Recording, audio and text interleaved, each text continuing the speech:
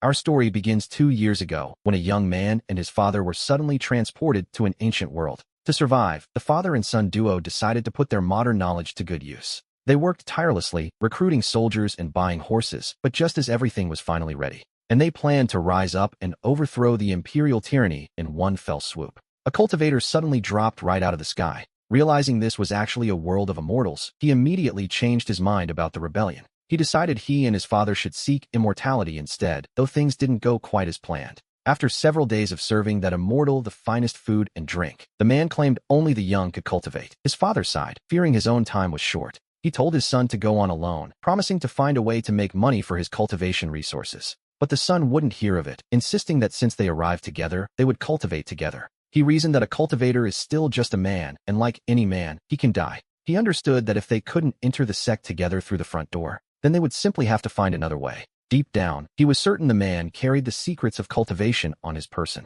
A little later, we hear the sound of mocking laughter echoing through the air. The village head reported that every villager had already been tested. Only Wang Ergu possessed a low-grade human root, which was a bit of a disappointment, really. The father stepped forward, pleading with the immortal to test his son as well. The immortal agreed, telling the boy to place his hand on the stone and focus his spirit. The stone lit up, and the village head eagerly asked if his son was finally destined for immortality. The immortal simply shook his head. The spiritual root was broken and utterly unqualified. The villagers whispered that even the chief's son had failed, suggesting they should all just give up. No one expected that Chuan would fare even worse than old Wang's son, Ergu. After all, Ergu at least had a chance to go off and become a deity, unlike poor Chuan. Seeing this, the father whispered to his son that it was time for their secret weapon, taking him down. But Chuan told his father to wait and stay calm, as he wasn't finished quite yet. He turned to the immortal and asked if his father could also be tested for a spiritual root. The village head scoffed, wondering why they would bother testing the old man now. He told them to forget it, noting that the father was far too old for such things.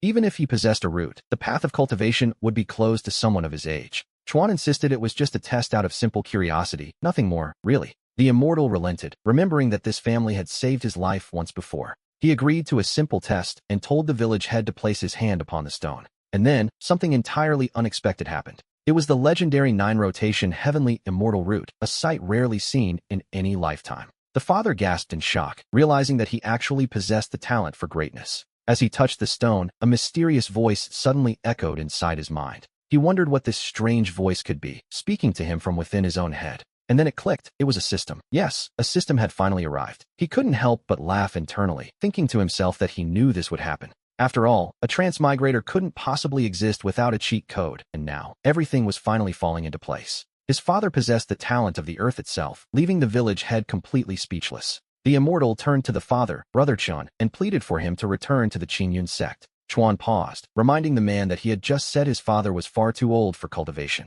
The immortal stammered, explaining that Chuan didn't understand the sheer rarity of a 9-rotation heavenly immortal root. Besides, at only 50 years old, Brother Chin was practically at the perfect age to start his journey. He promised Brother Chun that if he joined the Qinyun sect, any request he had would be granted. Deep down, the immortal was already calculating the massive rewards the sect would give him for finding such a genius. He was determined to take him, and Chin replied that going with him wasn't entirely out of the question. However, he had one firm condition: his son, Chuan, had to come along with them. The immortal hesitated at the thought of bringing the boy, but Chin quickly asked if there was a problem. He told Immortal Yu that if it was truly too difficult, they should probably just forget the whole thing. He suggested looking for another sect that might be interested in this 9-something root. The 9-rotation heavenly immortal root. Yes, that was the name of the thing he was offering. The immortal panicked, begging Brother Chin not to look elsewhere and agreeing to the terms immediately. To be honest, he was terrified of what would happen if he let such a rare talent slip through his fingers. He feared the sect master would literally skin him alive, so he knew they had to leave right away.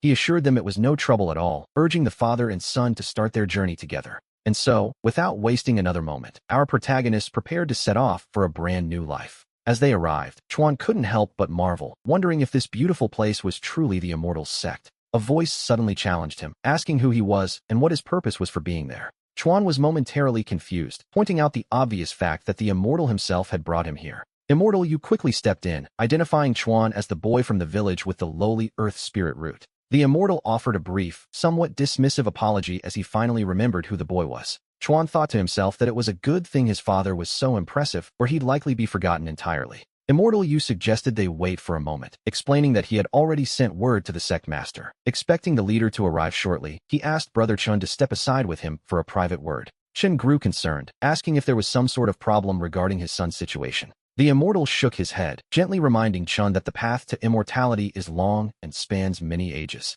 He noted that while Chun was destined to achieve eternal life, the reality for others was quite different. He sighed, pointing out that his son's natural talent was, to put it politely, severely lacking. He advised Chen to prepare himself to eventually sever his ties with the mortal world and leave the boy behind. Chen was privately furious, offended that anyone would dare suggest his son was nothing more than trash. He vowed that even if he had to use every resource he owned, he would turn his son into a god. Suddenly, the sect master burst onto the scene, frantically searching for the legendary immortal seed. Immortal, you made the introduction, presenting Chun Jangwo as the one possessing the 9-rotation heavenly root. The sect master beamed, declaring that he knew such a talent couldn't possibly look like an ordinary person. He was practically trembling with excitement, admitting he had never actually seen a heavenly seed before. He stepped forward eagerly, demanding to get a closer look at the man who would change their sect's future. Chuan watched the scene unfold, inwardly fuming at the fat immortal who had the nerve to look down on him. He told himself that the man would be eating his words soon enough, silently urging his father to show them his true power.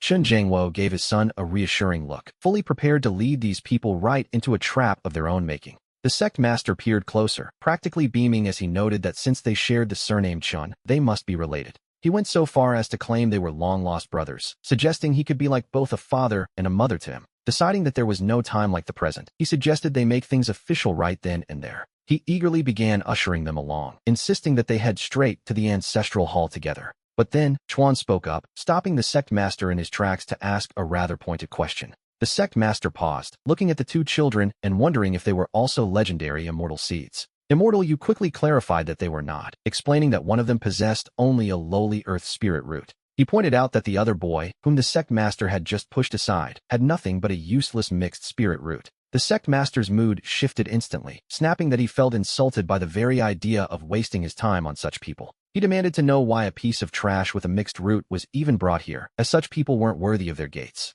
Immortal, you tried to intervene, quietly begging the sect master to stop his insults before things got worse. The sect master scoffed, asking if his high status didn't give him the right to say exactly what he thought. He looked at the boy with the mixed root again, still convinced that as a sect master, he was above such commoners. He wondered aloud if he wasn't allowed to be a bit elitist when dealing with someone so clearly untalented. But then, catching Chun Jangwo's cold gaze, he pivoted instantly, suddenly praising Chuan's handsome and refined appearance. He declared that the boy looked like a literal immortal descended to Earth, a true hero among the younger generation. He concluded with a flourish, swearing that the boy was, without a doubt, a divine being in the making. The sect master's sudden change of heart was truly something to behold. He was acting just like the gossiping Auntie Zhao from the village entrance. It was a display of pure opportunism. He quickly turned to Qin Jangwo, insisting that his previous insults had all been a simple joke. He begged the man not to take it to heart, repeating once more that he was only kidding around. With a forced smile, he told Qin Jangwo not to mind him and beckoned for the boy to come closer.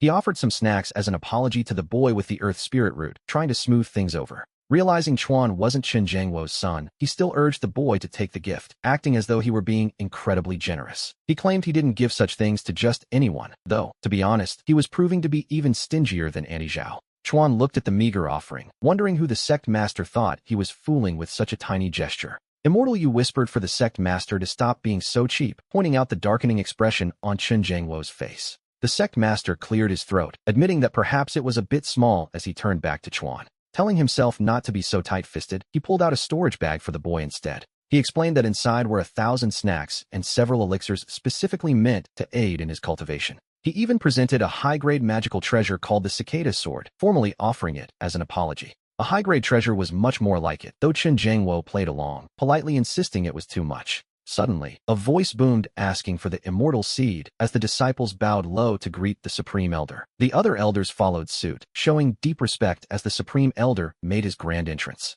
The top brass of the sect had arrived, and the elder immediately demanded to know which one possessed the heavenly immortal root. Chuan whispered to his father to stay quiet, reminding him that they were the precious prize in this situation. He told his father it was time to introduce himself properly, and Qin Jangwo was more than happy to oblige. The sect master addressed the Supreme Elder, introducing Qin Jangwo as the legendary possessor of the 9-turn heavenly immortal root. The Supreme Elder marveled at the sight, exclaiming that this was indeed the legendary immortal seed. He noted that the boy was more than just impressive, he was truly something special to behold. In his eyes, the boy clearly possessed the potential of the Great Earth, but then he turned his attention to the two younger ones. The sect master introduced the handsome and elegant young man as Qin Chuan. He added that Chuan was the son of brother Jangwo, though he couldn't help but slip in the nickname Ergu, which was a bit much, really. Chuan felt the introduction was incredibly half-hearted, wondering if his father really had to be so dismissive. The elder realized why the immortal seed and his son looked so displeased, immediately blaming that fool Chun Sheng for the tension.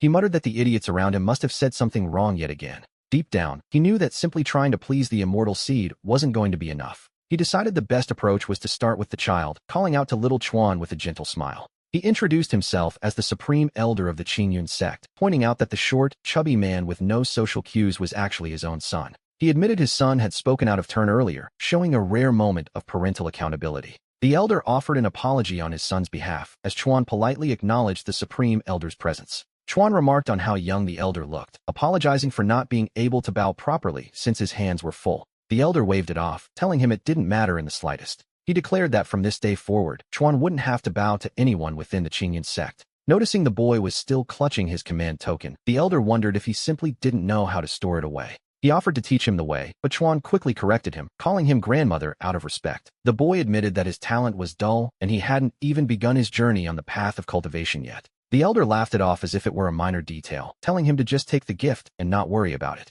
She presented him with a spirit blood-cleansing pill, explaining that it had the power to significantly improve one's natural talent. Qin Chuan was stunned by her generosity, realizing that his father's importance must be even greater than he had imagined. The elder urged him to take it immediately, promising that she would personally protect him while the medicine took effect. She told him there was no need to be shy, especially since her own son and his father had become sworn brothers. In her eyes, that made him her own grandson, and as the saying goes, one should never refuse a gift from an elder. With a polite nod, Chuan thanked his new grandmother for the precious gift. The elder turned to Jangwo, confident that once Chuan consumed the pill, his potential would reach new heights. She was certain his talent would become top tier and his cultivation level would see a massive boost. Jangwo suggested she double-check the results, though Chuan felt he didn't really need such a pill in the first place. But then, the elder's face fell in total disbelief as she realized something was very, very wrong. Panicked, the sect master rushed forward, desperately asking what had happened to his son. The result was baffling. He was only at the first level of chi refining, and worse, he possessed a miscellaneous spirit root.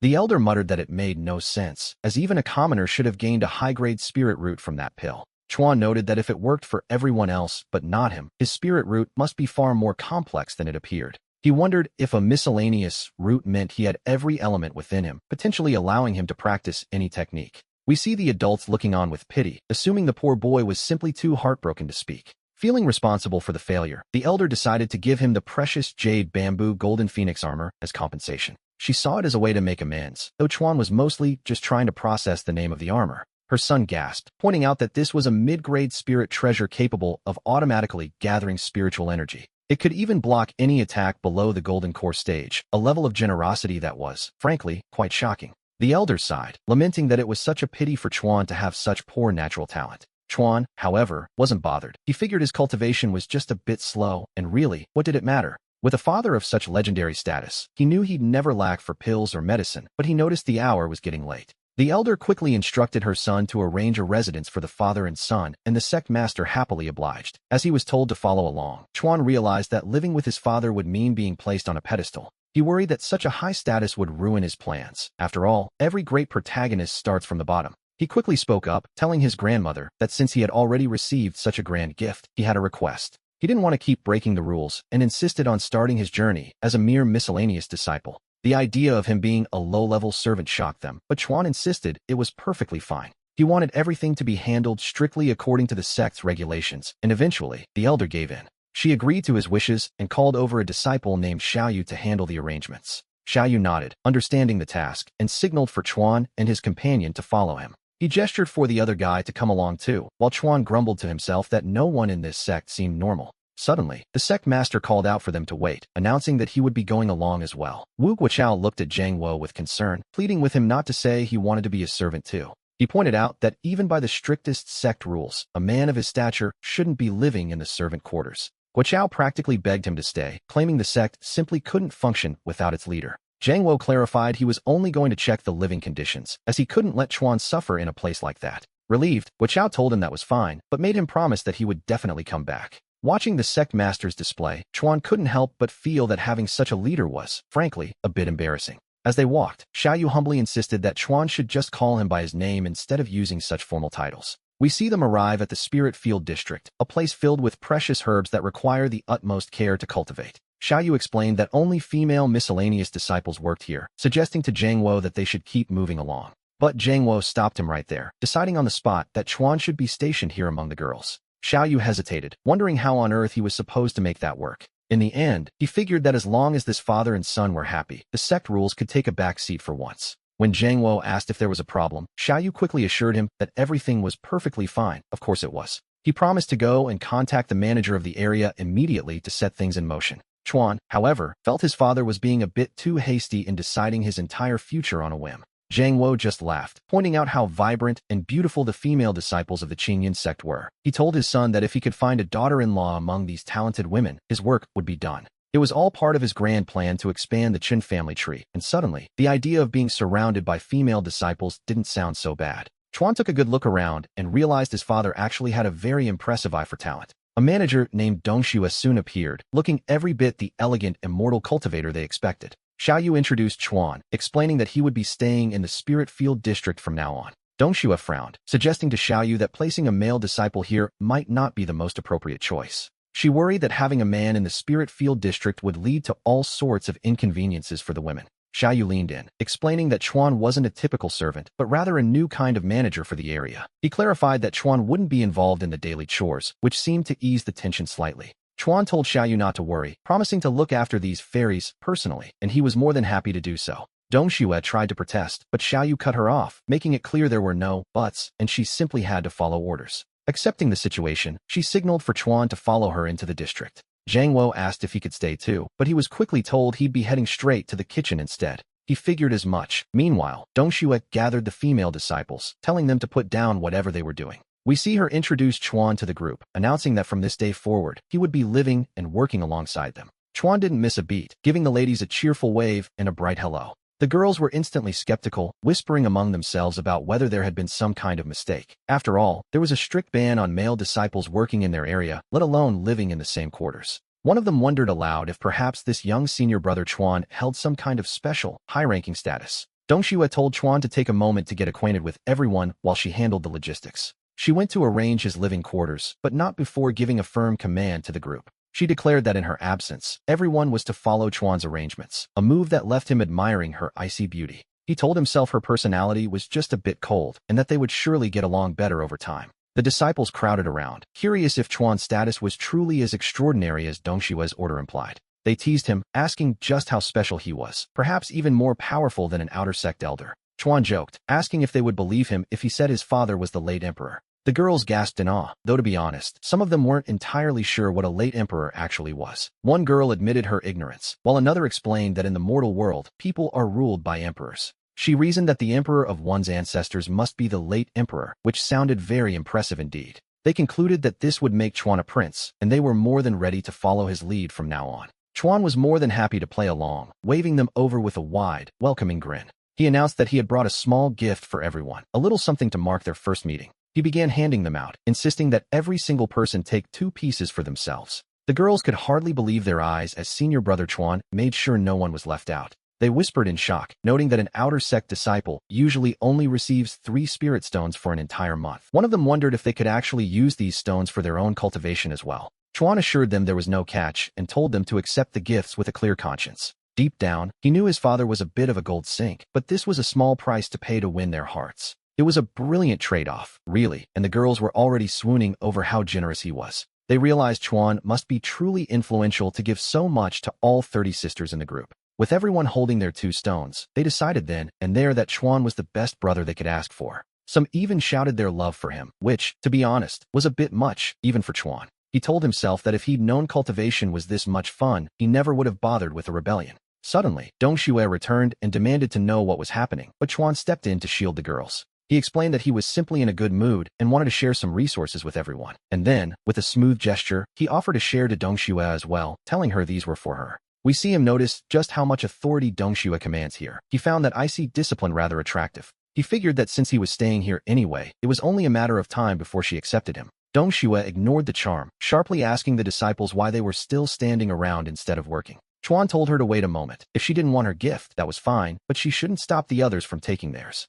The girls whispered that since Chuan had even pressured senior brother Yu, his status must be incredibly noble. They decided it was better to accept the gift than to cause trouble, so they finally took the stones. Chuan beamed, telling them that was the spirit and encouraging everyone to take their share. Dong Shue cut through the chatter, telling Chuan it was time to go since his living quarters were finally ready. He followed her lead happily, and soon they arrived at a modest building that was to be his new home. She informed him that she lived right next door and told him to call her if he needed anything at all. Chuan wondered why she always looked so cold. After all, it wasn't as if he owed her any money. One of the disciples told him not to mind it, explaining that senior sister Dong Shue was always like this. She added that Dong Shue was actually very kind and often protected the servant disciples when they were being bullied. Chuan realized she was the type who was cold on the outside but warm within, which, to be honest, only made her more interesting. He thanked them for the information, finding the situation far more intriguing than he had first expected. He then pulled out another gift, offering a bottle of chi-gathering pills for everyone to share among themselves. Deep down, he couldn't help but marvel at how incredibly generous the sect master had been with these resources.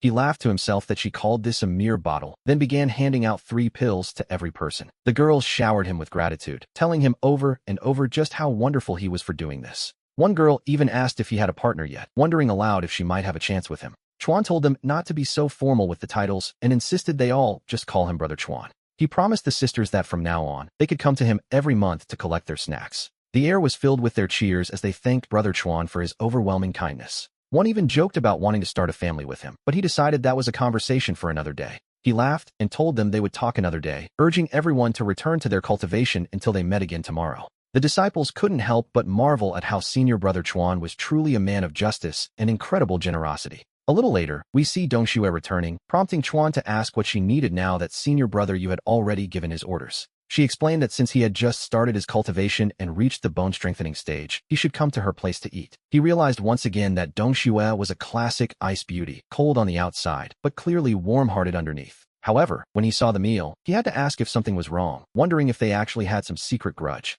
He looked at her skeptically, asking Dong Shue directly if there was some hidden enmity between them that he didn't know about. She seemed genuinely confused, pointing out that they had only just met today, so how could there possibly be any resentment? He joked that if there was no grudge, she must be trying to poison him, gesturing wildly at the dish she had prepared. It was supposed to be braised pork with potatoes, but looking at the plate, he found that description to be a bit of a stretch. When he asked why she wasn't eating any herself, she simply replied that she had already reached the earthbone stage. She reminded him that she was already at that level and had gone through the trouble of making this specifically for him. He told himself to let it go. After all, this was the first time a girl had ever cooked for him, so he should show some respect. But after one taste, he decided to make a quick exit, muttering that he would just go back and eat his own food instead. She watched him go, wondering to herself with a hint of genuine doubt if her cooking was really that terrible. Back at his own place, Chuan realized for the first time in his life that his own cooking was actually quite delicious by comparison. On the following afternoon, we find him greeting the sisters again, wishing them all a very pleasant day. They greeted Brother Chuan warmly, excitedly asking if he had come by specifically to spend some time playing with them. One of the girls chimed in that it was impossible, as Brother Chuan was surely far too busy with his important cultivation. He loved this feeling. It was perfect, allowing him to enjoy himself while simultaneously gathering all the latest news about the sect. He thought to himself that being able to relax while cultivating was truly the best way to live. Since he had some free time, he asked the girls what they usually did and if anything interesting had happened today. They told him nothing fun had happened, though there was something annoying. That man had come back this morning to harass Dong Shue again. Chuan's expression darkened as he realized some blind fool was actually trying to lay a hand on one of his people. He muttered that if he caught the guy, there would be hell to pay, making the girls marvel at how domineering he sounded. One girl swooned, telling him he was so handsome she wanted to give him everything, but he quickly told her that wouldn't be necessary. Then, another girl remembered hearing a rumor early this morning about someone who had just joined the sect. Apparently, this newcomer had refined their essence into chi and reached the first level of chi refining overnight, which left Chuan stunned. Everyone was calling this person a heaven-sent genius, claiming the sect had never seen such a talent before. He wondered for a moment if they were talking about his father, but then the girls added another detail. They mentioned that this person was exceptionally dignified, possessed an extraordinary aura, and was incredibly beautiful to look at. Well, if the person was handsome, then it definitely wasn't his father, but this sudden arrival was still a problem. He worried this newcomer might steal his father's spotlight, which would eventually mean fewer cultivation resources for the family. If that happened, his own easy life would be over, so he decided he needed to find someone to ask about this tomorrow. Suddenly, Dongxue appeared, sharply asking the girls why they were all crowding around Chuan instead of finishing their work. The girls scattered as she turned her gaze to Chuan, asking why he wasn't inside his room focusing on his cultivation. She warned him that by distracting them, he was delaying their duties, and if the work wasn't done, neither of them could afford the consequences. He simply replied that he was hungry and was just looking for something to eat, which, to be fair, was a perfectly valid excuse. He offered a quick apology, admitting that this was indeed his fault for interrupting their schedule. To his absolute surprise, he noticed that this supposedly cold woman was actually blushing at his words. Chuan quickly changed the subject, telling Dongxue that since she was there, he wanted to ask about the spiritual herbs in the field. He wondered if their growth was due to the nature of the herbs themselves, or if the soil here possessed some special quality. She explained that the field and the herbs complement each other, and while the plants are special, there is more to it. The soil itself contains a trace of spiritual energy, which even causes ordinary weeds to sprout within the spiritual field. Unlike common wild grass, these weeds absorb a bit of spiritual essence the moment they break through the earth. A look of realization dawned on Chuan's face, and he told himself that if that was the case, he had a new plan. He figured he could start planting other things in the field, finally putting his grand plan to get rich into motion. He felt the excitement building, but Dongxue interrupted his thoughts, asking if he had any other actual questions. She mentioned she was busy, but he had one more vital concern. What exactly were they going to eat tomorrow? She simply replied that there would naturally be food for him, leaving the matter settled for the time being. Meanwhile, we turned to Zhang Wo, who seemed to be going through something, though it wasn't quite what we expected. He approached the sect master with a humble request, but the master insisted there was no need for such formalities. After all, Zhang Wo was the only person in the history of their sect to achieve something so remarkable overnight. Having jumped from a mortal to the chi refining stage so quickly, the master promised to grant him absolutely anything. Somewhere else, Chuan felt a sudden chill, wondering which little brat was talking about him behind his back. Back at the main hall, Zhang Wo admitted he was worried about Chuan, as it was the first time father and son had been apart so long. He expressed a deep desire to go see him, a request the sect master found incredibly simple to fulfill. The master called out for Xiaoyu, who appeared immediately to attend to his command. Zhang Wo watched her curiously, wondering what was wrong with the girl, though the master assured him everything was fine. He then instructed Xiaoyu to take his junior brother to see Chuan and to make sure he was well looked after. Zhang Wo quickly declined, joking that with Chuan's personality, he'd likely end up serving the boy instead of the other way around. As Zhang Wo hurried off, the other disciple asked if he should still go, only to be met with a very blunt refusal.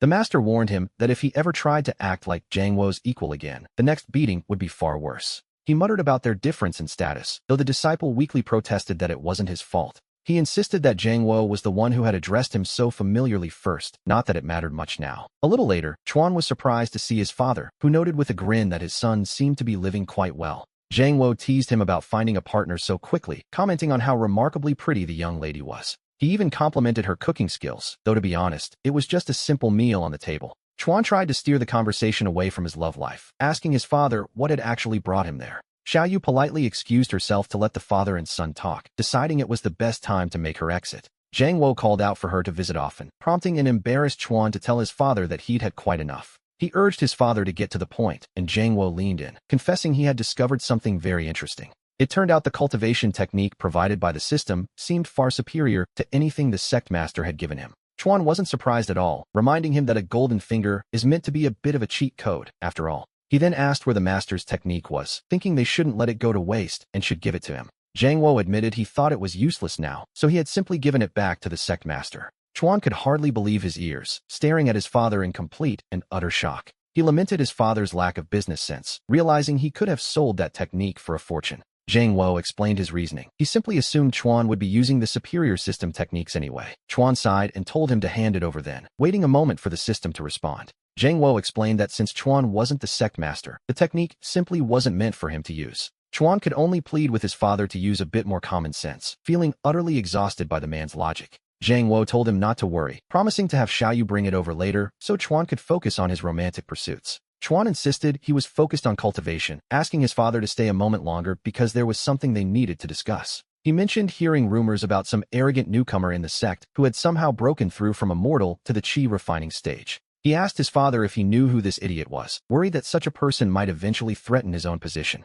He suggested they find a way to deal with the guy, but Zhang Wo just stared at him, asking what he had just said. Chuan wondered if his father's hearing was failing along with his brain, repeating that they needed to find that fool. He asked again if his father understood the plan to get rid of him, which, in hindsight, was a very poor choice of words. Zhang Wo finally snapped, shouting that he was the idiot in question before lunging at his son. Chuan scrambled back, wondering why his father was suddenly so angry and desperately begging him not to hit his face. Watching from a distance, one might think the bond between this father and son was truly something special. The old man certainly didn't hold back, though Chuan took comfort in the fact that at least no one was threatening his status. After his father finally left, Xiaoyu returned, shocked to see the state Chuan had been left in. He joked that his father was just jealous of his good looks, then asked her what she was doing back so soon. She explained she was there to collect the dishes and mentioned they would be having strawberry mapo tofu for dinner. Chuan stared at her, asking if she realized how absurd that sounded, before deciding that as long as she was happy, it didn't matter. She simply smiled and told him she would be back again in the evening. Not long after, we see senior brother Yu arriving at the scene, looking just as surprised as everyone else. He announced he was looking for Chuan, only to realize with a shock that he wasn't the only one there. The old man called out to Chuan, his voice carrying a rare sense of gravity. He explained that these jade slips contained techniques of various attributes, and Chuan was to choose just one to practice. However, he gave a stern warning. He must never attempt to practice them simultaneously. Doing so would cause the techniques to clash violently, and with that final word, Zhang Wo took his leave. Chuan watched him go, thinking that if he didn't train them all at once, his unique, miscellaneous, spiritual veins would be utterly wasted. In his mind, only children make choices. As an adult, he naturally intended to have everything. As he debated which to start with, a voice cut through his thoughts, asking if he really hated her cooking that much. It was Xiaoyu, urgently calling out for Chuan to wake up from his stupor. He groaned, asking her how he was doing and pleading with her to stop shaking him so violently. If she kept it up, he feared he might actually die, so he quickly asked how long he had been unconscious. She told him it had been 3 days, noting that since he hadn't eaten a bite of her cooking, he had narrowly escaped a disaster. He hadn't expected that practicing multiple water attribute techniques at once would knock him out cold. And yet, we see that he had reached the 3rd level of chi refining, a true case of finding a blessing within a misfortune. He couldn't help but wonder what realm he might reach once all 5 elemental techniques were fully mastered. Xiaoyu interrupted his musing, asking if he was even listening to a word she said. She repeated her question, wondering if he truly hated her food so much that he'd rather starve himself into a coma. He assured her it was a misunderstanding, claiming he had simply been so absorbed in his cultivation that he forgot to eat. She offered to reheat the food, leaving Chuan to wonder how she could be so cold-faced while doing something so ridiculous. Deciding to put the culinary danger out of his mind, he settled back down to continue his training. He soon reached the peak of the 3rd level, confirming that his miscellaneous roots were indeed far from ordinary. Chuan sighed, noticing that Dong Xue had finally given up on serving him her rather questionable culinary creations. He wondered why it was getting so late, and she still hadn't arrived with the usual delivery of vegetables. Stepping outside, he greeted a group of disciples, noting it had been quite a while since they last spoke. He asked if they had seen Dong Xue, but they quickly looked away, claiming they hadn't seen her at all. Something felt off. Their expressions were far too strange, and he sensed that something had gone wrong. He wondered if they were simply being cold because he hadn't handed out any snacks over the last few days. He apologized to the sisters, explaining he had been far too busy with his cultivation to visit them properly. To make amends, he began handing out treats, making sure there was enough for everyone to have a share. However, to his surprise, they told him they didn't want the snacks anymore, a rare occurrence, to be sure. They insisted they had no use for them, even claiming they didn't need him to go hunting for them anymore. One of them addressed him formally as senior brother Chinchuan, telling him not to waste his resources on them. At this point, he knew something was definitely hidden, and he demanded they tell him exactly what happened. The girls were taken aback by his sudden display of power, which felt as formidable as an outer sect disciple. They whispered that he must have reached the chi refining stage, wishing Dong Xue had possessed such strength. If she had, they lamented, things wouldn't have, but they stopped themselves mid-sentence. Chinchuan pressed them harder, his voice rising as he demanded to know what had happened to Dong Xue. He reminded them that in her absence, he was the one in charge of these spirit fields and deserved an answer. Finally, they confessed that Dong Xue had been attacked and injured, which immediately sent a shock through him. They explained that after she left his room yesterday, she had suddenly felt a strange surge of spiritual energy. After a brief session of cultivation, she had actually managed to reach the 1st level of chi refining. Chinchuan realized Dong Xue had broken through, wondering if it was because he had been practicing different techniques simultaneously. The overflowing spiritual energy must have benefited her, and reaching the 1st level of chi refining was certainly a good thing. That level met the standard for outer disciples, and Dong Xue, seeing how hard he had been working lately, wanted to prepare something special for him, so she headed straight to the outer sect dining department. He cut them off, already guessing the rest. The classic story of arrogant people looking down on others, no doubt. It was no wonder the other disciples had suddenly become so distant and cold toward him. They explained that as mere servants, going to the dining department without permission was technically breaking the rules. He dismissed that nonsense immediately. He wasn't about to let anyone get away with laying a hand on his people.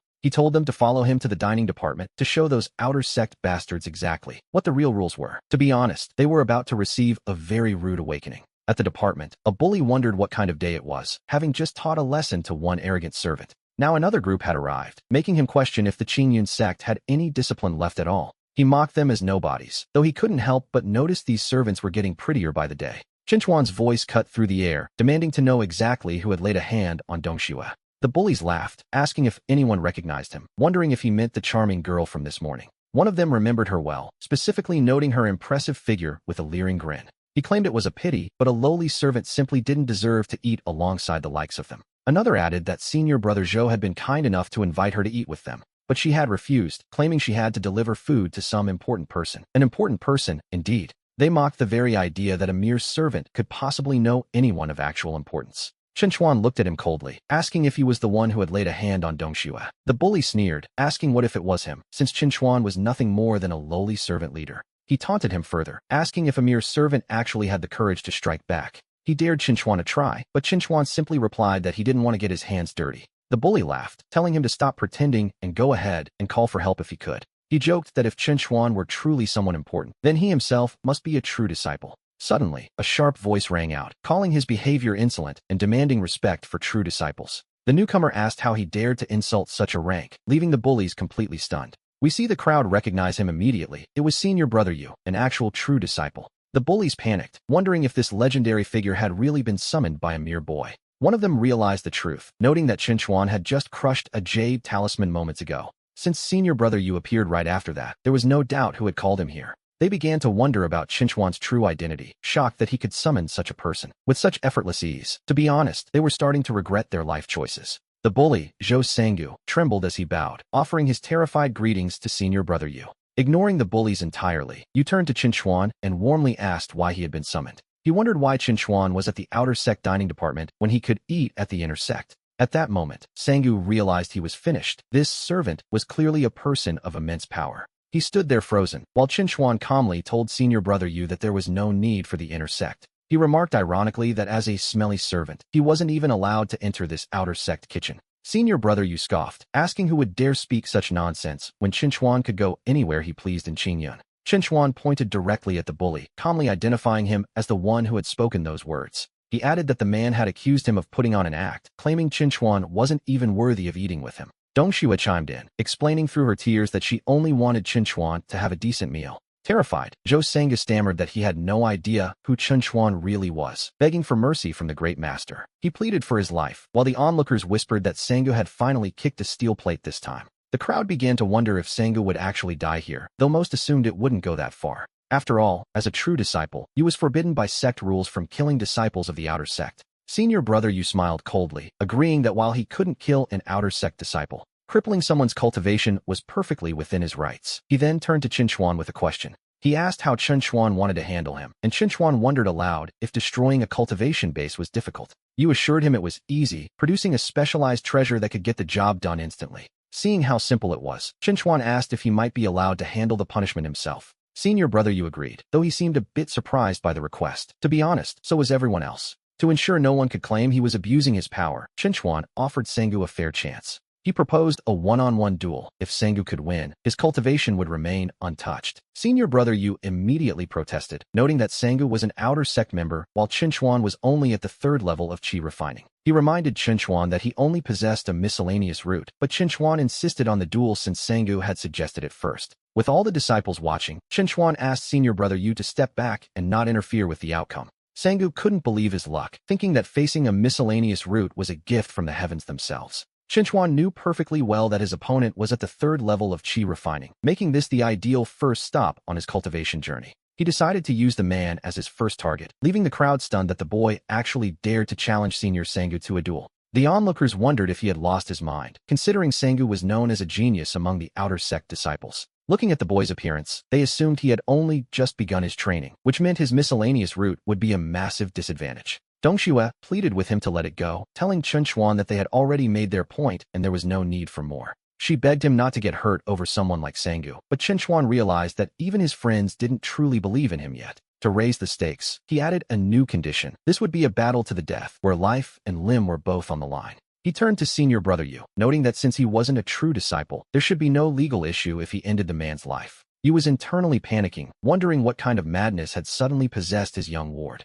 He knew that if anything happened to Qinchuan, the sect master would likely skin him alive for failing to protect the boy. He urged Qinchuan to think twice, and the crowd was baffled to see a true disciple acting so nervous over a simple duel. Sanggu, meanwhile, began to think the boy was all bark and no bite, feeling a sudden sense of relief that he might actually survive this. He told senior brother Yu that since the boy was brave enough to propose it, he would be a coward not to accept the challenge. Sanggu challenged him to sign the life and death contract, a grim document that would seal their fates in the coming fight. We see that this is the ultimate pact of cultivation combat. Once signed, there is absolutely no room for regret or turning back. Senior brother Yu looked at Qinchuan and finally realized the boy's resolve was far firmer than he had initially imagined. Without a moment of hesitation, Qinchuan agreed to sign the contract. Yes, he was quite serious about this. Dongxue cried out for him to stop, but as Qinchuan looked at her, he noticed just how badly she had been injured during the earlier scuffle. Seeing her wounds, he decided the man deserved to die even more, even as senior brother Yu warned him not to be reckless.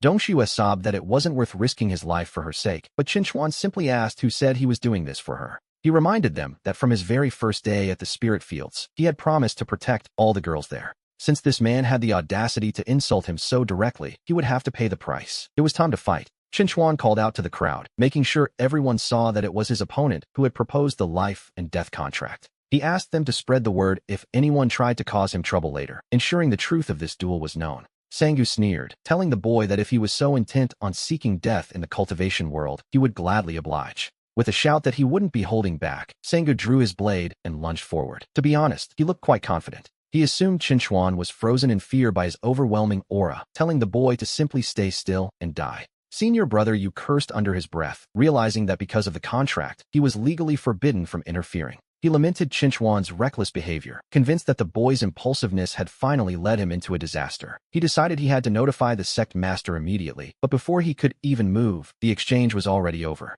The crowd looked around for Qinchuan, wondering if he had been defeated in a single, pathetic blow. Instead, we see Qinchuan calmly telling the girls it was time to leave, remarking that the outer sect's dining hall smelled foul. When asked if the fight was over, he told them to be quiet and let him finish his dramatic exit in peace. The onlookers were left whispering, asking who had actually won this high-stakes death match. Some were certain that senior brother Qinchuan must have been the victor, despite the confusing speed of the clash. And yet, the man named Sanggu was still standing there, seemingly unhurt. No one could quite figure out what had just happened. It had all happened in a single flash. One moment they clashed, and the next, the boy was simply walking away. They wondered why Sanggu wasn't moving. Had he won? To the crowd, any other outcome seemed completely impossible. But deep down, Sanggu felt something terrifying. His internal meridians and his very heart had been completely shattered. As the disciples called out to him, Sanggu's body finally gave out, collapsing as the life left his eyes. The crowd was in shock, whispering that the boy had actually defeated senior brother Zhou. This father and son duo were proving to be more dangerous than anyone imagined.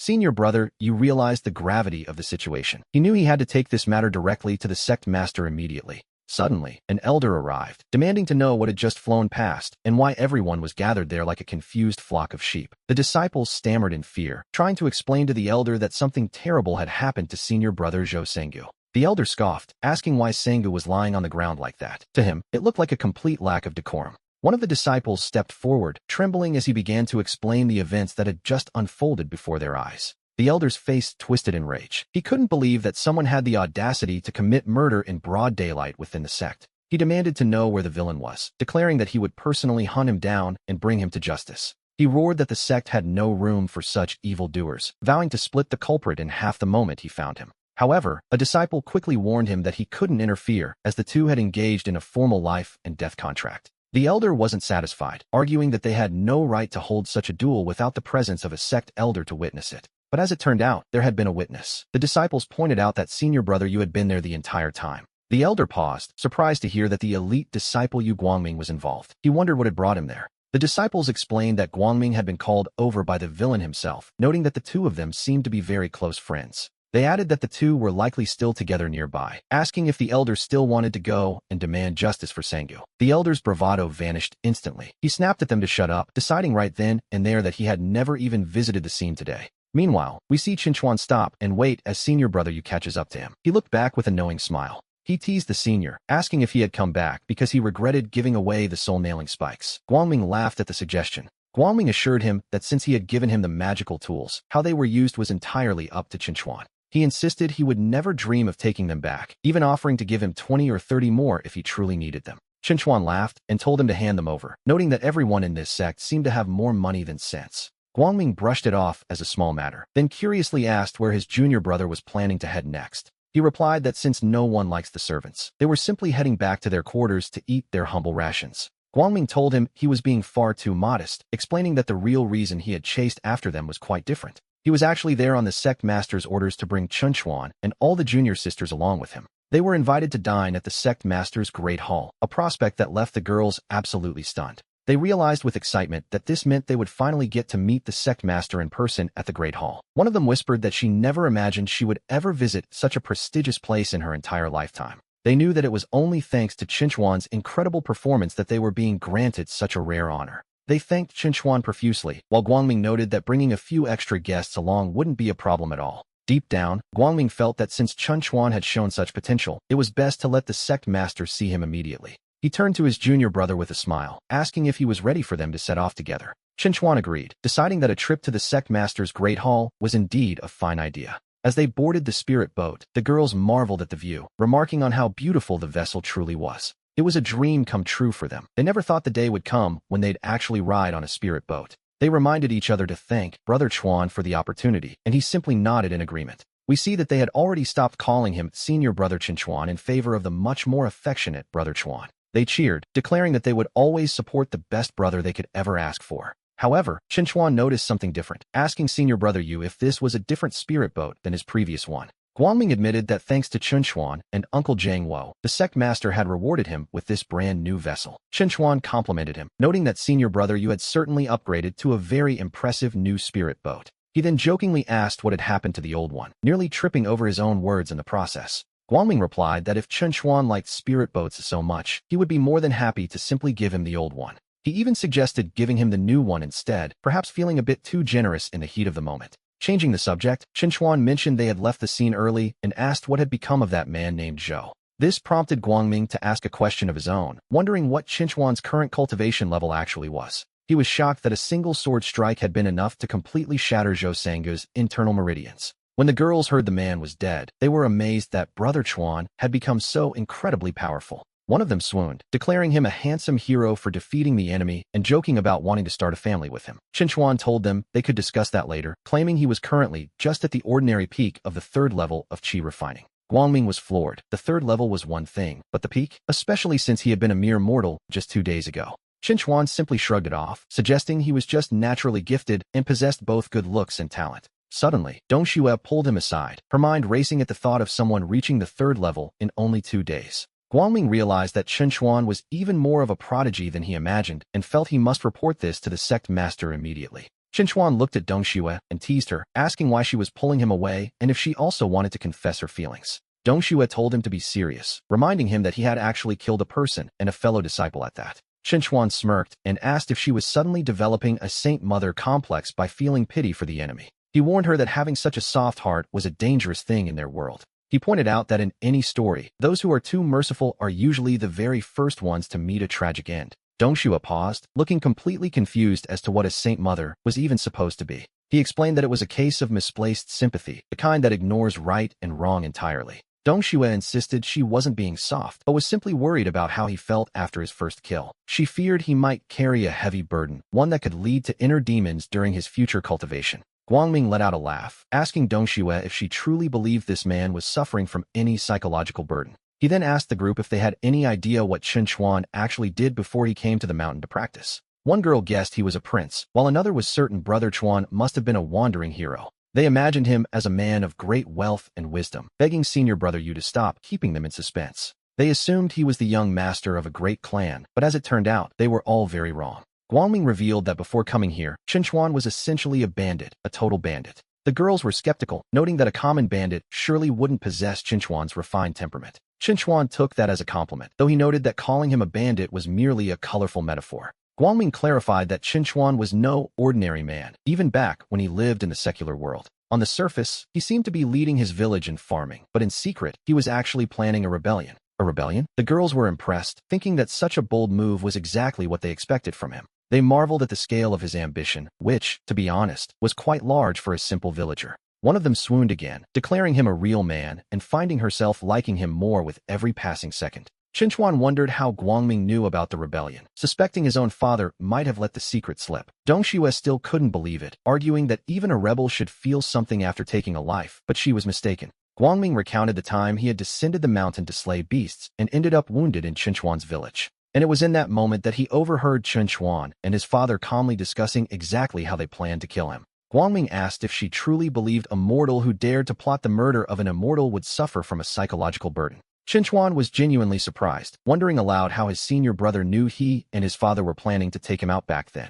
Guangming chuckled, noting that as a cultivator, reading the intentions and expressions of a mere mortal was quite simple. It was, in his professional opinion, an incredibly easy task to see through such a transparent scheme. Qinchuan felt a wave of awkwardness wash over him and decided it was best to drop the subject immediately. Guangming agreed, reminding him that they were brothers now and that the past was best left where it belonged. We see the ship arrive at the sect master's great hall, and Guangming signaled for everyone to disembark. As they approached, they spotted a figure in a rather undignified position, and Qinchuan doubted it could actually be the sect master. The figure looked up, greeting Qinchuan with a warm smile, as if he hadn't just been caught in a compromising pose. Qinchuan didn't hold back, asking the sect master why on earth he was sticking his backside up in the air like that. He suggested the man show a bit more decorum, but the sect master simply brushed it off as if it were nothing at all. The sect master then changed the subject, asking why Qinchuan had brought a group of labor disciples to see him today. Qinchuan persisted, demanding to know what he was doing in that position, which, to be honest, was starting to irritate the old man.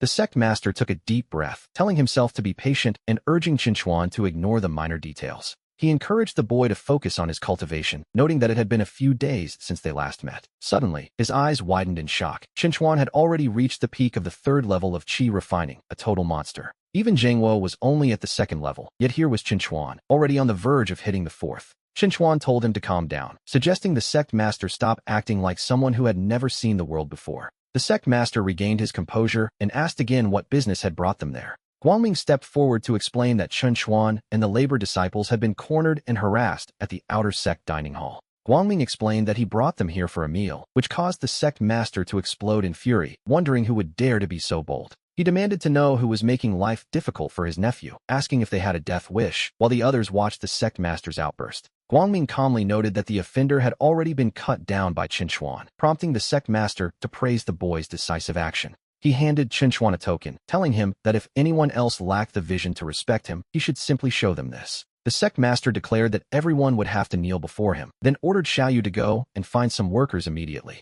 He commanded that a new dining hall be built in the spirit field area, insisting that the standards match those of the elite true disciples. Furthermore, he ordered that Qinchuan's residence be upgraded, though Qinchuan felt a bit awkward about the sudden special treatment. Despite Qinchuan's polite hesitation, the sect master insisted it be upgraded to the very best level available, no exceptions. He told himself that the nephew of Chun Sheng deserved nothing less, looking at the boy with immense pride. The sect master then asked how the meal had been, and Qinchuan enthusiastically replied that it was absolutely wonderful. He told his uncle that he had no idea what he had been eating over the last few days, which, to be honest, sounded like a bit of a complaint. He described the dishes as being quite unique, a word that immediately piqued the sect master's curiosity. When asked just how unique they were, Qinchuan promised to let him try some another day, which the old man found quite touching. After promising to make it happen, the sect master asked if there was anything else he could provide for his favorite nephew. Qinchuan mentioned that while his sword was excellent, it was sorely lacking a high-quality scabbard to match its power. He noted that his previous one was far too ordinary, and the sect master immediately gestured for him to come closer. He handed over a new one for Qinchuan to use, and the boy thanked the sect master for the generous gift. The sect master waved off the thanks, noting they were family, but then pointed out that since he'd accepted the gift, it was time for some answers. He asked Qinchuan to explain exactly what was going on with his cultivation, but the boy simply claimed he didn't know himself. The sect master was left in disbelief, realizing the little rascal was happy to take his gifts while keeping all his secrets to himself. The boy was playing dumb at the most critical moment, making the sect master realize that perhaps his own vision had been a bit too limited. The onlookers were stunned, never imagining that Qinchuan's background was quite this powerful. They noted how incredibly close he seemed to be with the sect master, though something about the dynamic felt slightly off. In fact, it almost looked as if the sect master was the one trying to win favor with Qinchuan.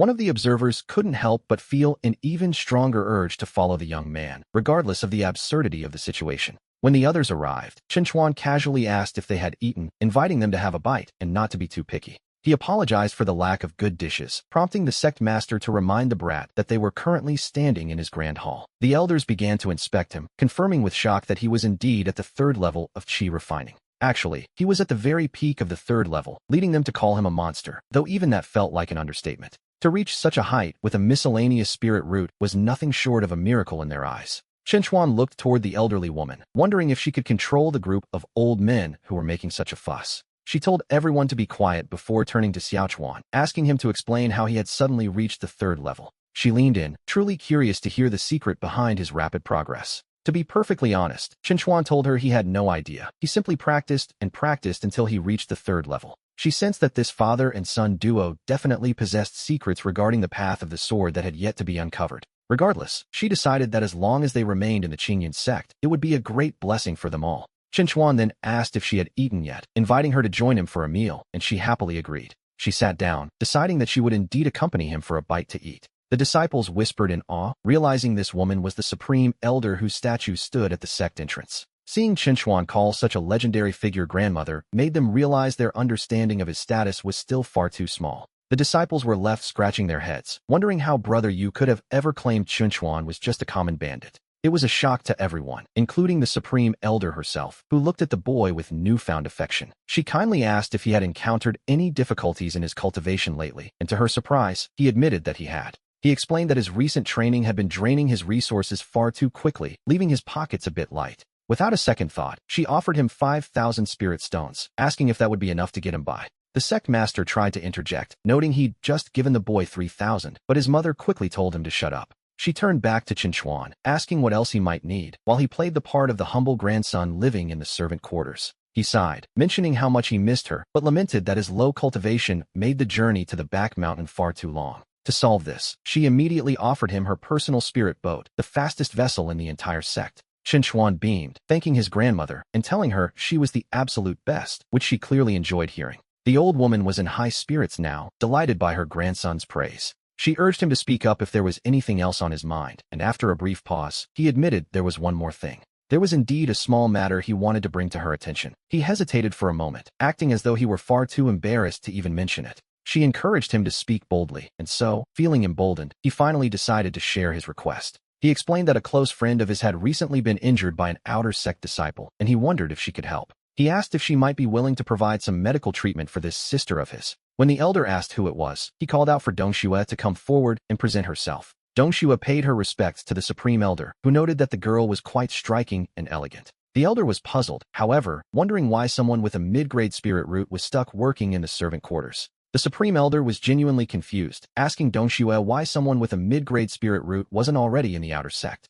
Dongxue stammered, claiming she simply enjoyed farming spirit herbs, but the other servants weren't about to let that lie stand. They quickly spoke up, explaining that Sister Dongxue had stayed behind entirely for their sake. It turned out that outer sect male disciples often came to the servant quarters to cause trouble and harass them, and so, Dongxue had remained in the servant quarters specifically to protect her fellow workers from these bullies. Unfortunately, servants have no access to cultivation resources, which had left Dongshue's progress stalled and her strength low. Because she was constantly shielding others, she was frequently injured in these one-sided confrontations. The elder checked her and found a body full of hidden, unhealed wounds, before turning a sharp gaze toward Chunxing. She demanded to know how he was managing the sect, leaving the sect master to apologize profusely for his oversight. He promised to start a full rectification immediately, but Chinchuan stepped in, telling his grandmother that wouldn't be necessary. He declared that since he was staying in the spirit fields, he would naturally be the one to protect these sisters from now on. Besides, he argued that conflict between disciples wasn't necessarily a bad thing for the sect's growth. Deep down, however, he was thinking of something much more practical than growth. If fighting were banned, he'd have no way to establish his authority, or more importantly, no way to make a profit. The elder found his reasoning sound enough and decided to let the matter of sect discipline drop for the moment. Instead, she focused on healing Dongxue, producing a glowing medicinal pill for the young woman. She noted it wasn't quite as potent as the one Chinchuan ate, but it was more than enough to heal her internal injuries. It would even slightly improve her natural talent, a gift that left Dongxue completely stunned and hesitant. She worried it was far too precious, but Chinchuan urged her to take it quickly while his grandmother was offering. He joked that such an opportunity wouldn't come twice, and the elder kindly insisted the girl accept the gift. The elder told her to take it right there, promising that no one would disturb her while she recovered. Dongxue bowed deeply, her voice trembling as she thanked the Supreme Elder for such a rare gift. The other servants whispered among themselves, noting how lucky Dongxue was to receive medicine from such a high-ranking figure. But they also knew she deserved it, considering how genuinely kind she had always been to Qinchuan. They joked that she spent every day racking her brain to cook for him, all because of how much she cared. It was clear to everyone that she wanted to do more than just cook for him. She likely wanted a future by his side.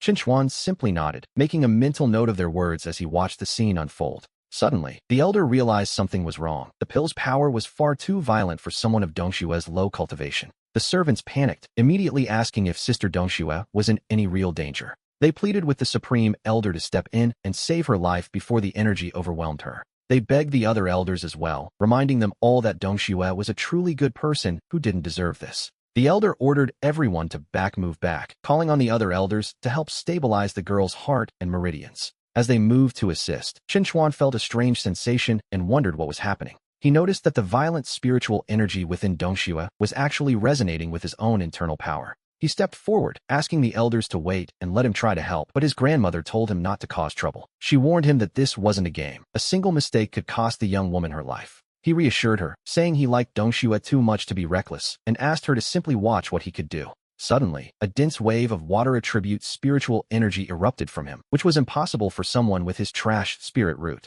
The elders were stunned by the sheer purity of his energy, wondering how such a thing could even be possible. With just a single drop of his spiritual essence, the violent energy inside Dongxue instantly began to calm down. The elders watched in disbelief, realizing that what they were seeing was the power of the laws themselves. Dongxue bowed, thanking the Supreme Elder for the pill, but the elder told her there was no need for such thanks. In fact, she noted that Dongxue should probably be thanking Qinchuan instead. When she turned to thank him, he simply brushed it off, acting as if it were no big deal at all. The elder looked at them both, marveling at the father and son, one with a legendary spirit root, and the other possessing the power of laws. The Qingyun sect had truly struck gold this time. She knew this secret had to be kept safe before turning her attention back to Dongxue.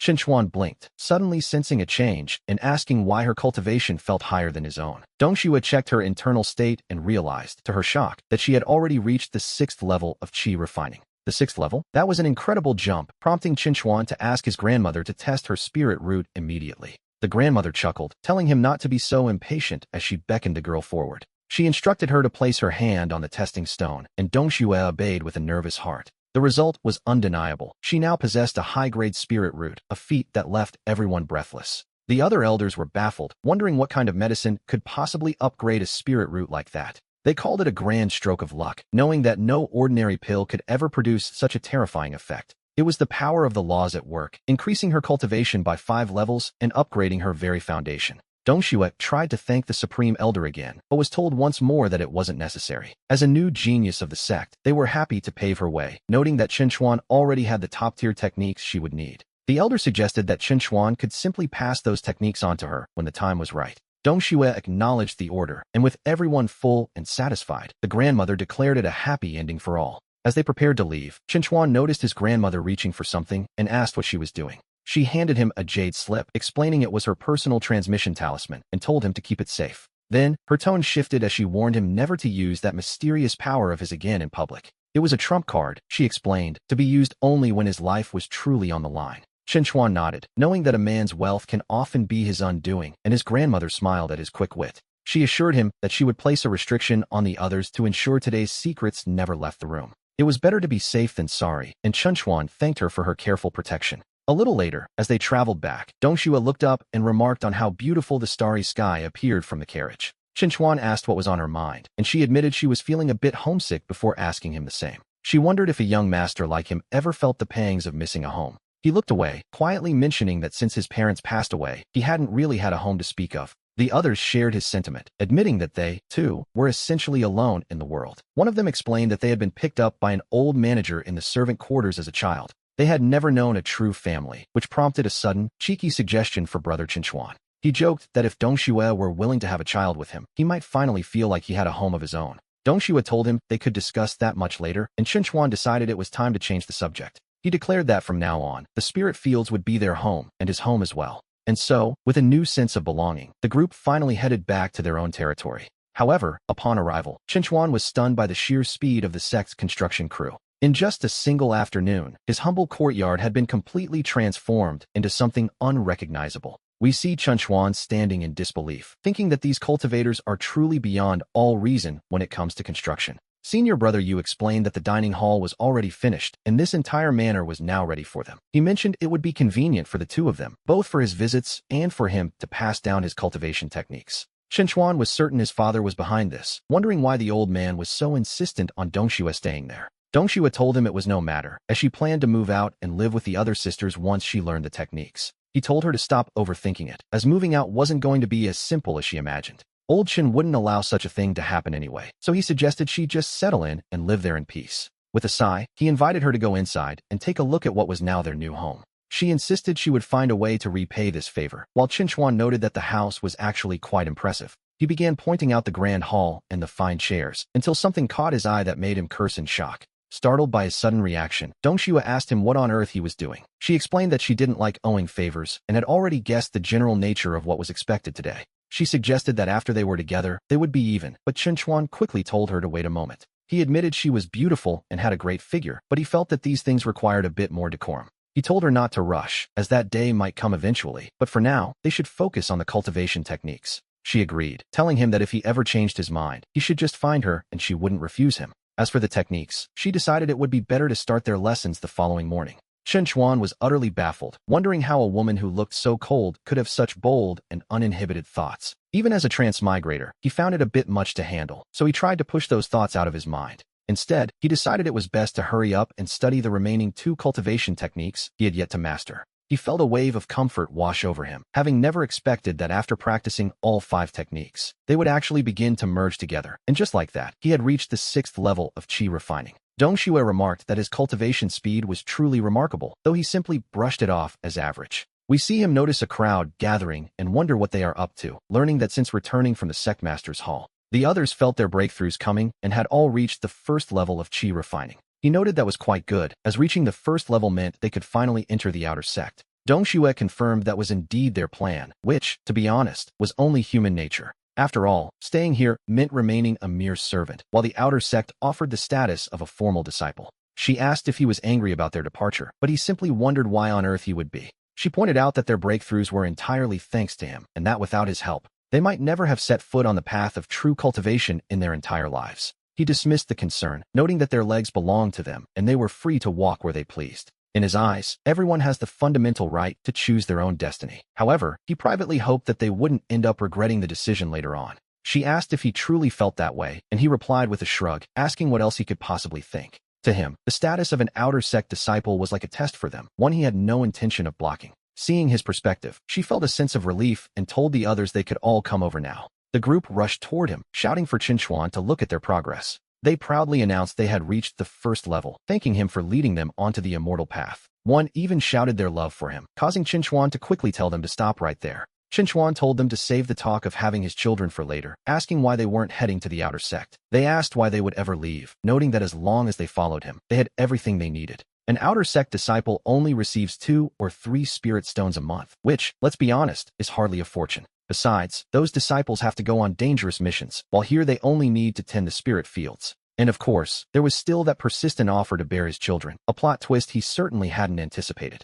Things were developing in a direction that was quite different from what he had imagined. He urged them to think it over, reminding them that staying here meant they would always just be servants. They didn't seem to mind, arguing that with Chinchuan backing them, no one would dare look down on them anyway.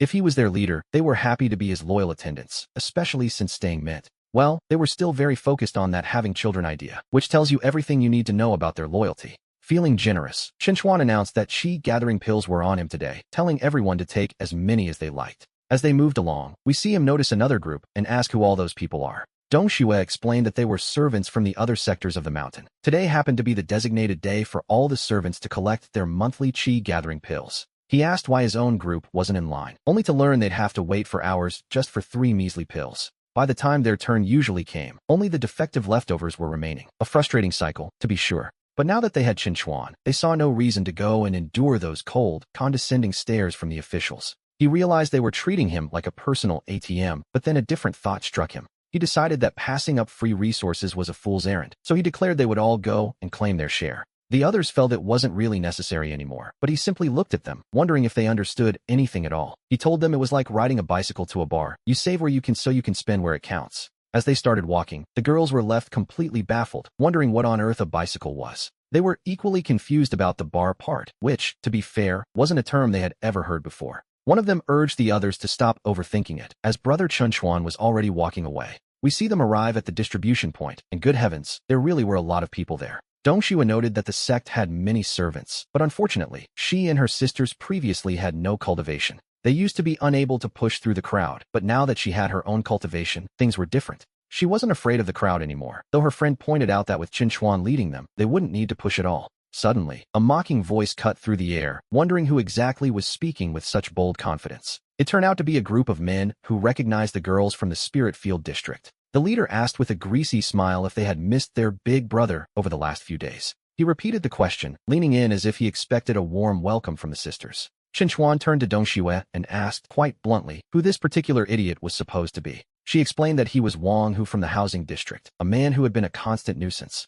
Before Qinchuan arrived, Wang Hu had frequently come to the Spirit District to harass the sisters, a classic villain move. Wang Hu ignored him, telling Dongxue she looked even more charming than the last time they met. He asked if she had reconsidered his previous offer regarding a certain dual cultivation method. When she told him to get lost, he only laughed, claiming he loved it when she showed a bit of spice. Qinchuan chimed in, suggesting that if he liked spicy things, he should go home and rub chili peppers on his backside. He added that the sensation would be much more soul-stirring, prompting a furious Wang Hu to demand who he was. The crowd began to whisper, noting that Dongxue never let men get close to her. Yet here, she was with this stranger. Wang Hu grew even more agitated as he watched Qinchuan boldly place an arm around Dongshue's shoulder. He barked at the boy to take his claws off her, declaring that Dongxue belonged to him alone. Qinchuan sighed, wondering if these low-level thugs could possibly find a more cliché way to start a conflict. He asked if they had anything fresh to offer, or if they were content being predictable side characters. One lackey pointed out that he seemed to be insulting them, which, to be fair, Wang Hu had already realized.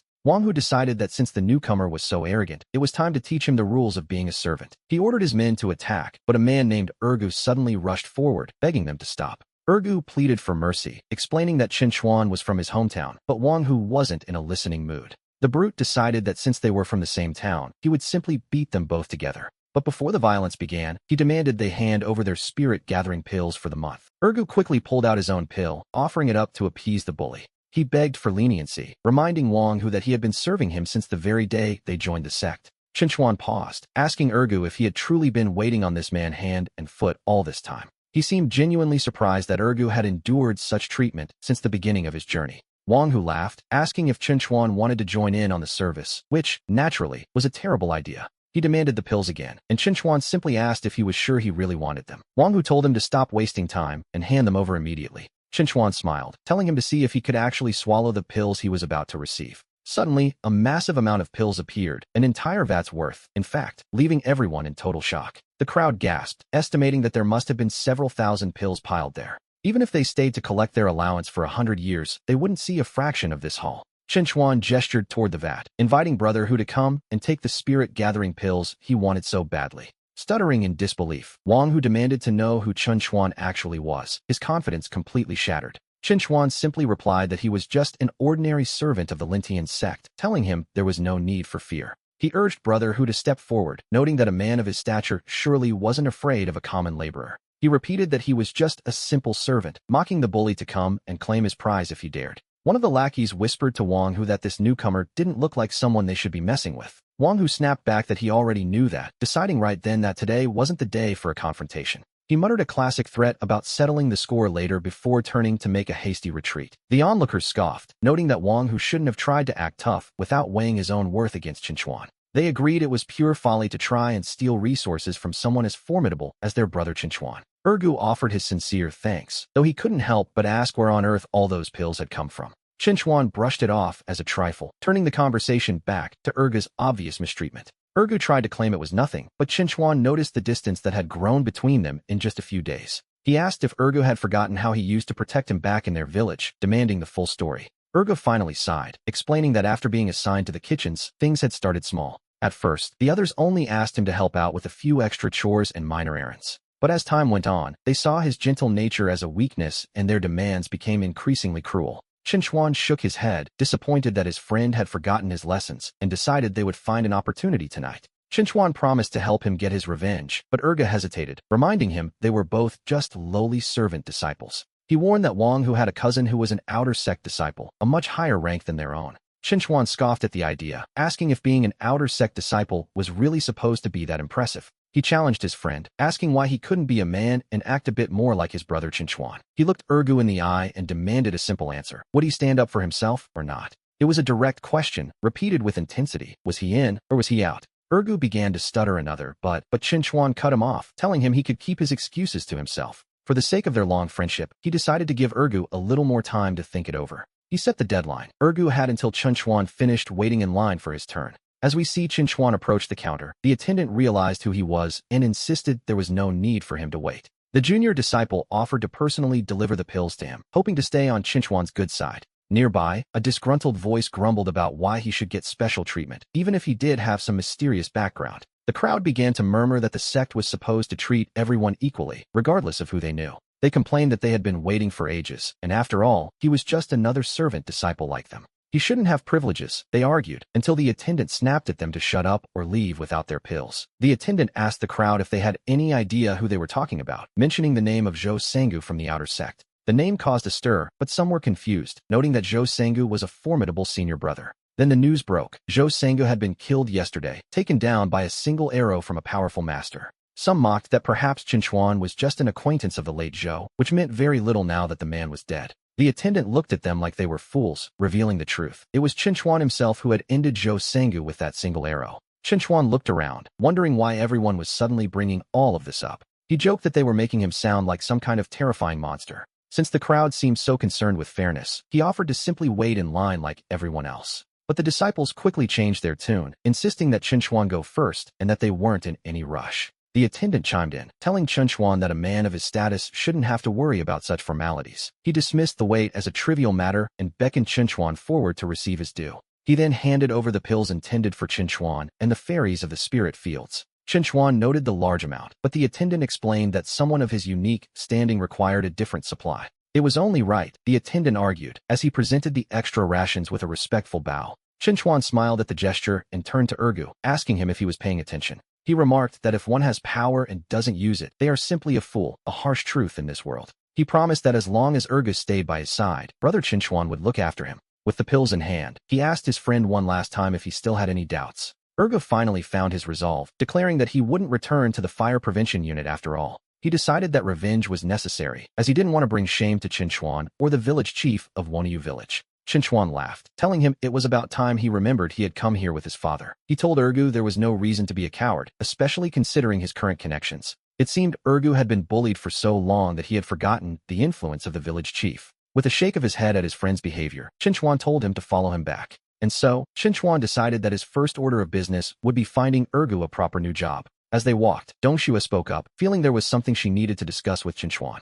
She explained that the spirit fields had never actually seen a precedent for what he was suggesting. Specifically, the idea of a man staying there was unheard of, and if he planned to settle his friend Urgu nearby. She feared the other sisters would find the arrangement quite inconvenient. Chinchuan pointed out that he was a man himself, but she quickly stammered that he was somehow different. He couldn't help but notice her blushing lately. It seemed her icy persona was finally starting to melt. He told her not to worry, as he had no intention of keeping Urgu there, before calling his friend over. When Urgu asked what was happening, Chinchuan told him he was heading to the neighboring spirit beast zone. He had already sent word ahead, ensuring that Urgu wouldn't be arriving as a mere lowly servant. Instead, he was to be the deputy supervisor of servants, a promotion that left Urgu nearly speechless with gratitude. But Chinchuan told him to save the thanks for later and prepare himself, for tonight was the night for revenge. He insisted that Dongshua come along too, though she initially refused with a firm shake of her head. He playfully threatened to stop teaching her martial arts, earning himself a sharp look and a quiet insult. And so, under the cover of a dark and windy night, the time for settling scores had finally arrived.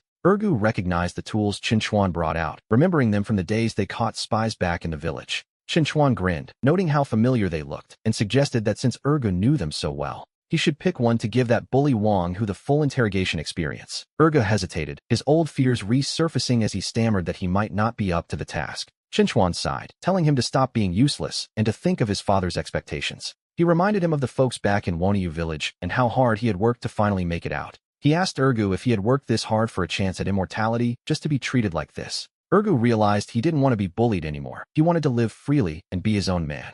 He wanted respect, but he wasn't quite sure how to go about getting it. Finally, he made up his mind. He was going to do it. After all, wasn't it time for revenge? We see that instead of weapons, Chinchuan had brought out two rather unassuming small bottles. Erga hadn't expected him to use such a method, thinking to himself that it was a bit dirty. Dongxue was confused by the term, wondering what could possibly be inside those two bottles. Chinchuan explained that one contained a special knockout drug, while the other was a bit more unique. When she asked what the second one was, he simply told her she would find out soon enough. In reality, it was a potent breeding stimulant meant for livestock, a truly mysterious choice, to say the least. A little later, Ergu returned and confirmed to Chinchuan that everything had been prepared as planned. He couldn't help but ask how Chinchuan had come up with such a creative, if slightly bizarre, way to get even. He admitted he learned it all from his father. Years ago, when the neighboring village tried to steal their land, his father had taken him out in the middle of the night. They had sneaked into the rival's camp and used this exact same trick. He asked his father if he had forgotten how it all ended. It was a hilarious memory. The next day, when those tough guys showed up to seize the land, every single one of them had shaky legs. They were all clutching their backsides as they were easily chased away. Yes, clutching their backsides, a rather undignified sight, to be honest.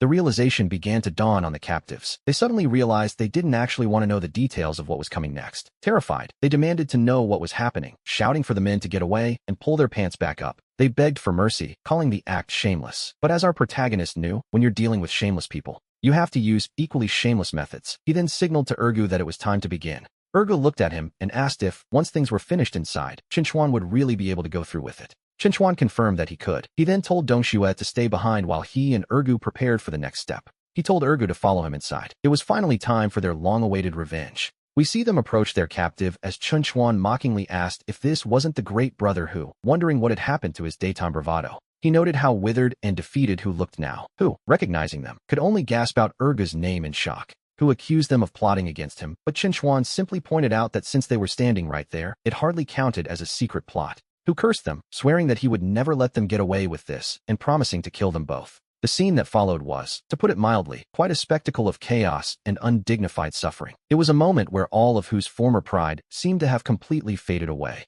Hu continued to scream insults, calling Ergu a bastard and a coward as the situation grew more desperate. He threatened that if he didn't kill Ergu, he would give up his own family name. A bold claim, considering his current position. Ergu mocked him, repeating the threat. He remembered how every single time Hu bullied him, he had made that same empty promise. Hu, still trying to cling to his authority, demanded to know why Ergu thought he could suddenly rebel against him. Panic finally set in. Hu begged Ergu to stay back and stop approaching, his voice trembling with genuine fear. He pleaded for mercy, admitting he was wrong and desperately begging Ergu to spare him. Ergu coldly reminded him that back when he was the one begging for mercy, Hu hadn't shown even a hint of compassion. He noted that Hu should have thought about this day much sooner. In a final act of desperation, Hu even tried calling him Brother Ergu. Hu sobbed out a final apology, but as we can imagine, it was far too little and far too late. Chinchuan considered going in to check on them, but decided against it. The sounds of deep-seated resentment were quite enough. He wondered if it wouldn't be kinder to end it quickly, but he knew that sometimes, a quick end isn't enough to satisfy a lifetime of hatred. Chinchuan noted that if Ergu didn't understand yet, he soon would, because some people in this world can only truly die when the exact right moment arrives. Just then, Ergu emerged, calling out to him. He told Chinchuan he was finished and offered his thanks, though Chinchuan dismissed the gratitude as unnecessary between brothers. He asked if the man inside was actually dead, but Ergu admitted that he wasn't. Deep down, Ergu confessed he didn't have the heart to finish it, earning a small, amused sigh from Chinchuan. He told Ergu to head back with Dongxue, prompting the boy to ask what Chinchuan intended to do alone. He repeated his earlier thought, some people can only meet their end when the time is truly right. And since he had been looking for a place to practice his skills, this seemed like a perfect opportunity. He decided to test a newly developed technique on the captive, a bit of experimental justice, one might say. He presented his would palm fire persimmon technique, expressing a cold hope that Hu would enjoy the experience. With a final, mocking goodbye, he left Hu behind, whose subordinates soon rushed in to check on him. Hu jolted awake in a panic, desperately asking if those two devils had finally departed.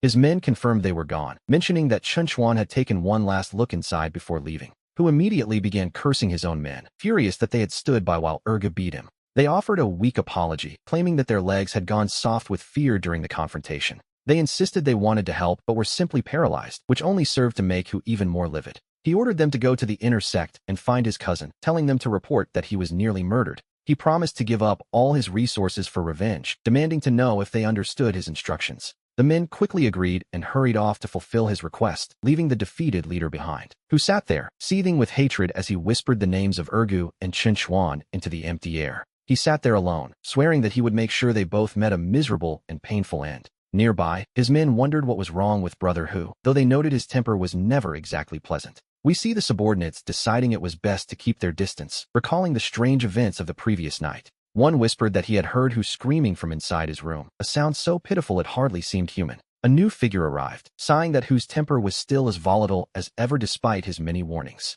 Hu's face lit up with desperate relief as he cried out, grateful that his older cousin had finally arrived. He immediately began to wail, claiming he had been victimized by villains and suffered a truly tragic fate. His cousin, Meng, told him to get to the point and cut the act. He wasn't in the mood for drama. To be honest, Meng only bothered with him because of the steady supply of pills and snacks Hu provided. He found it quite annoying that Hu spent every day using his name to bully others and cause trouble. Hu quickly explained the situation, laying out his version of the events that had led to his humiliation. He begged for revenge, but Meng noted that if the attacker wasn't a simple servant, things would be complicated. Hu realized that justice, or his version of it, wouldn't come cheap, and he looked at Brother Meng nervously. He offered up his entire life savings, promising everything he owned if Meng would only help him get even. Seeing the payment, Meng's attitude shifted instantly. He declared that anyone bullying his brother must have a death wish. Meanwhile, we returned to Ergu, who was busy thanking Chinchuan for helping him settle the score and finding him work. Ergu insisted he couldn't possibly accept the pills and snacks Chinchuan offered, but Chinchuan told him to take them.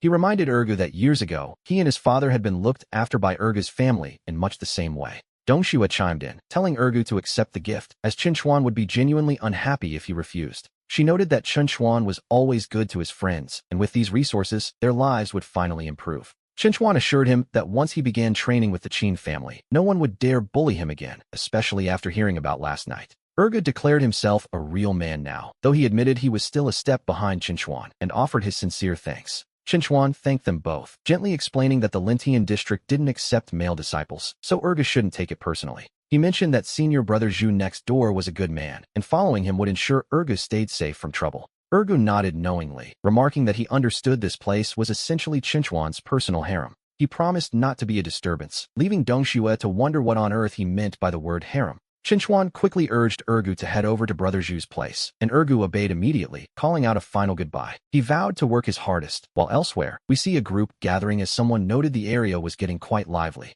Everyone was present, and Chinchuan was surprised to see Wang Hu appearing so soon, wondering how his wounds had healed so quickly. Hu scoffed, claiming those few shallow cuts could never truly stop him, and declared that today, he would have his revenge. Chinchuan noted that while the wounds might have closed, Hu was still walking with a rather suspicious, tight-lipped waddle. Hu snapped at his sharp tongue and turned to Meng, pointing out that these were the people who had humiliated him. He begged Meng to teach them a lesson, but Meng seemed lost in thought, staring at the scene with growing hesitation. As Hu urged him to attack, Meng realized this idiot had led him to a residence far too grand for a simple target. Deep down, Meng was terrified, wondering what kind of powerful status someone living in such a mansion must actually hold. Hu cried out in confusion when Meng suddenly struck him instead, demanding to know why he wasn't hitting the others. Meng told him to shut up, denying any brotherly connection, before turning to Chinchuan to beg for forgiveness for his intrusion. He pleaded with the young man to act as if he had never even come, while Hu remained utterly baffled by the sudden betrayal. Meng cursed the fool under his breath, certain that Hu's inability to read a situation would eventually be the death of them both. Chinchuan observed dryly that it seemed Brother Hu hadn't come to apologize today, to which Hu could only sputter in helpless rage.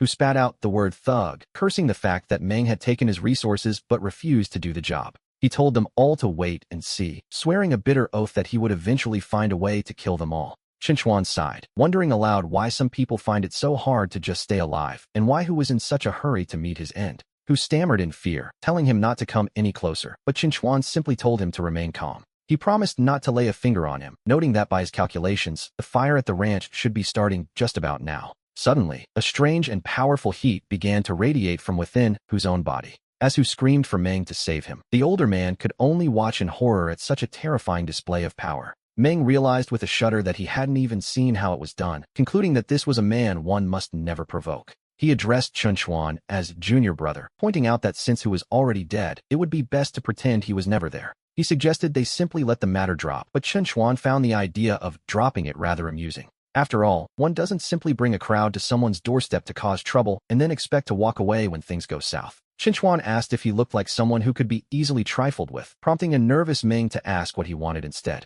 The answer was simple. Meng was to hand over his artifacts and every single thing of value he had on his person. Only then could he leave, but Meng bristled, offering an apology while warning the young man not to push his luck too far. He advised Chinchuan to show some mercy, claiming he wasn't actually afraid of him, which, to be honest, was likely a lie. Chinchuan found this quite interesting, asking with a dry smile if Meng actually intended to trade blows with him. As the tension rose, Dongxue stepped forward and softly suggested to Chinchuan that perhaps they should just let it go. She had heard that Meng was one of the top talents in the outer sect, far more dangerous than the Zhou Sangu he had faced before. Meng insisted he had no desire to become Chinchuan's enemy, but warned that if he were forced into a corner, he would fight back. He prepared himself for battle, standing firm as a supposed top talent of the outer sect, though we can see the situation was far from over. The onlookers could only marvel at how much stronger Chinchuan had become, whispering their amazement to one another. He hadn't even drawn his sword this time, leading one to admit they knew he was strong, but not this strong. To be perfectly honest, the sheer scale of his power had exceeded everyone's wildest expectations.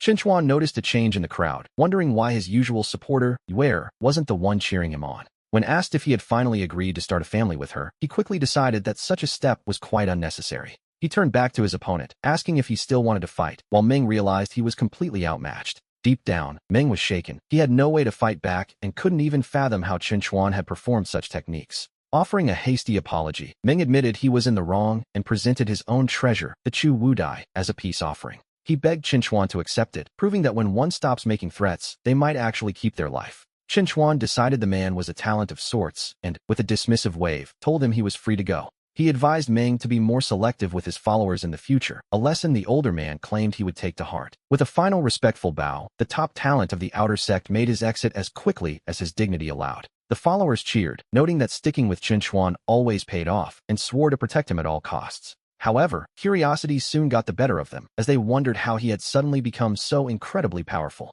After all, his spiritual root was supposed to be inferior, and they were dying to know his secret. When one of them expressed a sincere desire to grow stronger, Chinchuan gave a small, knowing nod. He leaned in, telling them that he would share the secret with only one person. The secret, as it turned out, was simply to practice with unwavering diligence, which is often the hardest path of all. Turning his attention back to Dongxue, he realized she was still there and decided it was time for them to head out. And so, we see them depart together, heading off to discuss the much-needed reforms for the spiritual fields. We open on a master praising his disciple, noting how much his cultivation had progressed that day. But his pride turns to shock when he sees the state of his student, crying out in disbelief at the sight of Meng. The master is furious, declaring the situation preposterous since the boy had been perfectly fine that morning. He demands to know who did this, appalled by the cruelty of someone who would pierce through all four of his limbs. Deep down, Meng has already accepted his defeat, telling his master to let it go because his skills were simply inferior.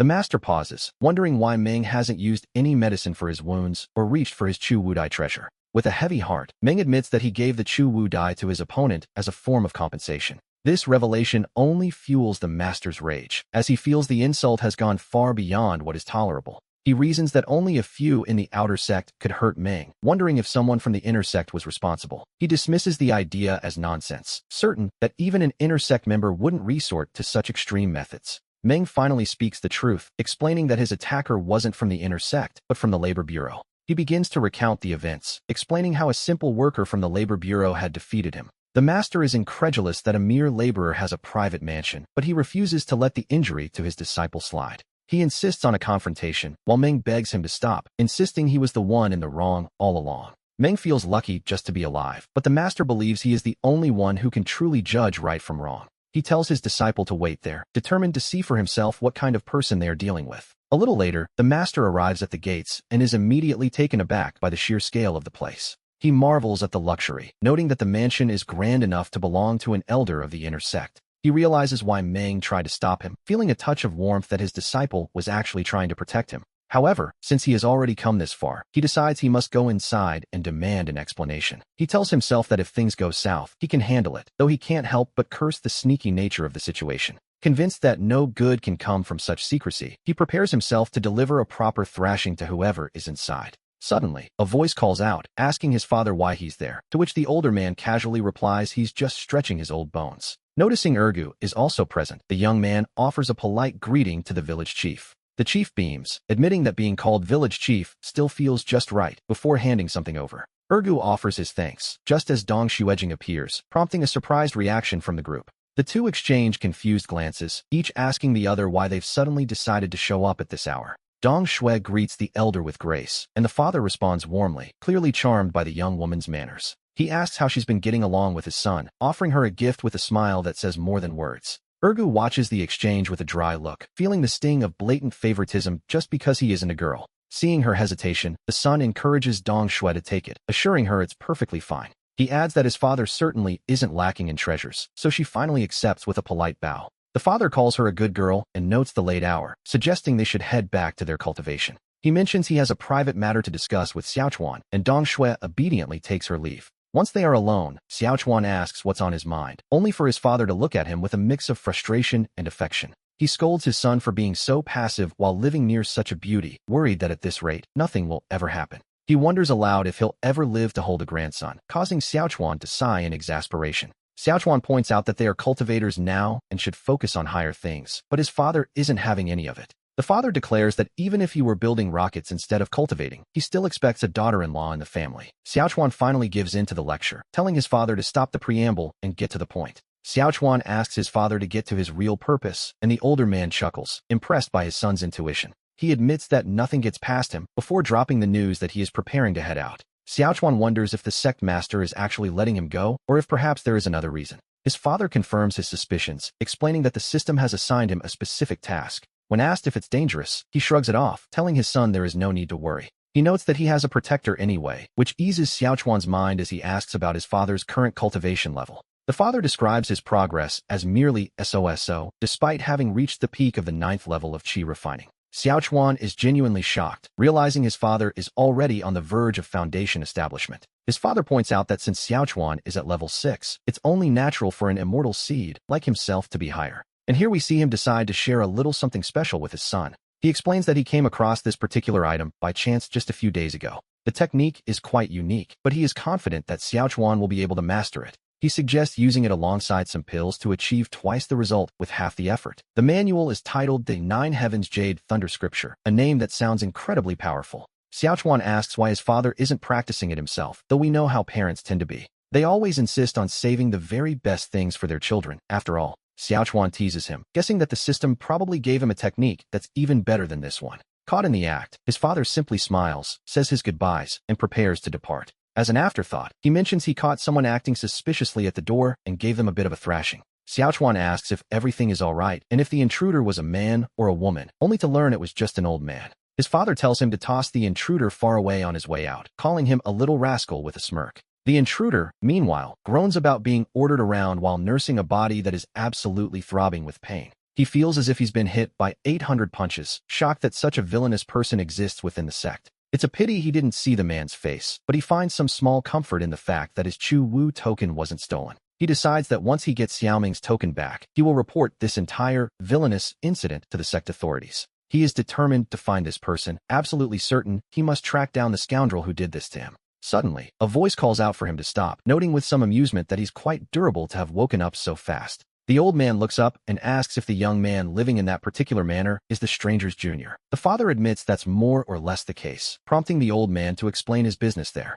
After explaining, the old man asks if the father could kindly return his beloved disciple's Chu Wu token. The father plays along, acting as if he understands perfectly, and tells the old man to follow him. The old man is overjoyed, thinking to himself that there are still plenty of good people left in the world, bless his heart. The father, however, is thinking that since the man targeted his son, he's lucky he wasn't stripped of everything he owned. He remembers Xiaochuan's request to throw the trash far away and wonders exactly where the best dumping ground might be. A little later, someone else stumbles upon a body and wonders who this pighead is lying on the ground. Judging by the robes, he realizes it's an elder, which leads to a rather sudden and vulgar realization. It turns out the man beaten to a pulp is none other than Elder Zhao. The elder finally blinks his eyes open, only to be greeted by the sight of his own disciple hovering over him. The disciple frantically asks how he is, and the master insists he is fine, despite looking like a bruised fruit. He claims his head is just a bit dizzy, leaving the disciple in awe of his master's supposed resilience. The disciple is skeptical, thinking that being beaten this badly can't possibly be fine, unless, of course, these injuries were caused by that same boy.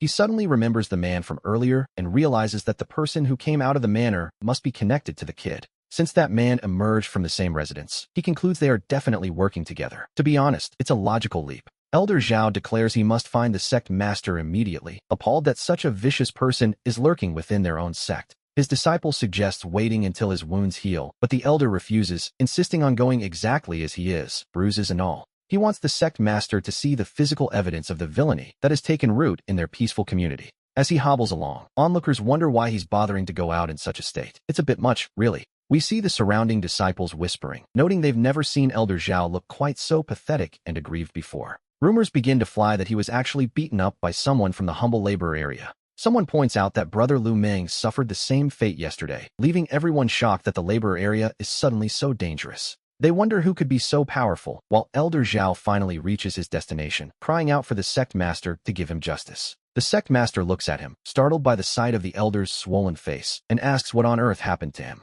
He notes that the elder's eyes are so swollen they're practically shut, which is a rather unfortunate look for a man of his standing. The sect master asks for the details of the incident, and Zhao begins to recount the events of the previous day. He insists that this is the truth and begs the sect master to severely punish the wicked person responsible for this mess. Hearing that the labor area is involved again, the sect master starts to have a very bad feeling about where this is going. He asks if Zhao saw the culprit's face clearly, and the elder confirms he saw it perfectly, offering up a visual description for the master's eyes. He points to the image of the man, but the sect master's reaction is one of pure, stunned silence. It's a face he recognizes all too well. The sect master asks with a trembling voice if he is absolutely certain it was this man, leaving Elder Zhao a bit confused by the tension. The master then asks how long Zhao has been with the sect, to which he proudly replies that he's been on the mountain since he was 6. Elder Zhao admits he can no longer remember exactly how many years he has spent within the sect. It has been a lifetime, really. He looks at the sect master, wondering if his long years of service are finally being recognized and if justice is about to be served. The sect master sighs and tells him simply to pack his things and leave the sect forever. Zhao is stunned, asking if he heard correctly, but the master merely repeats that it is time for him to head down the mountain. Alternatively, the master suggests that Zhao and his disciple could go and apologize to that young boy. Zhao is utterly bewildered. He cries out that they were the ones who were beaten, asking where the justice is if the victims must be the ones to apologize. The sect master explains that justice, in this case, is simply the reality of that father and son. Despite having joined the sect less than half a month ago, one of them has already reached the 6th level of Qi refining. The other is at the peak of the 9th level, the future sect master of Qingyun himself. The weight of the situation finally sinks in for Zhao. He understands now and is told to leave. Meanwhile, we see the young boy marveling at his progress. He has reached the 7th level, thanks to his father's cultivation technique. He hadn't expected to gain the power of lightning through this method, leading to yet another breakthrough. The 7th level feels like a distant dream come true. He wonders aloud just how long he has been cultivating. It has already been 3 days. He knows he isn't as fast as his father, but with enough resources, he feels unstoppable. He believes he can eventually reach the Great Earth threshold. Just then, a voice calls out to junior brother Chun. The boy asks why they look so happy, only to realize it's the same people from before. To be honest, they're becoming a regular fixture. He wonders if they think his spirit field is some kind of marketplace. Dongxue tells him not to be so hasty. The older man introduces himself as Zhao, an outer sect elder of their Qingyun sect. He is also Lu Meng's master. Looking at the pair now, they don't exactly look like they're here to cause any more trouble. The boy remains cautious, asking Elder Zhao what business could possibly bring him back here again. Zhao begins by explaining that, just a few days ago, his disciple had provoked the young boy for no reason at all. He explains that he has specifically brought him here today to offer a formal apology to his young friend. The disciple steps forward, addressing him as junior brother Chun, and prepares to show a bit of humility. He admits he was reckless to clash with his junior brother before and asks him not to take the offense to heart. We see the wisdom in this approach. After all, it is quite difficult to strike a man who greets you with a smile. In the world of cultivation, one must pay attention to social graces and human relationships. It makes things move much faster. The boy responds that Elder Zhao is being far too polite, noting that sometimes a fight is simply the quickest way to get to know someone. He claims he and senior brother Lu felt like old friends from the start. To be honest, he is being remarkably magnanimous. Zhao tells Lu Meng to learn from this example, mentioning that he still has a few matters left to attend to. He prepares to take his leave, though he quickly changes his mind about rushing off just yet. He decides to sit for a while, claiming that as an old Taoist, he shouldn't meddle too much in the affairs of the youth. He suggests that since the boy and Lu Meng are both young, they should have plenty of common topics to discuss. The boy wonders what old Zhao is playing at. He feels lucky enough just to not be trading blows with Lu Meng. He struggles to think of what they could possibly chat about, but then Lu Ming breaks the silence. Lu Ming asks if junior brother Chun has had the chance to walk around since coming up the mountain. He has, of course. The boy mentions he has visited the Spirit Heaven area, the outer sect, and even drops by the sect master's main hall quite often. The mention of the main hall leaves Lu Ming stunned, wondering when he might finally be allowed to visit such a place. Seeing all the apology gifts, the boy asks if he wants to go, offering to take him along next time as a gesture of goodwill. Lu Ming quickly declines, not daring to trouble his junior brother, and tries to steer the conversation elsewhere. He asks instead if junior brother Chun has ever visited the markets and fairs located at the foot of the mountain. Lu Ming explains that the Qinyun market is jointly managed by the 4 great families under the Qinyun sect. The boy is surprised the sect has such a place, but Lu Ming hints there is much more to it than simple trade. He mentions a spot where one can enjoy fine wine, and where the young ladies are particularly refreshing to look at. Chen realizes his perspective was far too narrow. He had no idea Qinyun hosted such lively commercial interests. Looking at Chen's expression, Lu Ming assumes the boy is thinking something quite scandalous, which, to be fair, he probably is. Lu Ming notes that today's autumn air is crisp and refreshing, a perfect day for an excursion. He suggests they go together to appreciate the sights, asking senior brother Lu for his thoughts on the matter. Chen looks at him with a stern face, making Lu Ming wonder if he has completely misjudged the boy's character. Is he really not that kind of person? Lu Ming immediately begins to apologize for his perceived lapse in judgment. He admits he was being reckless and had no idea his junior brother was so upright. Truly, he never expected this. Chen exclaims in mock horror that such a den of vice could exist at the foot of their very own mountain. He tells Lu Ming to lead the way immediately, claiming that as a member of the sect, he must face this place head-on. He insists it is his duty to properly criticize such a location and restore the righteous spirit of the sect. He claims he is bound by duty, though we can see quite clearly that he is exactly that kind of person. Lu Ming is stunned, realizing that his junior brother is far more enthusiastic about this criticism than expected. Suddenly, old Zhao speaks up, announcing that he will go as well, strictly to help with the criticizing, of course. Chen asks the old man why he would want to follow them into such a vulgar and degenerate environment. Zhao realizes that in his sudden excitement, he let his true intentions slip out a bit too easily. He quickly claims he is only going to keep an eye on Chun, ensuring the boy doesn't pick up any unsavory habits. He argues that he must prevent Chun from returning and tainting the pure environment of the spirit fields. Old Zhao adds that Chen's father specifically asked him to keep a close eye on the boy, which, to be honest, is a very convenient excuse. Chen wonders if the old man thinks he's already part of the family, but he sighs and tells them all to just come along. Suddenly, Ergu appears, calling out to Brother Chen and expressing his surprise that such an errand was being planned without him. He insists on joining, claiming that following Chun was truly the best decision he ever made in his life. Chen reminds Ergu that they aren't just going for fun, they are representing the Qinyun sect itself. He explains that their mission is to strictly criticize such unhealthy trends. For Ergu, however, those trends sound quite appealing. The boy eagerly agrees, noting with a grin that this will be his very first time participating in such a criticism.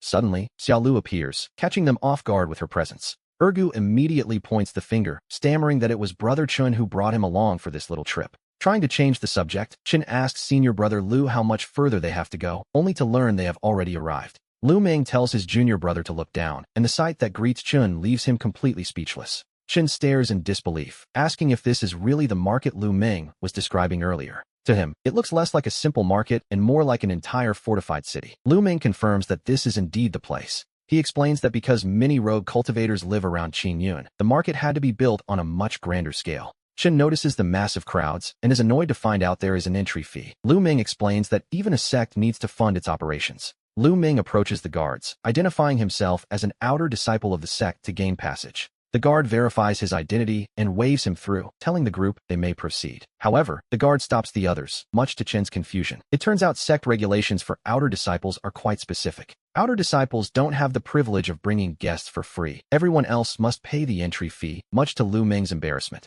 Lu Ming apologizes to Chen, admitting he usually comes alone and had no idea such a rule even existed. Chen feels a bit awkward, thinking that Qinyun is far too stingy for imposing so many rules on its own people. The whispers from the crowd start immediately, noting that the leader of their little group is just a lowly outer disciple. It is a truly embarrassing display. They suggest it would have been better to just pay the entry fee quietly. Ergo leans in, whispering to Brother Chan that he came in such a hurry, he didn't bring any spare change. Chen simply tells him not to worry, because when you're with him, money is the last thing you need to carry. He approaches the guard, admitting he doesn't have the cash, but wondering if a certain item might suffice instead. The guard grumbles that if he had a token, he should have shown it earlier instead of wasting everyone's time. He assumes it's just another outer disciple token, wondering why Chun is being so mysterious about a common item. Chen asks if verifying a simple identity really needs to take this long, while the guard finally takes a look. Suddenly, the guard's demeanor shifts entirely as he shouts for the entire squad to assemble immediately. The onlookers are confused, wondering what could possibly be happening with that specific token. Some whisper that it must be a fake, and if so, the boy has an incredible amount of nerve to try such a stunt. To forge a pass on Qingyun's own territory is essentially a death wish, or so the crowd believes. Chen himself is surprised, wondering if the token the sect master gave him is truly this powerful as the guards bow. The head guard trembles, apologizing for his earlier offense now that he realizes a true successor has arrived. He begs for forgiveness from the senior brother, realizing he nearly insulted the highest rank of disciple. The crowd is stunned. A true successor of Qingyun should be meeting with the great families, not visiting a market. And as we soon see, this isn't just any elite disciple from the inner circles of the sect. This is the personal true successor of the Qingyun sect master himself, a rank that commands absolute respect. Chen tells them all to stand up, casually explaining that he's just brought a couple of friends along for some fun. Chen tells them to stop making such a scene, asking if they can finally just head inside now. The guard quickly agrees, insisting that a true successor can bring as many people as he likes. He even offers to notify the leaders of the 4 great families, but Chen tells him to keep his arrival quiet. He commends them for their work and tells them to return to their duties. After all, he has no interest in formalities. If the 4 leaders showed up, he knew his chance for a fun night would be completely ruined. He quickly calls for Dongxue and Ergu to follow him, while Lu remarks on how impressive Chen truly is. Lu admits he never expected such a place to exist within the sect, but Chen tells him to stop using formal titles. Lu apologizes, explaining that he had no idea Chen was the sect master's personal successor and fears he caused offense. Chen tells him to drop the act, asking if he knows the 4 bonds that make men true brothers. When Lu looks confused, Chen lists them, studying together, fighting together, and facing trouble together. And the final bond, he explains with a grin, is exactly where they are heading right now. He urges them to hurry up, suggesting that since they've shared so much, they should forget about stiff etiquette. Lu is delighted to find that his junior brother is a man of culture, and he eagerly points the way. He tells them it's just ahead and asks them to follow him, while Chen offers a playful compliment to his guide. Chen suggests they go and critique the establishment properly, a sentiment they all seem to agree on. As they arrive, the atmosphere is lively, and they are greeted with immediate enthusiasm. A woman recognizes Lu immediately, calling out to him as the immortal Master Lu with a knowing smile. She mentions it has been quite a while since his last visit, though Lu quickly tries to shush her. Chen teases him, noting that Lu seems to be a regular at the very place they were meant to be critiquing. Lu can only stammer that it is strictly for research purposes, even as the staff welcomes the immortal back. Lu quickly introduces his companion, announcing to the staff that Chen is a highly distinguished guest he has personally invited. He asks them to prepare the Xian rank private suite, but the hostess apologetically informs the immortal master that there is a slight problem. It turns out the Xian rank suites are all currently occupied, leaving them in a bit of a logistical bind. She suggests moving them to a Huang rank room instead, noting that they simply arrived at a very busy time. Lu looks troubled, explaining that his status only allows him to book suites at the Xian rank or below. Chen watches this play out, thinking to himself that the universe seems determined to give him every opportunity to show off. He steps forward and asks the Mama-san to take a very close look at his own identity and status. He asks her quite directly what level of suite a man of his standing should be assigned. The hostess is no fool. She immediately understands and declares that such a noble young master is their most distinguished guest. She grants them the prestigious Heaven Rank No. 1 suite and personally invites them to follow her. She compliments Chun on his good fortune, promising him that the ladies at their establishment are truly exceptional. They soon arrive at the suite, and even Chun has to admit that the accommodations are quite impressive. He hadn't expected to find such an elegant room in a place like this, and the hostess is quick to agree. To show her gratitude for his visit, she offers to have the establishment cover all expenses for the Heaven Rank suite tonight. Chun waves the offer away, asking her if he looks like a man who is short on pocket change. He hands over a payment, demanding that she bring out their most expensive wine and their very best ladies. He tells her to summon them all for him immediately, and she scurries to comply with his request. But he isn't finished yet. He has one more grand announcement for everyone in the building. He declares that tonight, every single person's tab will be covered by young Master Chun. The hostess is stunned by the sheer amount of wealth on display and rushes off to make the arrangements. The hostess steps forward, addressing the crowd with a polite apology for interrupting their evening festivities. She asks for a moment of their patience, as she has a very special announcement to make to the entire room.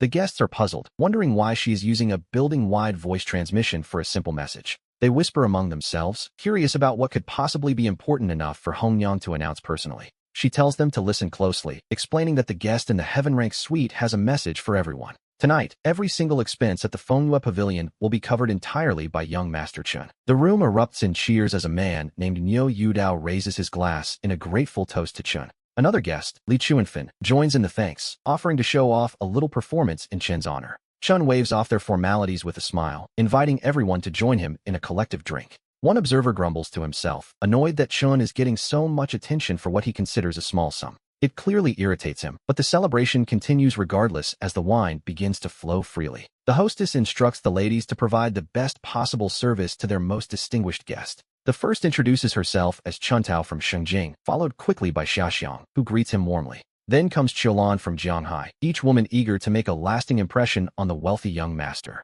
A string of introductions follows, with several more ladies proudly announcing they hail from the Jianghai region. Suddenly, a man named Wang Gang from the northwest chimes in, leaving everyone momentarily confused by his presence. The hostess quickly apologizes to Chun, explaining that the man was simply there to deliver the fruit platter. Chun tells them to skip the rest of the introductions and focus on taking excellent care of his two companions. Lu looks over in surprise, asking Chun why he is giving all the attention to them instead of himself. He asks if Chun isn't going to join in, but Chun simply tells them to go ahead and enjoy themselves. Chun tells himself that some beautiful sights are meant to be admired from a distance, without the need to get personally involved. Besides, he reasons that he already has Dongxue by his side, and he certainly isn't joking about that. He looks at the crowd, thinking that these women have been with far too many others, and he has no interest in leftovers. To him, Dongxue is far superior, though she reminds him firmly that she is only there to keep an eye on him. She warns him not to cross the line, but he simply brushes it off with a playful shrug. He asks her if she would prefer him to go embrace someone else and return home smelling of cheap perfume and powder.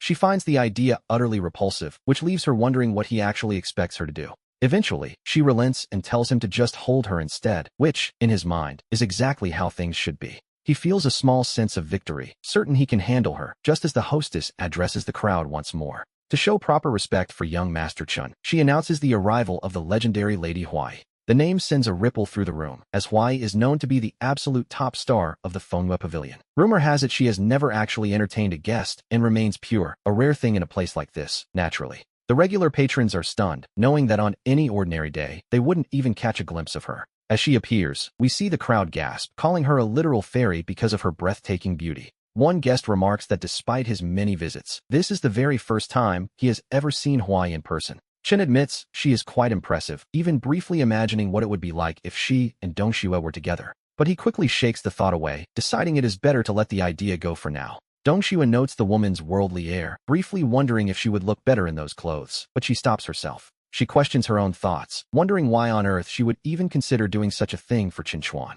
The hostess smiles at the audience, telling the honored guests just how lucky they are to witness this moment. As it turns out, today is the very day that Huai is scheduled to make her official debut. The hostess wonders aloud which distinguished guest will be lucky enough to claim this rare flower. Suddenly, a voice rings out from the crowd, bidding 5,010 gold pieces. The room erupts in whispers, with people wondering if the bidder is mad or simply an incredibly wealthy young master. Dongxue turns to Chun, asking if he plans to compete for her since he seems to like her so much. She points out that 5,000 gold should be no problem for him, so why not join the fray? Chun admits that Huai is indeed beautiful and, more importantly, she is still untouched. While that fits his personal standards, he finds the idea of spending 5,000 gold for a single night quite steep. He tells himself that while he is certainly rich, he is definitely not a fool, or so he hopes. Dongxue quips that there isn't much difference, just as the hostess apologizes to the high-spending guest in room 2. We learn that Huai has her own set of principles, and money, apparently, isn't the only thing that matters. The crowd realizes that if money isn't the deciding factor, perhaps they all have a chance to win her favor. They urge the hostess to stop teasing and reveal exactly what the requirements are for the evening. The hostess explains that since her youth, Huai has always longed for the classic tales of scholars and beauties. Therefore, any guest who can compose an original poem will be granted the honor of entering her private quarters. The theme she chooses is the parting of lovers, a classic choice, if a bit sentimental. The patrons groan, complaining that as rough cultivators, they have no talent for such delicate literary pursuits. Chen thinks it's absurd to ask a group of warriors to write poetry, concluding that the girl must be lacking in common sense. Several guests beg for a different condition, but the hostess remains firm in her refusal. She reminds them that Huai's principles are absolute, even if someone were bold enough to try and use force. The hostess warns that if anyone tries to take her by force, Huai would rather die to protect her honor. One guest shouts for Huai not to worry, claiming that writing a simple poem is well within his abilities. Chun watches this with a smirk, thinking to himself that as a traveler from another world, poetry is his specialty. He tells himself that if he can't handle a bit of literary plagiarism, he might as well stop showing off entirely. With a confident air, he steps forward and calls out to the hostess, Hongyang, telling her to wait a moment. The crowd turns to look at young Master Chun, wondering if he is merely seeking attention with this bold move. Huai herself watches him, curious if he is trying to impress her or if he truly possesses such rare talent. He tells them all to watch closely, and then, with practiced ease, he begins to recite his chosen verses. As the last words leave his lips, the room falls silent before erupting into cheers for such a magnificent poem. One veteran cultivator remarks that in all his years of wandering the martial world, he has never heard a poem so deeply moving, though, to be honest, their praise doesn't matter much yet. The final decision rests solely with Huai, who approaches Chun with a look of genuine wonder. She softly asks him for the name of this beautiful and heartbreaking composition. Chun replies calmly, telling her the title is Cold Cicadas Chirping in the Chilling Rain. She offers her thanks and then suddenly turns to leave, which, naturally, leaves the crowd very confused. Some wonder if Chin's poem wasn't good enough, but others quickly tell them to shut up and use their ears. They argue that this poem is a masterpiece without equal, though we see that some are just trying to flatter him. Others mock the situation, pointing out that since Huai left, all of Chin's posturing was likely for nothing. However, the hostess soon returns to announce that Huai has made her choice, and she offers Chun her congratulations. She invites him to follow her, as he has been granted the honor of a private meeting in Huai's personal quarters. The crowd erupts in disbelief, unable to contain their shock at what they just witnessed. Young Master Chun had truly won the favor of the lovely Huai, proving he was every bit as capable as rumored. One man mutters that he feels like a complete fool for ever doubting him, which, to be honest, he was. Another laments that his beloved Huai is about to give her first night away to a stranger. Chun himself is surprised, having never expected a single poem to cause such a massive stir. He realizes why the literary genius trope is so common in stories. It simply works. And he had to admit, using someone else's masterpiece felt remarkably satisfying. Suddenly, he notices his three companions and asks what on earth is wrong with them. They are all in tears, and one of them asks Chun Chuan why he is hiding his pain. He tells Chun that his heart must be absolutely breaking right now. Chun is genuinely confused, wondering why he would be in any pain at all. His friend assumes that's why Chun remained so indifferent to the other beautiful women earlier. He reasons that only someone who has experienced true heartbreak could write something so moving. It was proof, in his eyes, that Chun must have been deeply in love with his wife. He asks what forced them apart, but Chun tells him he has no idea what he's talking about. He reminds them he hasn't even had a girlfriend since arriving in this world, but they aren't listening. His friend tells him there is no need to feel embarrassed about his tragic past. He recalls how miserable Chun and the village chief looked when they first arrived at Wonyu village. He is certain that must have been when Chun was separated from his beloved wife. His fellow disciple even curses himself for bringing a grieving widower to a place like this. He tells Chun that a man as pure-hearted as him must have only been thinking of his lost love this whole time. The friend admits he feels utterly ashamed of his own shallow thoughts, but Chun quickly tells Wang Ergu to shut up. Chun snaps at him to stop talking nonsense, insisting he never had a wife, but Ergu demands to know how he explains the poem. In a moment of desperate frustration, Chun tells him he wrote the poem for him just to get him to be quiet. Ergu is left stuttering in shock at the suggestion, just as a servant approaches to address young Master Chun. The servant presents him with a special token, the official invitation to enter Lady Huai's private quarters. He asks Chun when he would like to visit, while nearby, the other disciples are busy jumping to their own conclusions.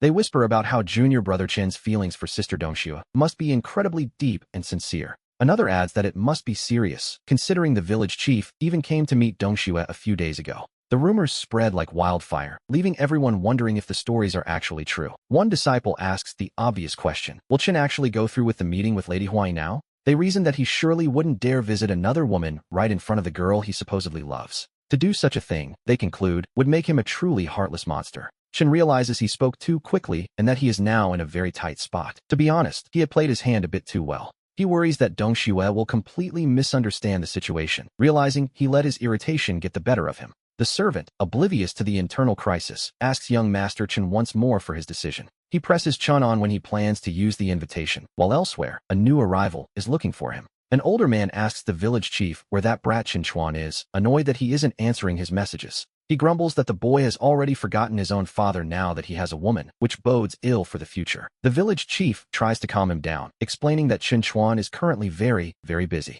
Erga scoffs at the idea, telling the older man that Chen isn't busy at all, unless you count visiting a courtesan's private quarters. He mentions a night of passion, which causes Chen's father to explode in rage, calling his son a complete scoundrel. He shouts that the Chun family hasn't done anything so shameless in generations, and if Chun dares to betray Dongxue, he will personally beat him to death when they get home. He then turns to Dongxue and tells her to keep a close eye on him. The pressure finally breaks Chun, who snaps that he isn't going anywhere near that room. To be honest, he had very little choice. He tells the servant to take the token back and inform Lady Huai that he won't be coming after all. He asks the servant to simply arrange a place for them to stay instead. It seems the night of romance has been officially cancelled. When asked if he's truly sure, Chun insists he just wants to sleep, which, in this situation, is probably the safest option. The next morning, we see Lady Huai's attendant telling her to stop waiting, as she has been standing there all night. She delivers the news that young Master Chun said he wouldn't be coming, leaving the lady to wonder why.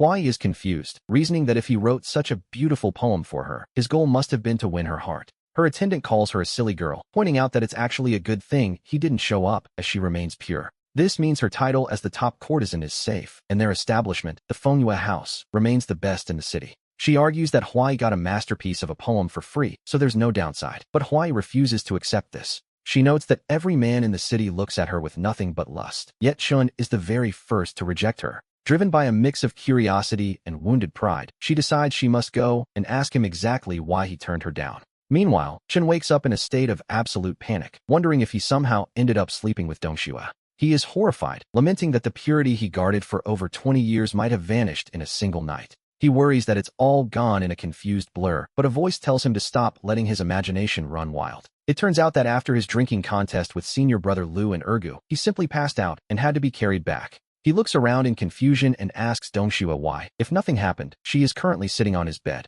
She explains that the matchmaker thought they were traveling together and didn't bother to arrange any other rooms. Chun stammers, trying to confirm that absolutely nothing happened between them during the night. Dongxue shoots him a look, asking what else he expected to happen, before confirming that his virtue is intact. He breathes a sigh of relief, though deep down, he wonders why he feels a strange sense of disappointment. He tells himself that next time, he simply must stay sober. To be honest, that is easier said than done. Outside, Ergu watches them, convinced that Chun is a master of romance now that they've shared a room. And yet, senior brother Lu notices that Chin's expression is actually quite strange for a man in love. He observes that Dongxue doesn't look like someone who just spent a passionate night with a lover either. A sudden, terrible thought crosses his mind. Could it be that Chun is actually incapable of performing? Meanwhile, Lady Huai watches from afar, realizing that with such a beauty by his side, his rejection makes sense. She tells herself it's perfectly logical that young Master Chun wouldn't visit her private quarters under the circumstances. But she refuses to give up on such a talented man, driven by a curiosity she cannot quite suppress. Suddenly, a bolt of lightning strikes toward them, and Chun shouts a warning as the world turns to chaos. Senior brother Lu is impressed that Chin's spells have improved so much, even as he demands to know who is attacking. He calls out to the hidden assailant, asking why they won't show their face and have a proper conversation. Chun scoffs, realizing the attacker is just some fool from the second-ranked Heaven Suite trying to show off. He wonders how anyone could be bold enough to strike at him, knowing he is a guest of the top-ranked suite. He reasons that no one from the four great families would be this brainless, which leaves the question of their identity. A mysterious voice replies, claiming they are only there to help and have no intention of letting him go. Chun reasons that no one from the four great families would be this brainless, which means this person must be from the Qingyan sect. Finding the situation rather interesting, he introduces himself as Chun Chuan and asks how exactly he has managed to offend them. He repeats the question, genuinely curious to know what he could have possibly done to earn such a hostile greeting. The voice replies that he hasn't offended them at all, they are simply doing what they want. Chun scoffs at the lack of martial honor, calling the attacker a piece of trash who relies on sneak attacks because they can't play fair.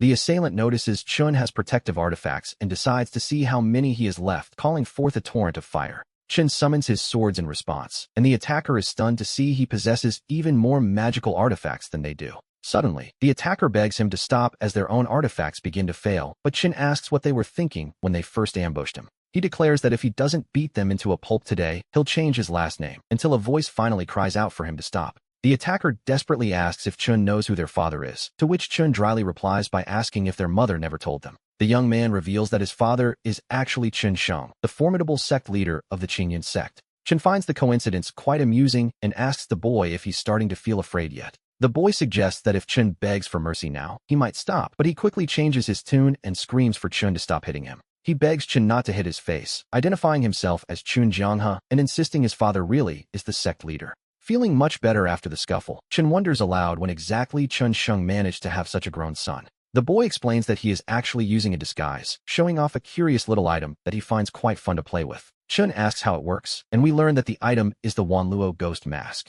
It has the power to completely change one's appearance and physique, which Chun realizes is a rather impressive tool to possess. He realizes that with this, he could change his identity and sneak off to enjoy himself without Dongxue ever finding out. But then, a moment later, he catches himself and wonders why on earth he would feel the need to hide anything from Dongxue. The boy snaps back, telling Chun to just wait and demanding to know his name if he has the guts to give it. He vows to find someone to finish Chun off once he returns home, noticing, with some annoyance, how agile Chun is. Chun, never one to back down, tells him he isn't afraid to share his name and has no intention of hiding it. He claims his name is Lu Meng, daring the boy to try and kill him if he thinks he's capable of it. He repeats the name Lu Meng with a smirk, practically inviting the boy to do his worst. The boy nods, committing the name Lu Meng to memory and warning Chun that he'll be waiting for their next encounter. Later, we see Chun Chuan approach his senior, wondering aloud if he has somehow offended him. He tells him not to think he didn't hear those earlier comments about him being incapable or weak. Chun Chuan adds that since he was called out, the senior should also expect a reckoning in the near future.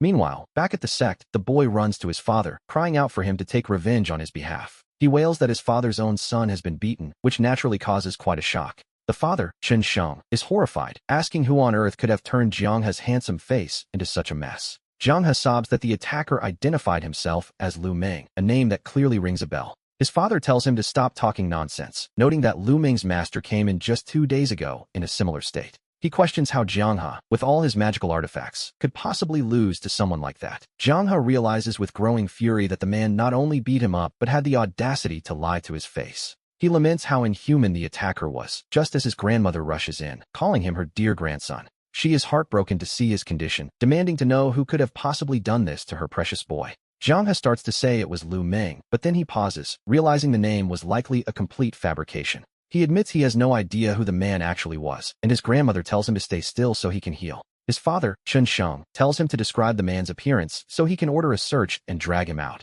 Jianghe sniffs and admits that the guy was actually somewhat handsome. He adds that the stranger was almost as good-looking as himself, but his father tells him to get to the point. Jianghe begins to describe the specific details he noticed during their encounter. He explains that the boy had striking, bright eyes and was capable of using several different types of spells. He was dressed in dark blue, tight-fitting martial arts attire with a cross-collar design, and on his wrists, he wore distinctive black leather bracers. Chun Sheng mutters that this description sounds incredibly familiar, and his mother silently agrees. Jianghe remembers another detail. There was a particularly beautiful female disciple by the man's side. He thinks her name was something like Dongxue. His father reacts with shock at the name Dongxue, but Jianghe insists he heard it very clearly. He even claims the girl was more beautiful than the famous Lady Huai. Confused by their silence, Jianghe asks what's wrong and begs them to take revenge for him. Chun Sheng whispers to his mother, wondering how those two little troublemakers ended up together. The grandmother tells him to stay calm, then instructs Jianghe to go back and clean himself up. She tells him to return tomorrow at noon, though Jianghe wonders if that's when the revenge will happen. His father snaps, telling him to just do as he's told and stop talking nonsense before kicking him out. Chun Sheng complains to his mother about how spoiled Jianghe has become, wishing he were young enough to have another son. His mother tells him to stop. She has already checked the boy's injuries. She notes that the wounds are only superficial, proving that Chun Chuan likely realized who he was and held back. The situation isn't as bad as it looks, but Chun Sheng remains skeptical, asking his mother if she is truly certain. He gestures toward Jianghe's swollen face, which looks more like a bruised melon than the work of someone showing mercy. His mother reminds him to consider Chun Chuan's track record at the sect, 3 fights, resulting in 2 deaths and 1 severe injury. Compared to that, Jianghe got off easy, and Chun Sheng has to admit the logic is hard to argue with. When he asks for their next move, she instructs him to invite Chun Chuan over tomorrow at noon. They will call it a family banquet, a simple chance to reconcile and let the whole messy affair blow over. Chun Sheng agrees to handle it immediately, though the idea of a family banquet carries a weight of its own. We return to Chun Chuan, who realizes that this invitation is nothing more than an attempt at forced mediation. When asked if he actually plans to go, he doesn't hesitate. After all, why would he miss such an opportunity? In his eyes, they are merely fat sheep offering themselves up, and it would be a waste not to take advantage of them. He knows that ordinary spiritual medicines no longer have any effect on his current level of cultivation. This banquet is the perfect chance to squeeze some high-quality resources out of his so-called relatives. He even mentions getting some resources for Dongxue, leaving her surprised that he is actually looking out for her. She begins to wonder if the things he said to her yesterday were actually sincere rather than just talk. Seeing her linger, Chun Chuan bluntly asks why she hasn't left yet, as he is ready to get some sleep. Dongxue pauses and asks if he remembers her promise to repay the favor he did for her. He seems indifferent to the idea of a favor, but her resolve on the matter is clearly much stronger than his. She tells him that after yesterday, she understands his heart, and regardless of what he thinks, she intends to settle the score. Today, she is determined to return the kindness he showed her, whether he wants her to or not. She tells him not to try and stop her, as her mind is already made up. As it turns out, there was simply no escaping it.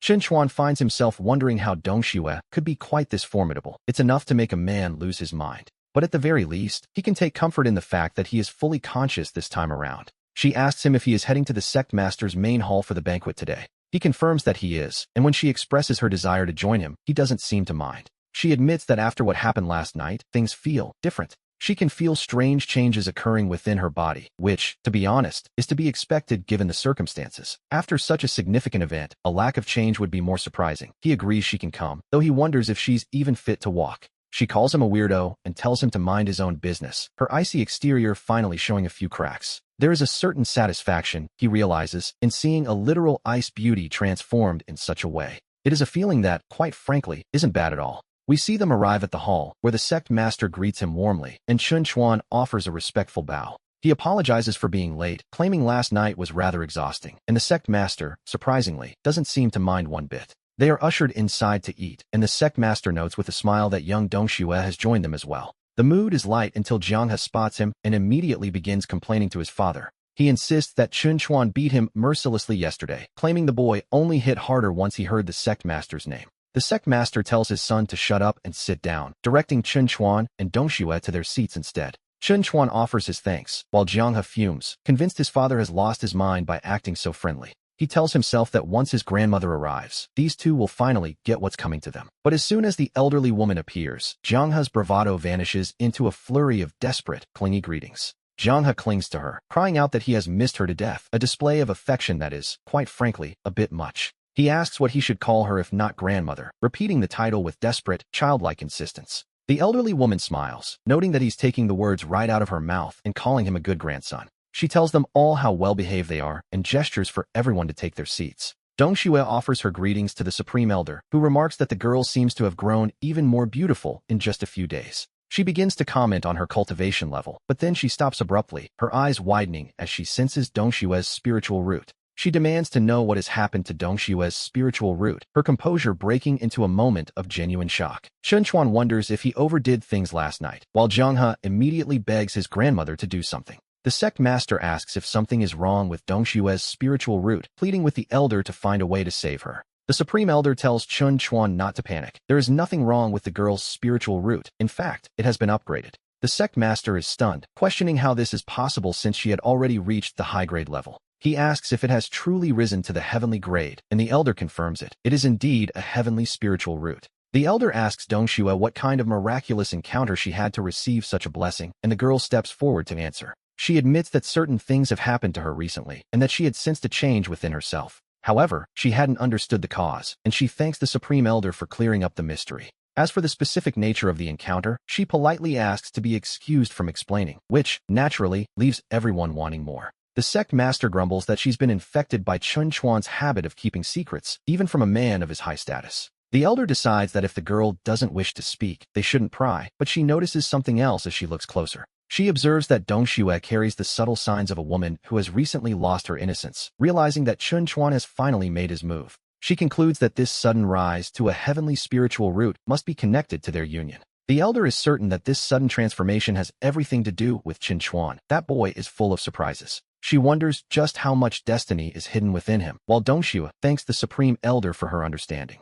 The elder waves it off, saying they are all family now and there is no need for such formal titles. She tells the girl to simply call her grandmother, just like Chen Chuan does, and Dong Xue is happy to oblige. She agrees that whatever grandmother says goes, as long as it makes her happy, addressing her warmly as grandmother once more. The elder invites her to the back for a private chat, noting that whatever business the men have is their own concern. She insists that they shouldn't involve themselves in such matters, leaving Jiang He standing there in complete confusion. He wonders what is happening, as he thought they were here to help him get revenge. First his father betrayed him, and now this. He can't believe his grandmother has switched sides too, but the sect master tells Jiang He to settle down. His father decided it was time for an introduction, and he was more than happy to do the honors. He doesn't care about family ties. All he knows is that this man hit his father's only son. He is outraged that his father is protecting the person who struck him, and he decides to issue a dramatic ultimatum. He tells his father he must choose between them, to which the sect master instantly chooses Qin Chuan, without a second thought. Shocked, Zhang He asks if his father has been hiding an illegitimate son behind his mother's back all this time. The sect master calls that nonsense and finally reveals the truth. Qin Chuan is the son of Jian Guoshu. Zhang He is floored, remembering the legendary Jian Guoshu, who reached Foundation establishment in just 2 weeks. He is in total disbelief, wondering how a man like that could possibly have a son, which is a bit rude, honestly. He keeps repeating his shock at Guoshu having an heir, while his father assures him he has no reason to lie. The sect master asks if he still wants his revenge, but Zhang He realizes that revenge is now the furthest thing from his mind. He immediately calls Qin Chuan brother, claiming to be the biological brother of Qin Chuan's own foster parents. We see that the apple doesn't fall far from the tree, as both father and son have the exact same talent for clinging to a powerful ally. Qin Chuan points out the obvious awkwardness, reminding the young man that he had just given him a beating the day before. Zhang He dismisses the concern immediately, acting as if the violence was merely a misunderstanding between friends. He insists that the beating was actually a form of earnest guidance and a profound lesson from his brother Chuan. He claims it was a case of tough love, and that from the moment he saw Qin Chuan 2 nights ago, he felt a deep connection. He goes on to describe how Qin Chuan's impressive and imposing figure, which was mostly just him fighting, became an inspiration. The image was deeply engraved in his mind, and he tells himself he could never possibly forget such a majestic sight. He points out that even their names, Zhang He and Chuan, both refer to rivers, a sign from the heavens, surely. He declares they were destined to be brothers, though Qin Chuan is more concerned with the physical reality of the situation. Qin Chuan asks him to keep talking if he must, but to please stop wiping his nose on his leg, which is a fair request, honestly. Zhang He looks up with wounded pride, asking if his new idol is already starting to feel disgusted by him. Qin Chuan admits it hasn't reached that point yet, so Zhang He immediately suggests they become sworn brothers right then and there. He begins the formal oath to heaven and earth, declaring that he, Qin Shanhe, and Qin Chuan are now bound together. He corrects himself, noting they even share the same surname, and swears that while they weren't born on the same day, they should at least hope to leave this world on the same day. A bit dramatic, but he's committed to the bit. Qin Chuan is left staring in disbelief, wondering how a lifelong commitment could possibly be decided this haphazardly.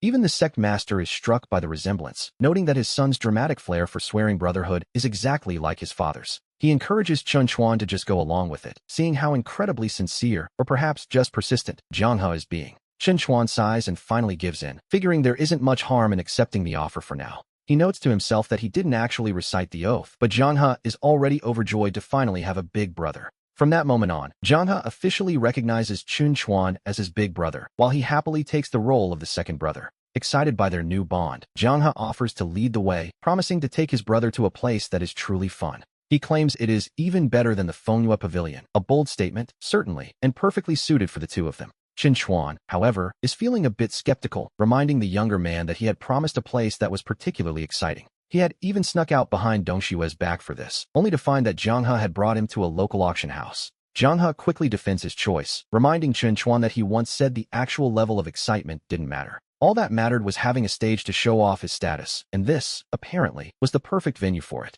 Qin Chuan remains unconvinced, noting that with his nearly empty pockets, there isn't much showing off he can actually do. But here we learn that Zhang He has a bit of an inside track regarding how this specific auction house operates. He explains that the establishment is actually an asset of their own Xinyun sect, where the best treasures are usually reserved. Whatever the sect doesn't keep ends up on these stages, and he tells Qin Chuan to bid on whatever catches his eye. He insists they can take home anything they want, which, in his mind, is the ultimate way to flex one's power. Qin Chuan realizes he is just here for the ride, deciding that he might as well enjoy the spectacle for what it is. He figures it is like opening a blind box, just as the auctioneer steps up to present the first item to the crowd. We see a mysterious jade box, though the auction house admits they aren't entirely sure what is hidden inside. However, they aren't selling it completely blindly, as their experts have provided a rather prestigious appraisal for the item. They claim the jade box is at least several thousand years old, a classic sales pitch, if we ever heard one. With the promise of a great master's legacy inside, the bidding starts at a steep 1,010 stones.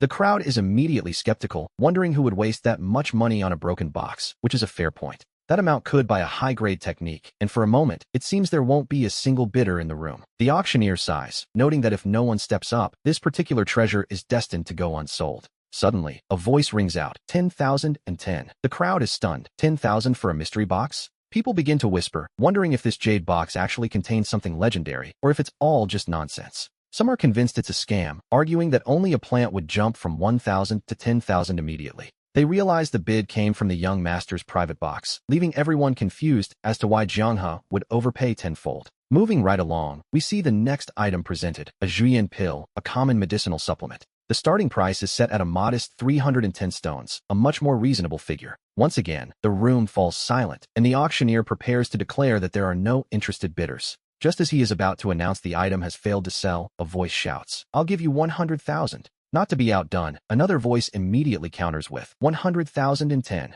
The atmosphere in the room shifts instantly to one of pure, unadulterated disbelief. The onlookers wonder which wealthy young master has lost his mind and started throwing money around like water. To be perfectly honest, paying over 100,000 for a useless pill is beyond any logical explanation. The crowd is convinced they are watching a performance by paid actors, as the situation has become utterly absurd. After all, this specific pill has been sitting on the shelf for 6 months without a single person wanting it. Jianghe looks at Qin Chuan with newfound respect, admitting that his big brother truly knows how to make an entrance. He is genuinely impressed by the sheer audacity of dropping 100,000 stones just to show off. Even Jianghe, who loves a good spectacle, confesses that he would never have dared to bid that high. Qin Chuan simply tells him to watch and learn, claiming that when it comes to flexing, he is second to none. Jianghe can only offer his total admiration, fully convinced now that his new brother is in a league of his own. Qin Chuan remains perfectly calm, knowing full well that since he isn't the one paying, he can afford to be bold. The auctioneer offers his congratulations to the winner of the Juyin pill before quickly moving on to the next item.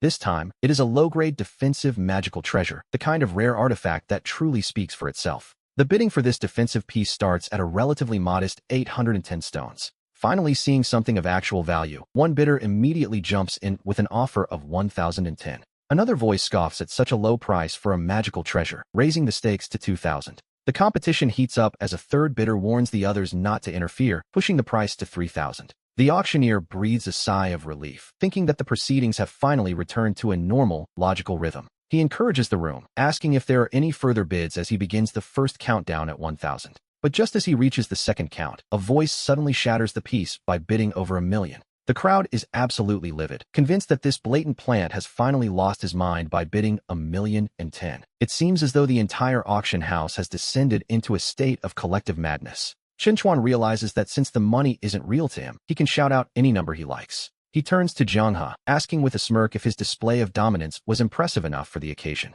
To be honest, it was a performance that left everyone in the room questioning their own sanity. Qin Chuan pauses, asking for final confirmation that this auction house truly belongs to Jianghe's family. Jianghe insists it is the truth, though Qin Chuan wonders if playing this way won't cause some serious trouble. Jianghe shrugs it off, pointing out that Qin Chuan is doing the exact same thing anyway. Suddenly, the weight of the situation hits Qin Chuan, and he realizes his younger brother might be in over his head. He warns Jianghe that a massive stroke of bad luck is likely coming his way after such a stunt. Qin Chuan sighs, telling his friend that even he can't save him this time, so he'd better start praying. Jianghe looks up in a panic, completely confused about what his older brother could possibly mean by that. He begs for a clearer explanation, admitting that he's starting to feel a genuine sense of dread. Qin Chuan calls him a fool, explaining that his earlier flashy bidding only worked because those items were unwanted. Those previous lots were destined to fail anyway, but this magical treasure is something everyone actually wants. By jumping straight to such an absurd price, he's effectively destroying the reputation of his family's auction house. He asks if Jianghe even cares about the business anymore, or if he's just obsessed with showing off. The realization finally hits the young master, and we see the color drain from Jianghe's face. He realizes they can't keep playing this game, as they have clearly taken things much too far this time. He panics, wondering how on earth he will explain this to the sect master, who also happens to be his father. Jianghe screams for help, certain that his father is going to beat him within an inch of his life. With tears and snot running down his face, he clings to Qin Chuan, threatening never to let go if he isn't saved. He wails about how his family will be penniless after this, which is a bit of an exaggeration, but he's desperate. The sect master appears, noting coldly that the family's financial ruin would be entirely Jianghe's fault. He glares at his foolish son, while Qin Chuan tries to step in and mediate with the sect master. Qin Chuan suggests that Jianghe didn't do it on purpose, quickly pivoting to the topic of his experimental fields. The sect master tells him he can do whatever he wants with the fields, but asks Qin Chuan to leave for a moment. He mentions that his leather belt hasn't been unbuckled for decades, but today, that is about to change. Jianghe cries out to his brother, reminding him that he was supposed to be his savior in this mess. But Qin Chuan simply offers a wave, leaving his friend to face his fate alone. And who could blame him, really? "Father, I was wrong. Please stop hitting me, father." We see that his friend's face is a complete mess. It's a truly pitiful sight. Chuan tells himself he must increase his strength quickly, lest he ever find himself in a similar position. A little later, he gathers the workers, telling everyone to come forward and collect their new seeds. He orders them to shovel out all the existing spiritual herbs and plant these new seeds instead. Yes, they are digging up the precious herbs. The sect master has already given his permission, after all. He announces that from this day forward, this area will be known as Experimental Field Number 1. However, the initial results of the experimental field are not quite what we would call ideal. The grain produced is only slightly better than ordinary crops, with no significant improvement in quality. He sighs, realizing that the first step is always the hardest. Making money is never as easy as it looks. Later, he asks his companion if she is short on snacks, noting how hard she has been cultivating lately. She has been working so diligently that she hasn't even returned to her room to sleep.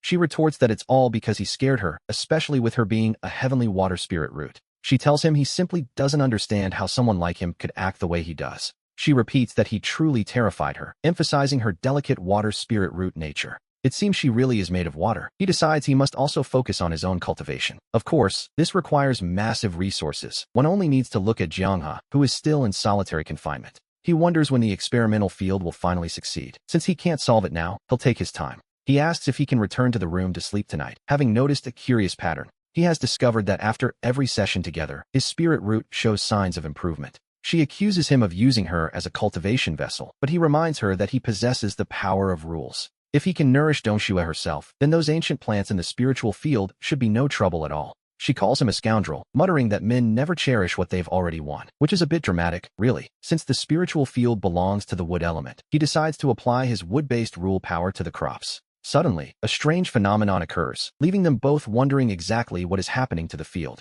It worked. He excitedly tells Dongxue that he succeeded in revitalizing these ancient botanical specimens. Not only have they grown significantly in size, but they have already reached the professional standard for harvest. With these results, their grand plan to make a fortune is finally back on track. There's no time to waste. He tells her not to rush the harvest, asking if she still wants to improve her spiritual root first. He suggests they head off right now, though she protests that she hasn't even had a chance to bathe yet. Dongxue admits to Chuan that she feels a strange change since they started their partnership. She feels as though she doesn't even need to take the initiative to cultivate anymore. A convenient side effect, indeed. He jokingly begs her to please keep practicing on her own, fearing he won't survive until old Chen returns. She gives him a playful, annoyed look, though deep down she knows he's only teasing her. She promises to cultivate properly, and in return, he presents her with a special gift he's been holding. He mentions he heard that consuming this particular item can grant a person eternal youth. She immediately asks if he thinks she's getting old. To be honest, that was a dangerous conversational turn. He quickly denies it, claiming he just wanted to buy her something nice. She decides he's being thoughtful enough.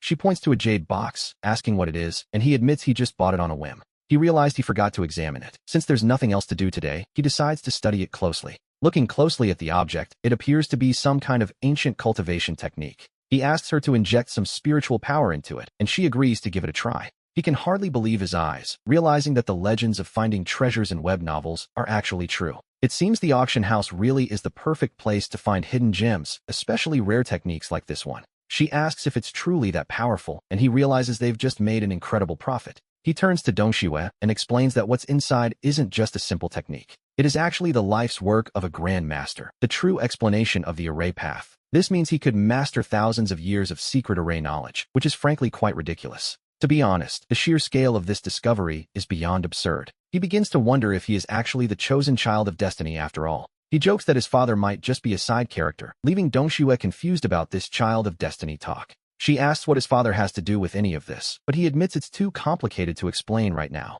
He urges her to hurry back to the spiritual field, as their grand plan to get rich is about to reach a new level. It's time to expand the scale, though the onlookers are already wondering how on earth these things were grown. The crowd suspects these are genuine ancient artifacts, though some find it hard to believe. One observer notes that no ordinary tobacco plant should be larger than an 800-year-old tree. And so, he arrives and tells everyone to clear a path and give them some space. He asks why they are all surrounding his spiritual field, while the crowd looks at Brother Chuan in awe. They ask if he really grew these ancient specimens himself, as the results are simply defying the laws of nature. Most of them have lived long lives without ever seeing ancient plants this massive, and this is only the beginning. And yet, as we are about to see, there is something even more defiant of heaven's laws. He decides it's time to show them all what it truly means to surpass the limits of nature. The ancient plants begin to grow even larger before their eyes, leaving the crowd wondering if this is some divine array. Even an array elder couldn't achieve such a feat, and they look at Brother Chuan in pure disbelief. They wonder if there is anything he can't do, though he reminds them not to get ahead of themselves. He jokes that he can hear their thoughts, even the ones they think are hidden. He tells one of them that instead of being a department manager, they might just end up working like a beast of burden. The term department manager leaves them utterly confused, as they have no idea what such a thing could be. He assures them they will understand soon enough, before making a grand announcement to the group. He declares that the Qingyun Group Chen Limited Company is officially established right then and there. Today marks the moment they truly step toward success, and the atmosphere is filled with newfound hope. Meanwhile, others are lamenting how difficult life has become, as 6 months have already slipped away. They worry that if Chun Chuan's experimental field fails, they will be out of options entirely. The only choice left would be to return to planting standard spiritual fruits and lingji mushrooms. The situation is quite dire, as they can barely afford the cultivation resources for their own disciples anymore. One suggests that it might be best to go and see the progress for themselves, having heard some interesting rumors. Apparently, many people have been flocking to the spiritual field lately, including some of the inner sect elders. Surprised by this news, the sect master decides he must head there immediately to witness it personally. Upon his arrival, he is greeted by Elder Zhou, who seems to have been expecting him. The elder bows to the sect master and prepares to reveal exactly what they have been working on. The sect master looks around and asks what on earth he is seeing, his curiosity clearly piqued. Elder Zhou explains that this strange substance is called Leixiao, a recent invention by Qin Chuan. He admits it is his first time trying it as well, urging the sect master not to be in such a hurry. He offers to give the sect master a detailed introduction to the snack, step by step. As he begins to explain how it works, the sect master cuts him off, having heard enough. The sect is so poor they can barely afford to eat, and here they are discussing snacks. He tells the elder to enjoy it himself, just as Chun Chuan notices his uncle has arrived. Chun Chuan mentions he was just about to go looking for him, which seems quite convenient. The sect master has matters to discuss, but Chun Chuan insists they shouldn't just sit there, calling for Dongxue. He tells her to prepare the chives and fetch a jar of his private wine collection so they can drink together. Dongxue nods, acknowledging the request from her young master, Xiaochuan. The sect master sighs, insisting he has no appetite given the dire state of the sect's finances. Chun Chuan simply smiles, telling his uncle that there is no problem a good barbecue cannot solve. And if one meal doesn't work, two certainly will, as he encourages him to start with the barbecue. Dongxue returns with the chives, presenting the uncle with the barbecue and the spicy Leixiao. But the real treasure is the spiritual wine, which releases an aroma that is truly intoxicating. The sect master is stunned, realizing he has never smelled anything quite like this in his entire life. Chun Chuan explains he just finished developing it and invites his uncle to take a taste. He wants to see how it compares to other spiritual wines, though the uncle admits the scent is indeed divine. However, he insists on discussing the sect's heavy burdens, fearing they cannot continue like this much longer. The sect master laments that the sect is likely unable to provide even a single scrap of resources anymore. As he takes a drink, Chun Chuan watches him closely, eagerly asking his uncle what he thinks of the taste. He asks if it is good, while the sect master admits he has never tasted anything quite like this wine in his life. At first, the flavor is subtle, but a moment later, a feeling of pure, dripping refreshment washes over him. The uncle demands to know where he bought such a thing, while Chun Chuan tells him to slow down and take it easy. He assures him there is plenty more and insists that this wine was indeed developed right here by themselves. He encourages his uncle not to just drink, but to pair it with the barbecue and Leixiao for the full experience. The sect master finds it delicious, a true masterpiece, and notices that after eating the chives, his internal spiritual energy begins to shift. It starts to circulate automatically, leaving him in awe of what he considers a divine gift from the heavens. Chun Chuan tells his uncle to eat slowly, before casually mentioning a figure of 1010. The sect master freezes, asking what in total disbelief at the number he just heard. He calls him a little brat, his shock quickly turning into a spark of genuine indignation. He reminds Chun Chuan that he used the sect's spiritual fields, forcing everyone to tighten their belts just to survive. And now, after taking just a few bites and drinks, his own nephew is actually demanding payment. He asks why he doesn't just become a robber, while Elder Zhou tries to calm the sect master down. The elder explains that Chun Chuan is only joking, meaning that the actual value of this meal is 1010. The sect master realizes this means the chives can be sold, which Chun Chuan confirms was the whole point of his research.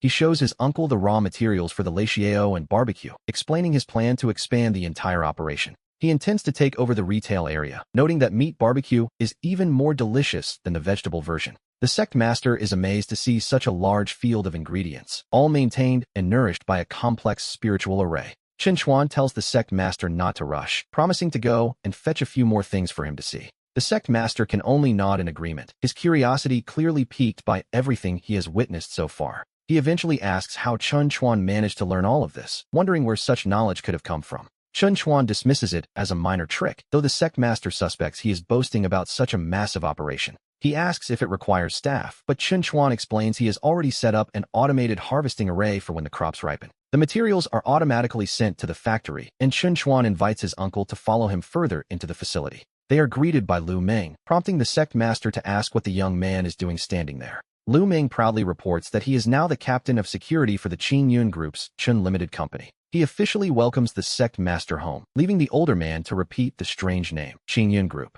He mumbles the words limited company and security captain as if trying to make sense of a foreign language. Looking around at the strange machinery, the sect master asks what all of these things are supposed to be. He repeats the question, his bewilderment growing as he stares at the complex setup before him. Chun Chuan explains that this is an assembly line designed for the automated production of Yahello and barbecue. Everything is then packaged together, a process he has decided to call Jade-prepared dishes. He notes that it might be too much for his uncle to understand, which, to be honest, is a fair assessment. He directs the sect master's attention to the next section, eager to show off the final results of his hard work. The sect master is stunned by the sheer volume, marveling at the massive amount of jade-prepared dishes stored there. He repeats the name, jade-prepared dishes, over and over, trying to wrap his head around the concept. He is utterly shocked by the scale, unable to believe that so much could be produced in one place. Chun Chuan confirms these are the dishes, noting that each box of Yahello snacks will be sold for 10 spirit stones. Chun Chuan explains that the barbecue goes for 30 stones a box, asking his uncle what he thinks of the price.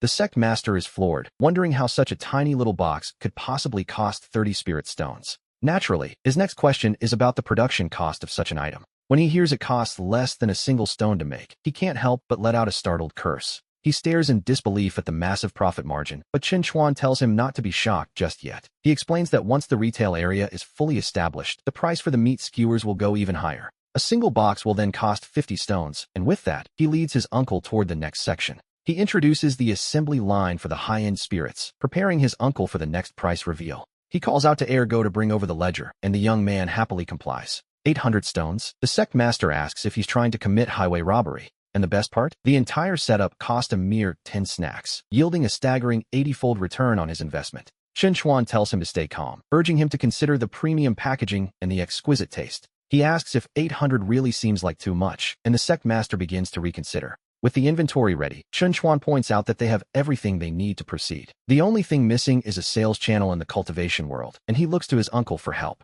The sect master promises to handle it, though he admits he isn't quite sure what the specific plan should be. Chun Chuan suggests gathering the leaders of the nearby major sects together for a meeting. He asks if his uncle can manage it, and the older man notes that it should be easy enough. It turns out they were already planning to meet in a few days to discuss a certain secret realm. Chun Chuan repeats the words secret realm, his interest clearly piqued by this new development. And so, we learn that yet another secret realm has appeared, the proverbial backyard for the chosen ones of this world. The sect master explains that Chun Chuan might not know what a secret realm is yet, but it involves several major sects. They all send their disciples in for a trial together, and he mentions that Chun Chuan's father will also be attending. He suggests that Chun Chuan should join them when the time comes, and the young man readily agrees. They decide to discuss the details later, but Chun Chuan suddenly asks what Jiang he has been up to lately. Just the mention of his name makes the sect master fume, claiming that if his son had even a fraction of Chun Chuan's sense, he might live another 200 years, but for now, the boy is still stuck in solitary confinement. Chun Chuan boldly asks his uncle to release him, suggesting that Jiang he is essential for the new sales plan.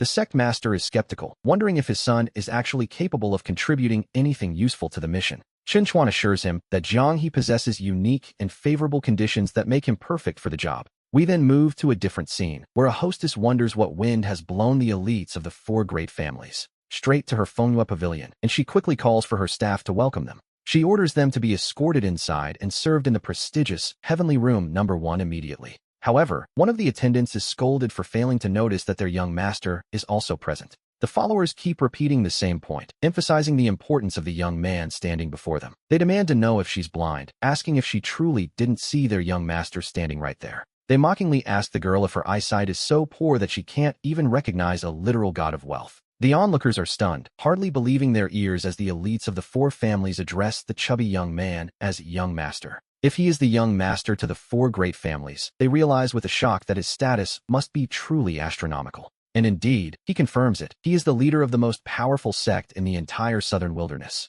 This is none other than Xinjianghe, the son of the sect master of the Qingyun sect. He is the true heir of the clan, the young sect master himself. The hostess stammers that she was blind to his status, never imagining someone of his rank would visit. She is shocked that he would grace her Manhwa pavilion, proving his big brother was right all along. There is no point in hiding such status, showing it off is half the fun for a young sect master. She eagerly asks which lady she should arrange for him to spend the evening with. She wonders if he would prefer to hear some music first or proceed directly to the usual festivities. Janha simply demands their best wine, insisting on eating right here in the main hall, without any girls. As he orders the best food and drink, the onlookers wonder what is wrong with this Qingyun heir. The hostess is baffled, watching a young man of his position refuse the company of any ladies. The crowd begins to whisper, wondering if he is perhaps incapable. It's a possibility, they suppose. Looking at his sturdy build, they conclude he must just be a glutton who prefers food over romance. The staff soon presents him with the finest spiritual wine the Manhwa Pavilion has to offer. They invite him to taste it alongside their most exquisite and delicate dishes. Janha is unimpressed, asking if this pathetic drink is truly the best they can do. He accuses them of playing a joke on him, while the hostess desperately pleads her innocence. He scoffs at their best wine, complaining that it has left a terrible, stale taste in his mouth. Deciding he can't take it anymore, he realizes he needs a spicy gluten strip to wash out the flavor. One of his companions asks if this is the famous Yahello that has been causing such a stir lately. We hear that this snack is rumored to not only taste incredible, but to possess extraordinary properties. It is said that a single bite can make one's spiritual energy circulate for a full cycle. Brother Chun, we've known each other for so long. Surely you could share a little with us? It's a small thing. Janha asks them if they really think he is that stingy, telling them to simply take some and eat. The atmosphere shifts as they take their first bites, savoring the unexpected flavor. The onlookers whisper, recalling that the strange snack was called something like Yahello. It smells incredible, and we see the crowd wondering what else the young sect master might have hidden away. To be honest, it looks even more delicious than the Yahello they've heard so much about. The hostess sighs, noting it's a pity to have such food without wine, and begs the young sect master's forgiveness. She admits that even the finest spiritual wine in the Manhwa Pavilion isn't good enough for his refined palate. She asks him what kind of wine he truly desires, and Janha realizes his moment has finally arrived. He tells her that he was waiting for her to ask, and that from now on, whenever he visits, he will only drink Taizi. Taizi. Suddenly, the hostess orders everyone to stop whatever they are doing. This includes all the ladies. The entire staff of the Manhwa Pavilion is being mobilized for a single task. She demands they find this Taizi immediately, and the girls begin approaching every guest in the building. They politely ask the patrons if they have ever heard of something called Taizi. The ladies beg the men to tell them where this Taizi can be bought, hoping for any lead at all. They explain to the confused guests that Taizi is a wine, a very specific kind of wine. The rest of the city is left wondering why the entire Manhwa Pavilion has suddenly emptied into the streets, searching for Taizi. People ask what on earth that could be, shocked that such a massive commotion is being made over a name. They begin to wonder if this Taizi is perhaps some legendary new treasure that has just appeared in the world. One man speaks up, claiming he knows the secret, and the crowd urges him to speak about this Taizi. He explains that it is a new spiritual wine crafted by the Qingyun sect, and when it was finished, the entire sect was bathed in a sudden burst of light, and the aroma filled the very peaks of Qingyun. It lingered there for 7 days and nights without fading. Naturally, the listeners are shocked by such a tale. They wonder if such a miracle is possible, questioning if Old Sun is simply making it all up. After all, it seems impossible for a single bottle of wine to trigger a phenomenon of heaven and earth. One veteran drinker admits that in all his years, he has never heard of a brew so potent. Old Sun tells them not to doubt him, revealing he used every connection he had to secure 2 bottles. He claims that just a single sniff made him feel as though he were floating among the immortals. It felt like being in a divine paradise, he says, though the others still worry he might be tricking them. They tell Old Sun to stop teasing them and to finally bring it out for a tasting. They offer to pay, and to be honest, they are all becoming quite desperate for a sip. Old Sun sets his price at 1,010, offering to sell them a single bottle. The price leaves them gasping, wondering if he is trying to rob them in broad daylight. He defends himself, noting he paid 800 per bottle and that they are incredibly hard to find. Deciding that the price is fair for such a rarity, they agree to pool their money together. They tell him to bring it out immediately, and he tells them to wait just a moment. We see their awe as he reveals it. Even the packaging looks far more extraordinary than ordinary wine. The glass is so pure it looks like crystal, convincing them it truly must be an item from the heavens. And so, the 4 of them prepare to share the legendary drink together. Old Sun generously offers to take just 610, and the others can hardly wait for him to pour. Immortal wine, they cry out, as if they have finally found the nectar of the gods. One old man, a veteran of the wine world for decades, admits he has never tasted anything quite like this. To have the honor of tasting such a brew, he tells himself, means he can die without any regrets. Another feels as though he has stepped into a divine realm, wondering how such a masterpiece could even exist. He laments that he is only tasting it now, and immediately begs old son to sell him the remaining bottle. He offers the original price, but another quickly jumps in, offering 2,000 without a second thought. The price hits 3,000 as they plead with old son, hoping their long friendship might earn them a favor. But old son is unmoved. Even for 5,000, he refuses to part with such a legendary treasure. He intends to keep it as a family heirloom, a wise choice, perhaps, given the frenzy he just created. We see that the plan was a success. The word has spread across the entire Qingyan market. Their brand of Taizi wine, spicy snacks, and barbecue are now the talk of the town. It won't be long before the news reaches the rest of the cultivation world, and his companions are rightfully impressed. Junior brother Chun is asked how he managed such a feat, as people have been inquiring about the wine all afternoon. The bidding has already reached 3,010, leaving the senior disciples in awe of young Xiaochuan. They truly believe that having a talent like him in the Qingyun sect is a blessing from the heavens themselves. But for Xiaochuan, this is only the beginning, as he already has plans to expand their business much further. He envisions opening branches everywhere, knowing that wine and food are merely the first steps of his grand design. He begins to speak of banking and loans, concepts quite foreign to this world, to be perfectly honest. He even considers how to involve the local entertainment houses, leaving his companions to wonder what he will think of next. He even plans to organize the local ladies into a unified system, giving it a rather grand title. He calls it the Unemployed Fairy Reemployment Plan and turns to ask his uncle for his thoughts. Xiaochuan wonders if the older man finds his vision as brilliant as he does. His uncle agrees completely, though he admits there is no real need to consult him on such matters. To be perfectly honest, he doesn't understand half of it, and lately, he has had no time for his own cultivation.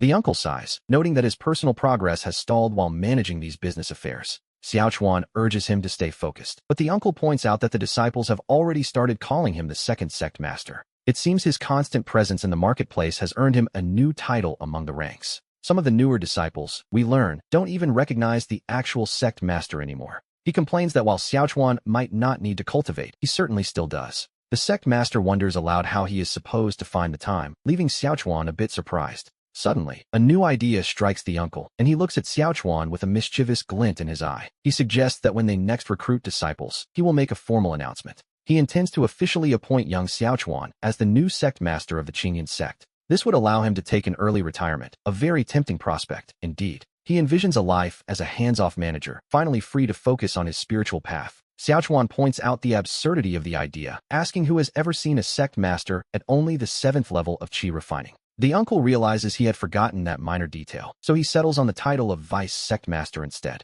In this role, Xiaochuan would have full authority to handle all affairs whenever the uncle is away. He tells Xiaochuan to take Jiang He under his wing and use the opportunity to truly sharpen his skills. He exclaims that he can finally be a hands-off manager and focus properly on his cultivation. Xiaochuan smiles, thinking that he should definitely let the old man enjoy that lifestyle. When the uncle asks about the cultivation again, Xiaochuan simply tells him it's all the same thing. As it happens, the sect masters from several other prominent sects have just arrived. They are here to discuss the secret realm, so the uncle leaves Xiaochuan to his work. He decides to head off and do a bit of advertising for their own sect in the meantime. He greets Sect Master Chen, telling him there is no need for such formalities between old friends. Following the old rules, they decide to talk over a meal, and he calls out to a disciple named Xiaoyu. The disciple responds immediately, and the uncle tells him not to bring wine, as he has his own private stash. The guests are eager to start the discussion, asking what the plan is for this year's trials. The uncle suggests that things remain as they were, and that those details can wait until a bit later. Sect Master Chun is distracted, however, noting that he has never seen dishes quite like these before. The others agree, finding each plate more novel than the last, which clearly amuses the uncle.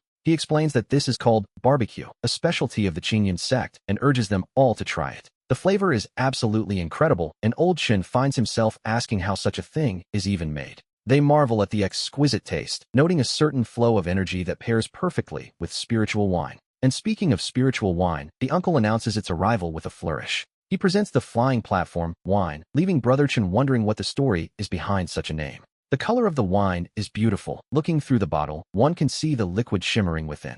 The light seems to dance inside the glass, and already, a faint, enticing aroma begins to fill the air. Sect Master Chen notes that the aroma is even more intoxicating than his own sect's famous 100-flower brew, urging the uncle to open it. The uncle agrees, deciding it is time to show them what true wine looks like as he prepares to pour a glass for everyone.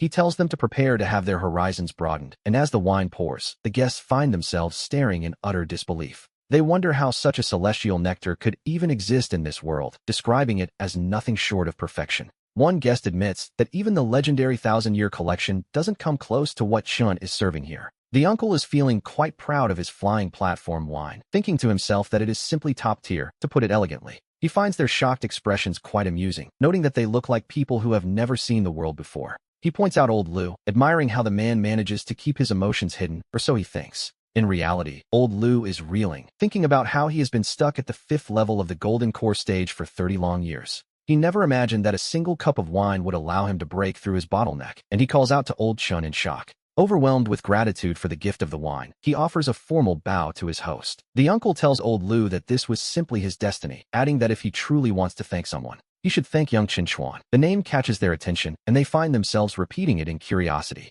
They ask if this boy is his personal disciple, marveling at the fact that Brother Chun has managed to find such a rare talent. It is enough to make anyone envious, and they naturally begin to wonder just how high Chen Chuan's cultivation level actually is. They assume he must be the Qilin prodigy of the Qingyun sect, which gives the uncle a perfect opportunity. He decides to use this moment to emphasize Chen Chuan's importance to the sect, essentially giving them a fair warning. It's a clever move to ensure no one tries anything reckless or faces an awkward situation later in the secret realm. He asks the group what they think of the wine, and the response is a unanimous and enthusiastic approval. When he asks if they would like to drink it again in the future, they naturally agree, which is exactly what he wanted to hear. The uncle continues, telling them to go back and inform the disciples of their respective sects that once they enter the secret realm, Brother Chen needn't worry. They reply, promising to warn their disciples not to make things difficult for Chen Chuan. One guest adds that since the boy helped him break through his bottleneck, he won't let anyone lay a finger on him. The others agree, but the uncle realizes they've misunderstood. He wasn't asking for protection, he was giving a warning. He tells them plainly not to let their disciples provoke the boy, leading them to wonder what would happen if they did.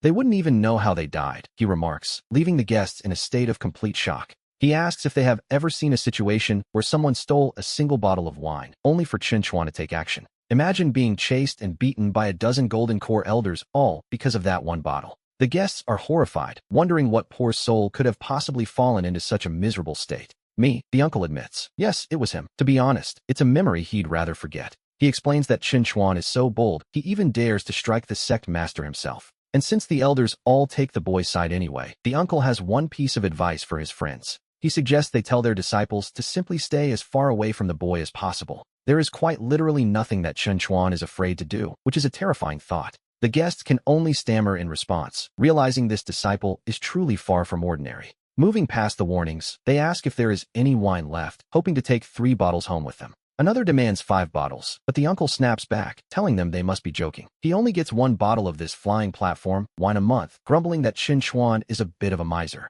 Meanwhile, we see Chen Chuan himself, who has hidden the stash in his room and wonders who is gossiping about him now. He justifies the small supply to himself, wondering if they've ever heard of the concept of hunger marketing. He grumbles to himself, suspecting that some other blind fool has come to steal his precious wine again. But as he turns, he freezes in shock, realizing his father has suddenly appeared in the room. Chen Chuan stares at the empty bottles, asking his father just how much flying platform wine he's consumed. His father scoffs, retorting that after drifting around for 6 months, he shouldn't have to report every drink. He asks if he isn't allowed to enjoy himself after returning, but Chen Chuan remembers the allowance he left with. The sect master had given him tens of thousands in spirit stones, yet he spent it all, and even ended up in debt. The father sighs, explaining that the world of cultivation is simply filled with too many temptations. Even a man of his experience, he admits, has moments where he simply cannot control his spending. Chen Chuan notes his father's talent for wasting money and asks exactly how much he owes. His father shrugs it off, claiming it isn't much, only about 80,000 spirit stones. Chen Chuan agrees that it isn't much, at least not by his current standards.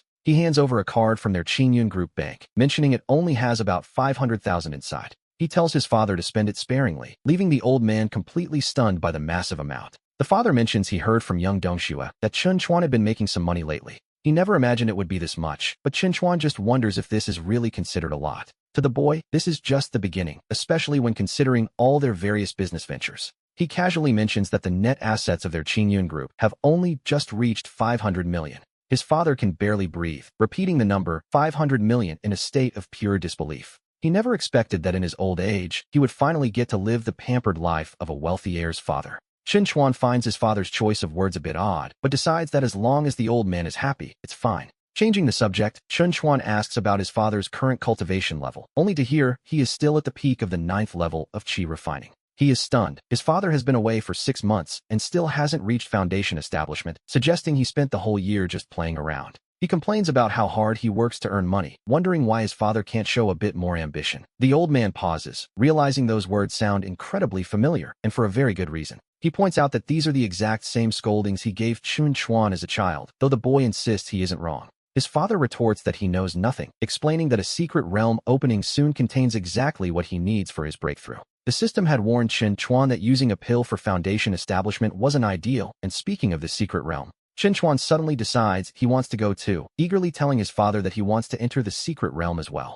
His father immediately dismisses the idea, asking what he could possibly do there when it is so dangerous. He suggests that if the boy wants to see his father's heroic and dashing figure, he can simply watch from the outside. Apparently, there is a great heavenly eye array that can broadcast the events inside the realm in real time. Chun Chuan realizes this is essentially a live stream, which makes him even more determined to go and show off his skills. He knows opportunities like this don't come twice, and eventually, his father gives in and agrees. The secret realm is restricted to those with cultivation levels below the foundation establishment stage. His father boasts that he will be able to walk tall and won't suffer any losses, earning a quick thanks from his son. Then, the old man tells him to hurry up so that he can hold a grandson sooner rather than later. He adds that Chun Chuan shouldn't think he's oblivious to the fact that the young girl, Dongxue, has already been won over by him, causing Chun Chuan to call out to his father in exasperation. He asks if they can't be a bit more serious, but his father just tells him not to worry and promises to help him out. Chun Chuan sighs, wondering if his father could manage to stay serious for even just a few minutes.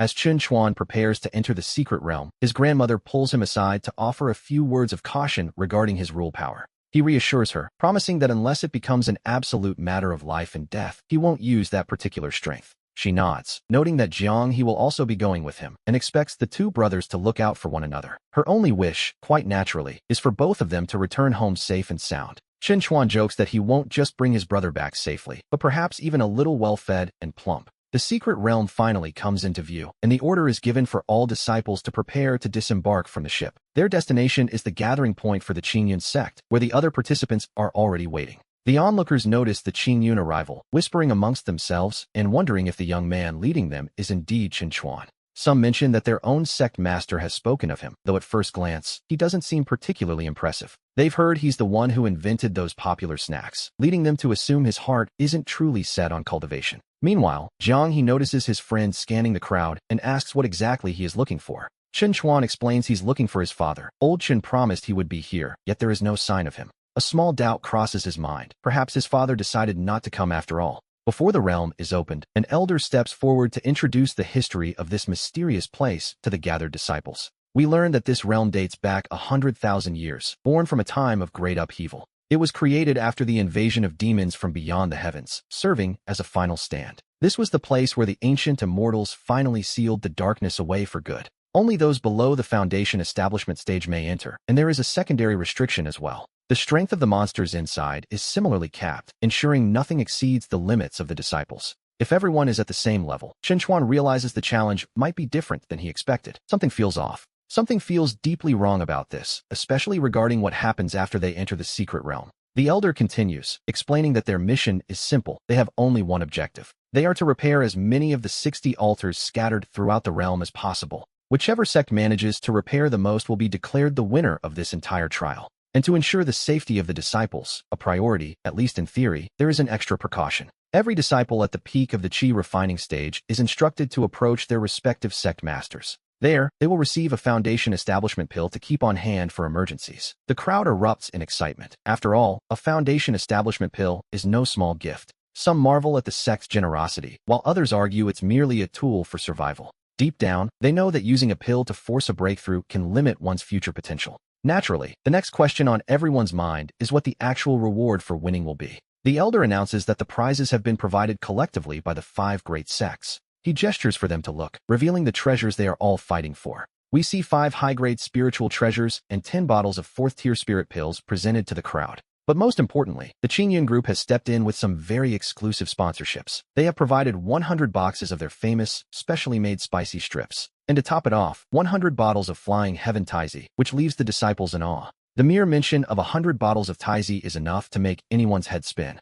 The leaders of the Wind and Thunder sect immediately bark orders, demanding their disciples bring home the win. They are told not to bother returning if they fail, while the Danchi sect, less fond of violence, watches on. Even so, they cannot afford to show any weakness in front of the others. The Danchi leader suggests that his girls could help Chen Chuan and the Qingyun group. In exchange, he proposes a 40% share of the rewards, a fair deal, perhaps. Chen Chuan agrees easily, noting that it's a perfectly reasonable arrangement. Vice President Yu wonders if the rewards for this secret realm have always been this generous. Something about the scale of it all feels slightly off to him. He turns to Chen Chuan, seeking clarity on why things feel so unusual. Chen Chuan admits he doesn't know. The realm only opens every 60 years, and he is only 50. He laments that he wasn't even born during the last opening, despite his undeniable natural talent. Having reached the peak of foundation building so young, he is now too overqualified to enter. The narrator notes that this was quite the boast to make right to someone's face. As a result, Chen Chuan jokingly tells him his bonus is gone, much to the man's dismay.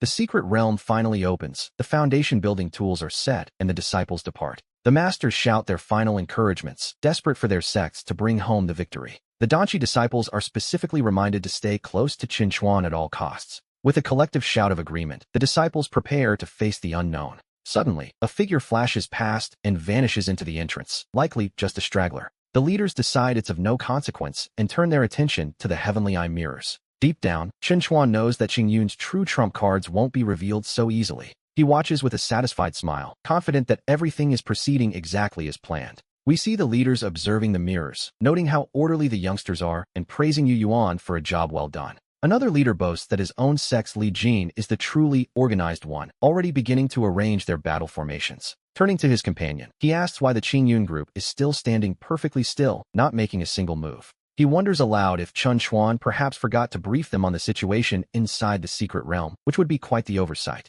Inside the realm, the disciples are getting restless, asking what they should do now that the other sects have already started their missions. They ask if they should hurry to repair the altars as well, but the response is a calm question. What exactly is the rush? As the saying goes, the early worm gets eaten by the bird, so they decide to let the others stay busy while calling for Jianghe. He is told to bring out the items that were prepared beforehand, and he happily complies with the request. Meanwhile, Brother Lu is asked by a worried disciple if Qingyun's lack of movement is actually part of some deep, hidden conspiracy. Brother Li Jian agrees that the alliance between Qingyun and Danchi is not something they can afford to take lightly. They decide it would be best to scout out Qingyun's true intentions first, and they set off together to investigate. But when they finally get a good look at the group, they are left utterly speechless by what they find. They can hardly believe their eyes. The disciples are simply sitting there, eating and drinking as if they were at a festival. It seems they aren't worried about the progress of the secret realm at all, as Ergo receives his specific instructions. He is told to grill the kidneys a bit longer, while Jiang He is tasked with handing out a bottle of spirits to everyone present.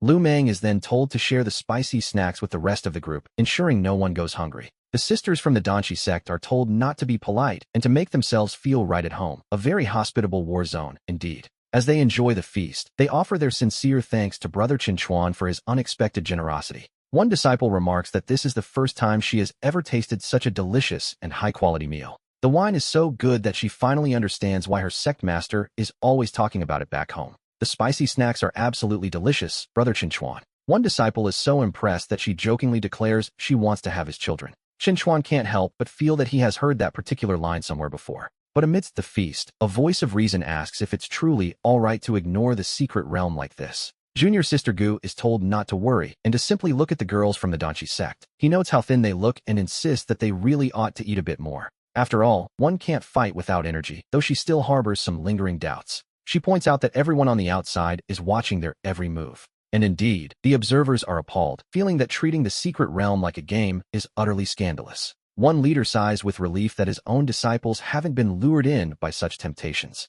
He warns that if this continues, they are bound to lose the competition, but Chen Chuan seems occupied. A caption appears on screen, winning hand. Chen Chuan asks what Junior Sister Gu said, but another disciple tells her not to bother with him. He clearly has a plan, so they might as well relax and play a few rounds of mahjong. It is quite comfortable, after all. We see that the entire atmosphere of the Qingyun group has shifted into something unrecognizable. The aroma is so tempting that even Brother Lu's followers ask if they should try some secret realm barbecue.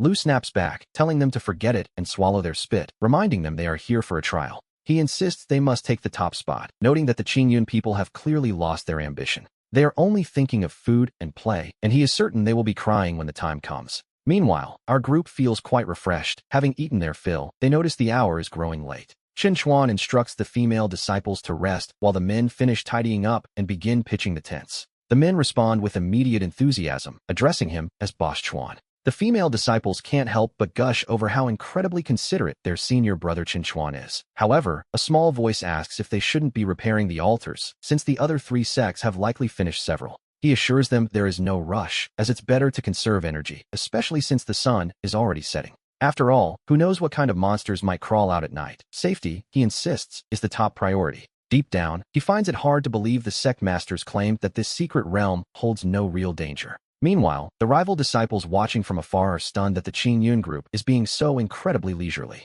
They look on in disbelief, noting that Chen Chuan's group even had the foresight to bring tents. One disciple asks his senior brother if they are here for a trial or a luxury vacation. The others admit they are exhausted too and wonder aloud if they might receive the same kind of treatment. Having repaired 3 altars in a row, they truly have no strength left to continue the mission. Their leader finally relents, telling them to notify everyone of the change in plans. He orders them to rest where they are, deciding they will follow the Qin Yun group's lead for once. But when the disciples ask where the tents and barbecue are, they are met with a cold, disappointing silence. Instead, the leader demands they stay alert and arrange for guards to keep watch throughout the night. He notes how lax the other group is, failing to even set a watch, which, in his mind, is an invitation for disaster. He tells his followers that if danger strikes, they shouldn't feel obligated to lend a helping hand. Back at the camp, a disciple asks Boss Chuan if they should set up a night watch of their own. Chen Chuan scoffs at the idea, wondering why on earth they would need a watch while he is there. He tells them all to get lost and head into the tents to get some rest. As for himself, he figures his role as the head of security is effectively useless for the night. Deep in the brush, we see the disciples sharing snacks and enjoying the quiet atmosphere. They laugh as they pass the food around, noting that senior brother Chen Chuan has truly made the night comfortable. Watching from a distance, the rivals wonder if Chen Chuan is truly safe without setting a single guard. Old Xiao turns to the others, telling them not to let Sect Master Gu's concerns worry them too much. He admits that while their boss Chuan might have average cultivation skills, his mastery of formations is second to none, a fact that changes everything. Suddenly, a strange noise echoes through the air, catching the attention of the Qixing disciples. Susu, one of the Qixing members, points toward the darkness, sensing something approaching. It's an insect swarm, and the realization hits them instantly. Everyone needs to prepare for battle. They are ghost-faced insects, and the sheer number of them is staggering to senior brother Lu. A disciple asks if they should take their enhancement pills, but Lu tells them to wait, recalling the sect master's advice. Since the insect's level isn't high, he believes they can win if they just endure this initial wave. Meanwhile, they glance toward the Qingyun camp, where everyone is still sound asleep. They decide to ignore them, figuring the Qingyun group is simply reaping what they sowed. One of the leaders offers a half-hearted apology to Old Chun for what is about to happen. He hadn't expected these little beasts to appear, but he can't help but offer a bit of criticism. He points out that the disciples under Chen's command are being far too lax for their own good. He warns that this won't end well, even if the ghost-faced insects are only at the second stage of strength. But the sheer numbers are overwhelming, and Chen Chuan and his group remain blissfully unaware of the danger. The leader tells himself there is no rush, deciding to wait and see how things unfold a bit longer. Desperate cries ring out as a disciple begs his senior brother to finally take the Zhuji pill. They are reaching their limit, and we see that quite a few of their comrades have already fallen. The disciple warns that if the senior brother doesn't act now, their entire force will be wiped out. He urges them to endure just one more wave, claiming the ghost-faced insects are starting to lose heart. As the struggle continues, the others begin to wonder why senior brother Lu still refuses to take the pill. They question if his own future prospects are truly more important than the lives of his fellow disciples. It seems senior brother Lu isn't the man they thought he was, appearing indifferent to their survival. Meanwhile, the Qingyun group is still asleep, and Susu blames Chun Chuan for this reckless lack of caution. Ignoring the warnings, she decides to find Chun Chuan herself, terrified for the safety of her sisters. She fears that if they die in such a senseless, confused way, the Qingyun sect will be disgraced. She mutters that she couldn't live with herself, calling out to her senior sister in distress. But then, a voice suggests she take a much closer look at the situation around them. Strangely enough, not a single insect has managed to actually attack the Qingyun camp yet. The observers realize something is off and demand to see a wider view of the campsite. What they see leaves them breathless. It is a killing formation, and an incredibly sharp one at that. It even possesses an automatic defense function, a masterpiece that seems almost impossible to believe. Such a feat could only be achieved by a true grandmaster of formations, which is exactly what Old Xiao predicted. There was no need to worry, after all, as the sect master finishes his impressive display of hidden power. If Chen Chuan were here right now, he would surely be scolding him to death for such a display. Senior brother Lu, it is no wonder your Qingyun people aren't worried. You had already prepared everything.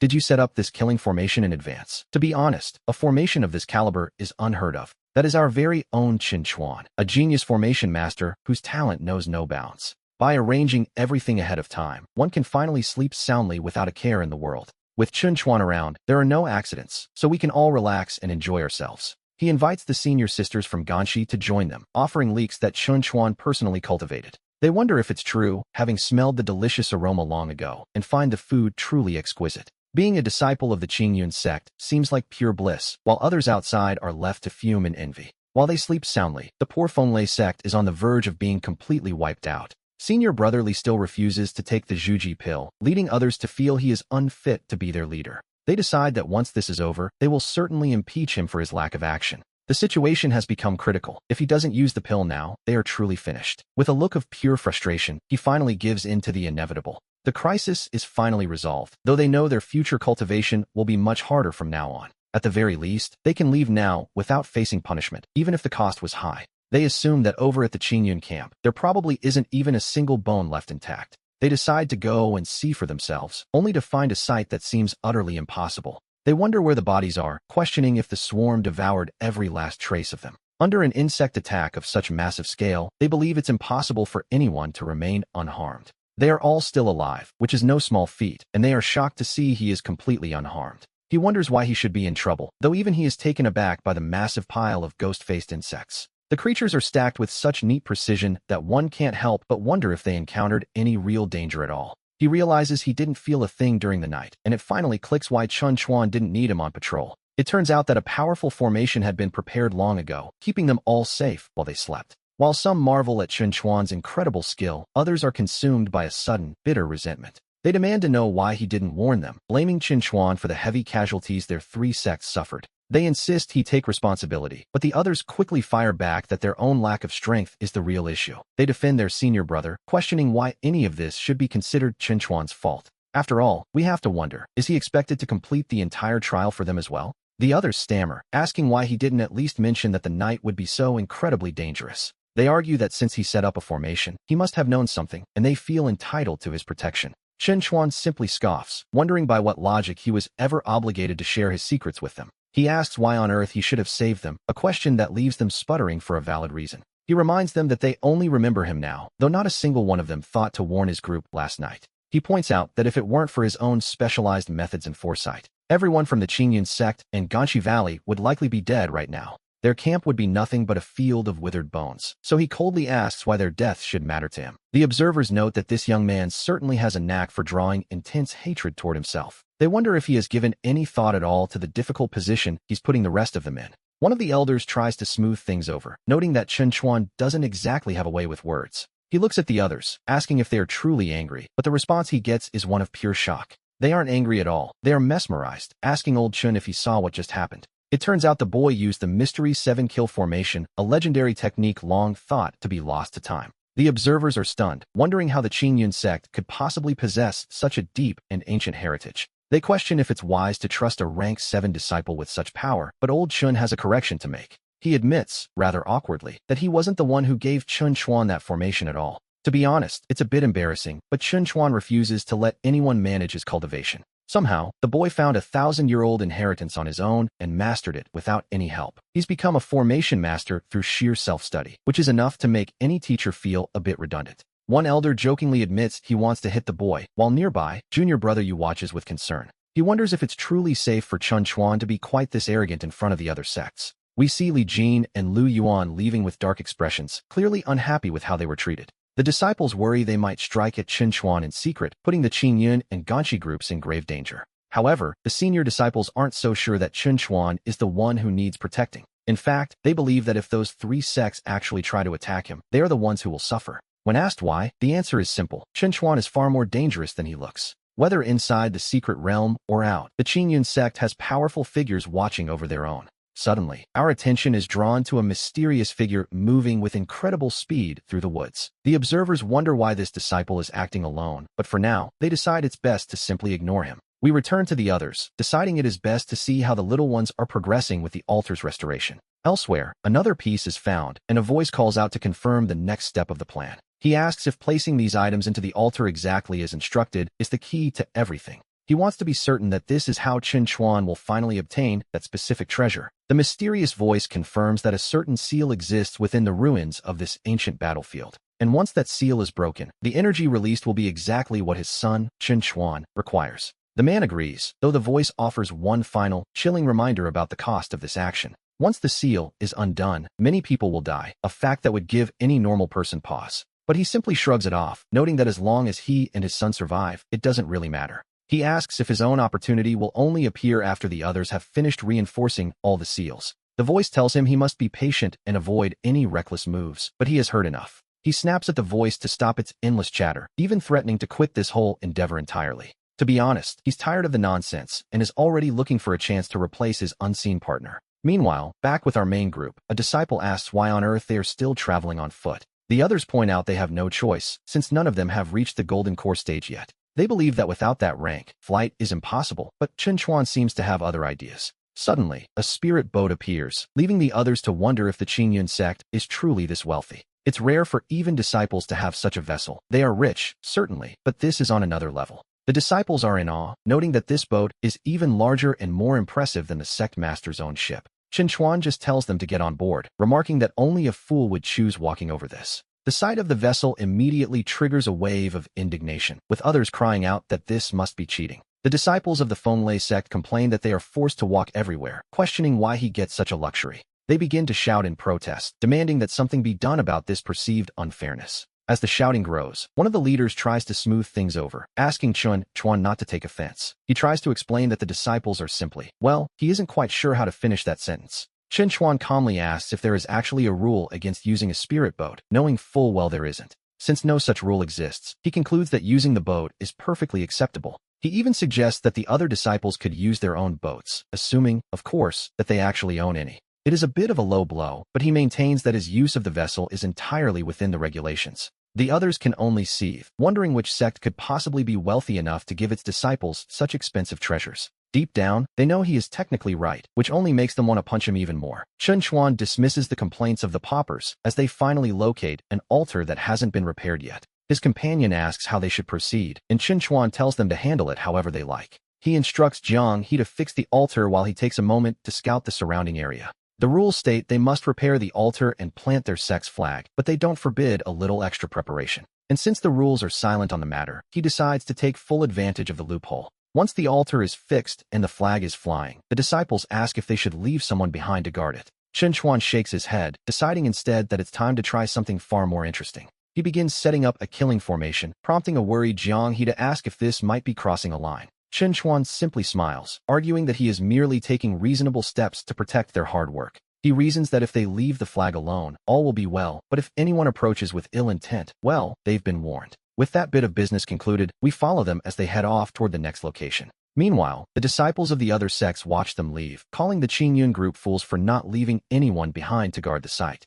One of them immediately orders a subordinate to go and pull up the flag, and the disciple moves to obey without a second thought. A disciple turns to senior brother Li, remarking that it seems this trial will only truly be a contest between their three sects. Li agrees, noting that it goes without saying, they've never liked the Qingyun group anyway. Their plan is simple. They will follow from a distance, watching and waiting for the perfect moment to strike. For every flag Chen Chuan's team plants, they intend to tear it down, and they plan to do much more once the opportunity arises. They are mid-scheme, plotting their next move, when something entirely unexpected happens. A panicked cry rings out as a disciple reports that Zhang Sen has been killed instantly, leaving the others in a state of shock. They wonder if a monster attacked, but the truth is far more clinical. It was a killing formation. The moment Zhang Sen touched the flag, the formation cut him down, a rather harsh lesson in curiosity, to be honest. They are stunned that anyone would be ruthless enough to use such a lethal formation in a place like this. Junior brother Lu tries to calm the group, suggesting that Chen Chuan couldn't possibly have many of these formations left. He urges them to stick to the plan, promising that once they catch up, they will surely avenge their fallen comrade.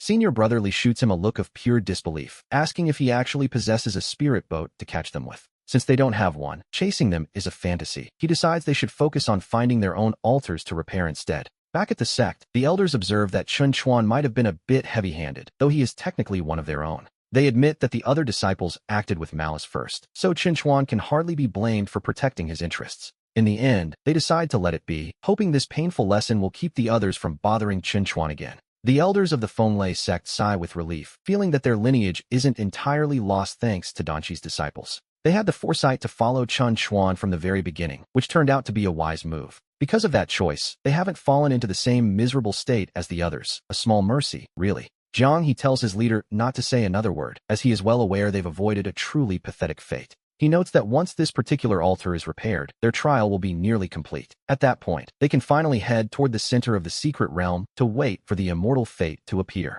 Chen Chuan pauses, asking for more details about what this immortal fate actually entails. Jiang He explains that the immortal fate is, quite literally, a wisp of immortal energy. Specifically, it is known as the purple qi of the heavenly Tao, a rare and powerful force. When used by a cultivator, it provides a massive boost to their progression toward the immortal path. It is a far superior method of advancement compared to standard pills or even a natural breakthrough. Chen Chuan nods as the pieces fall into place. He finally understands the true value of what they are chasing. He realizes this must be his father's true goal for this journey, and if that's the case, he knows what he must do. With a newfound sense of purpose, he decides to lend a hand and tells the group it's time to move out. He tells Jiang He they are heading straight for the center, as he has something major planned, a grand gesture of sorts. A little later, they arrive at the central altar, but the sight that greets them is not what they expected. Chen Chuan spots a strange, eerie pattern on the altar that his father never mentioned in his instructions. He suspects this was prepared by old Chen, which would mean the man is likely somewhere nearby. He asks Jiang He if every single sect will eventually converge on this specific location. Jiang He confirms that they will, though most claim they are only here for the sect rewards. In reality, they are all here for this immortal fate, which means that very soon we will see another fierce struggle break out, an inevitable clash, to be honest. Chen Chuan realizes that whatever his father is planning, he cannot allow anyone to interfere. He also knows they must remain undetected, so he turns to Jiang He with a sudden question. He asks Jiang He directly if he actually wants this immortal fate for himself. Jiang He simply brushes the idea aside, explaining that the items he needs for his own breakthrough have already been prepared by old Chen, and they are just as valuable as any immortal fate. He admits he only came here to accompany his friend. Then Chen Chuan turns to ask junior sister Gu and the others. They agree they don't need it either, as the sect only sent them here for the sake of experience. Chen Chuan nods and tells them that since they have no claim to it, they should take the group and return to the place where they first entered the realm, a request that shocks Jiang He. He protests, realizing Chen Chuan intends to face the three major sects alone, which seems like madness. The others chime in, noting that 3 people from those sects have already reached the foundation establishment stage. They ask if he is simply trying to protect them from getting hurt, insisting that they aren't afraid. But Chen Chuan cuts them off, telling them there is no need for further discussion. He senses that what is about to happen here won't just be a simple battle between cultivators. Deep down, he suspects a massive, unpredictable change is looming over the secret realm. He admits he isn't sure he can keep everyone safe when that happens, and looks sternly at Jiang He. He tells Jiang He that if he still considers him a brother, he must lead the group away immediately. Jiang He tries to argue, but Chen Chuan silences him, telling him to have faith and just go. He reminds them that he is, after all, a grandmaster of formations. We see the onlookers watching in disbelief as the group retreats, leaving Chen Chuan entirely alone. One of them mutters that this is absolute madness, wondering what Brother Chen could possibly be thinking. They question if Chen Chuan is being far too conceited, considering he is facing 3 foundation establishment experts. For a mere 7th-level Qi refiner to face them alone seems, to be honest, a bit overconfident. Even his allies are surprised, hoping that perhaps he has a hidden trump card up his sleeve. A voice notes that, despite any good intentions, there is still a massive gap in their cultivation realms. Facing 3 masters at once is a tall order. They believe no trump card could bridge that distance. They wonder if he intends to rely on his formations, yet such lethal arrays are notoriously difficult to manage. At the 7th level of Qi refining, they calculate just how many he could realistically deploy. Perhaps 1, or maybe 2, if he is truly skilled. It isn't as if he could suddenly deploy 10 lethal formations all at once, right? But then a question hangs in the air. What if he could deploy 100? The idea seems absurd. Wait, we see the onlookers freeze as they look toward the center of the clearing. It appears that Chen Chuan actually has the power to set up 100 formations after all. The crowd is stunned by the sheer scale of it, and Chen Sheng can hardly believe his eyes. He asks if this is truly something a 7th-level cultivator can achieve as the mystery 7-kill array appears. Then comes the blazing fire array, followed immediately by the ghost water underworld array. Even the purple lightning 5 thunder array joins the mix. The variety is simply staggering. Chen Sheng realizes that this was why he had been trying to usher them away just moments ago. One of the masters demands to know if Chen Chuan truly intends to wipe out all 3 of their great sects at once. Chen Chuan simply smiles, asking how they could possibly suggest such a thing. He reminds them that, in this southern wilderness, the Qingyun sect has always been the one in charge. He reveals that he knows their three sects have already formed a secret alliance to take them down. Since they plan to seize Qingyun during this secret realm, he sees no issue with making a few preparations of his own. The masters are shaken, stammering that it should have been impossible for him to know their hidden plans. They point out that he never even left the sect grounds, making their secrecy seem absolute, but he merely offers a polite apology. He explains that he recently made a new sworn brother who happens to be incredibly reliable. There are many matters, it seems, that don't require him to show his face personally. And now, he invites them to watch closely as the scene unfolds. He tells them they are about to witness exactly how the so-called geniuses of their sects will fall. The enemies mock him for arriving so late, wondering why he is alone and where his spirit ship has gone. They demand to know the whereabouts of Chun Xianghe and the other Qingyun disciples, but Chun Chuan remains unfazed. He calmly states that they aren't necessary, as he is more than enough to handle this situation alone. They call him arrogant, reminding him that they currently have 3 Foundation establishment experts on their side. To them, crushing a mere chi refiner like him would be as easy as stepping on an ant. Chun Chuan simply dares them to try, which, to be honest, is a bold move given the odds. However, the masters aren't entirely foolish. They hesitate, sensing a trap. They suspect he has already laid out a lethal array, prompting Senior Brother Li to take caution. Senior Brother Zhao joins in, immediately issuing orders to all the disciples to prepare for battle. The enemies decide to join forces, confident that they can break through his lethal array together. Senior Brother Zhao sneers, convinced he has seen through Chun Chuan's plan and predicting his imminent downfall. He declares that once Chun Chuan is dead, they will hunt down every last one of his companions. Their goal is clear, to find the rest of the Qingyun disciples and finish what they started. They intend to wipe the Qingyun sect off the map of the southern wilderness forever.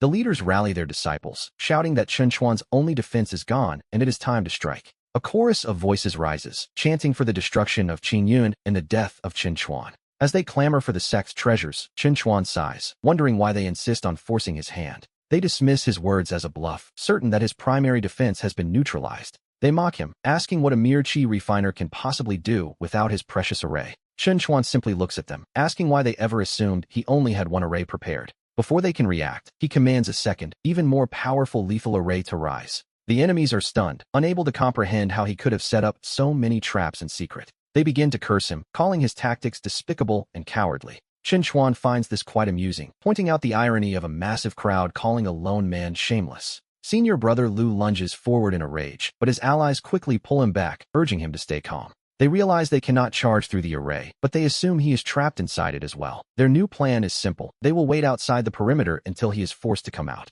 Chun Chuan watches them with pity, noting that their ignorance is truly their greatest weakness. He asks them if they really believed he was standing here all by himself, before calling out for his father. Senior Brother Lu is left reeling, unable to believe that Chun Chuan actually has backup waiting in the wings. Chun Chuan asks if he really thought everyone was as foolish as him, noting that he is now the only one left. The senior brother scoffs, reminding him that anyone entering this secret realm is capped at the Foundation establishment stage. He claims that since they are at the same level, Chun Chuan cannot kill him any more than he can escape. Chun Chuan simply smiles and asks what would happen if he possessed the power of the 9. His father chimes in, trying to remember the term, the 9-turn innate spiritual root, to be precise. Chun Chuan nods, confirming that the power of the 9 is exactly what he is referring to. Then he pauses, wondering why he is bothering to explain anything to a dead man before telling him to perish. The senior brother's bravado vanishes instantly as he begs for his life, but it is far too late for that. Later, Chun Chuan tells his father that according to Jianghe, the immortal garden is right here and it is time to advance.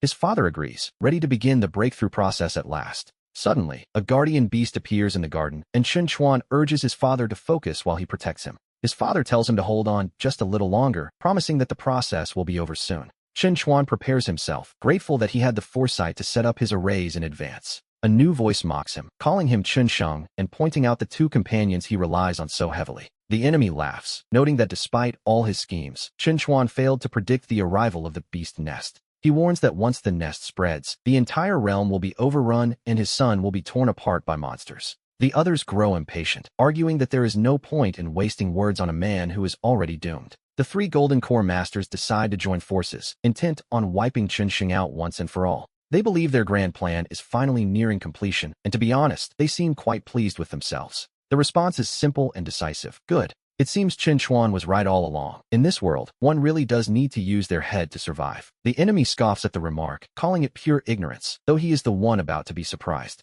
Chun Chuan asks them quite calmly why they ever assumed he was standing here all alone.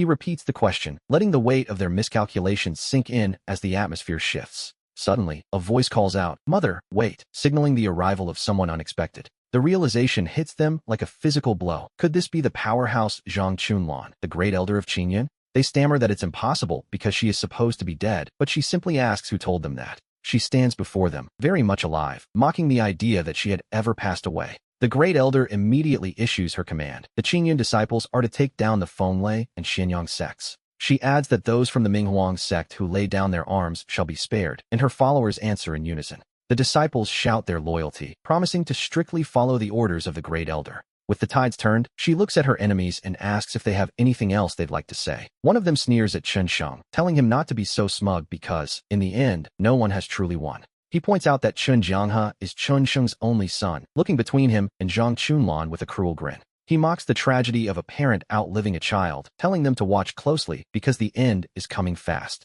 Very soon, he claims, they will have to witness the horror with their own eyes. He warns that the Qingyun disciples will be devoured by the beast nest, leaving Chen Sheng's side in a far more miserable state. Panic begins to set in as an ally asks Chen Sheng what they should do, given the overwhelming scale of the nest. Even a golden core master cannot face such a force. They wonder if they are truly meant to watch their disciples die. Chen Chuan tells junior sister Gu not to worry, insisting that there is still plenty of time. He calls out to his father, wondering if he is ready yet, because if he doesn't break through now, the Chen family line is going to end right here and now. His father tells him to move aside as he finally arrives, looking, to be honest, quite impressive. Chen Chuan asks if he succeeded and what his current level is, to which his father casually claims he is at the peak of the golden core. He praises his father for being so fast, but then pauses in complete disbelief as the realization of that rank sinks in. His father tells him there is no need to be envious of a golden core rank. He promises to help his son secure a fortuitous opportunity that belongs specifically to him. Chen Chuan is surprised he is involved, but his father reminds him that he is his son, after all.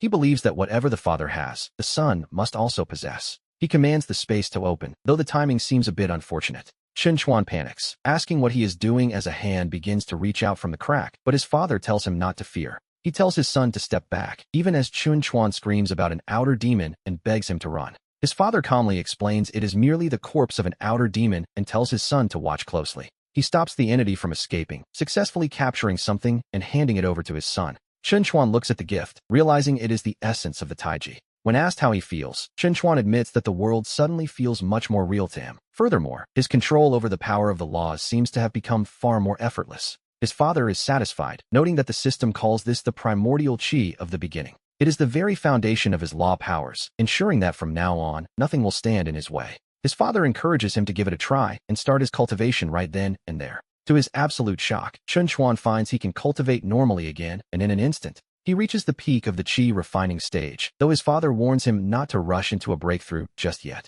We learn that his father has been busy gathering information about the southern wilderness where they live. It turns out this is merely the lowest tier cultivation region on the entire continent. He insists that when they eventually move to higher regions, they must have the power to walk with their heads held high. Therefore, he demands that his son's foundation be nothing less than top tier, which is a tall order, to be honest. Chen Chuan realizes his father hasn't been idle during his time away, noting how much he's learned. His father scoffs, joking that all those snacks he shared weren't for nothing, which makes sense in its own way. However, Chen Chuan looks around at the ruined secret realm and wonders how they will ever find an exit. His father simply smiles, assuring him that leaving is actually quite a simple matter. Suddenly, voices call out in relief as they find that Brother Chun and the village chief are both safe and sound. Chen Chuan beams with pride, telling the others that with his father around, there are never any accidents. The others ask Zhang Wo how he is faring, and he proudly announces that he has successfully reached the Golden Core stage. This is wonderful news for the Qingyun sect, as they have officially gained another powerful Golden Core expert.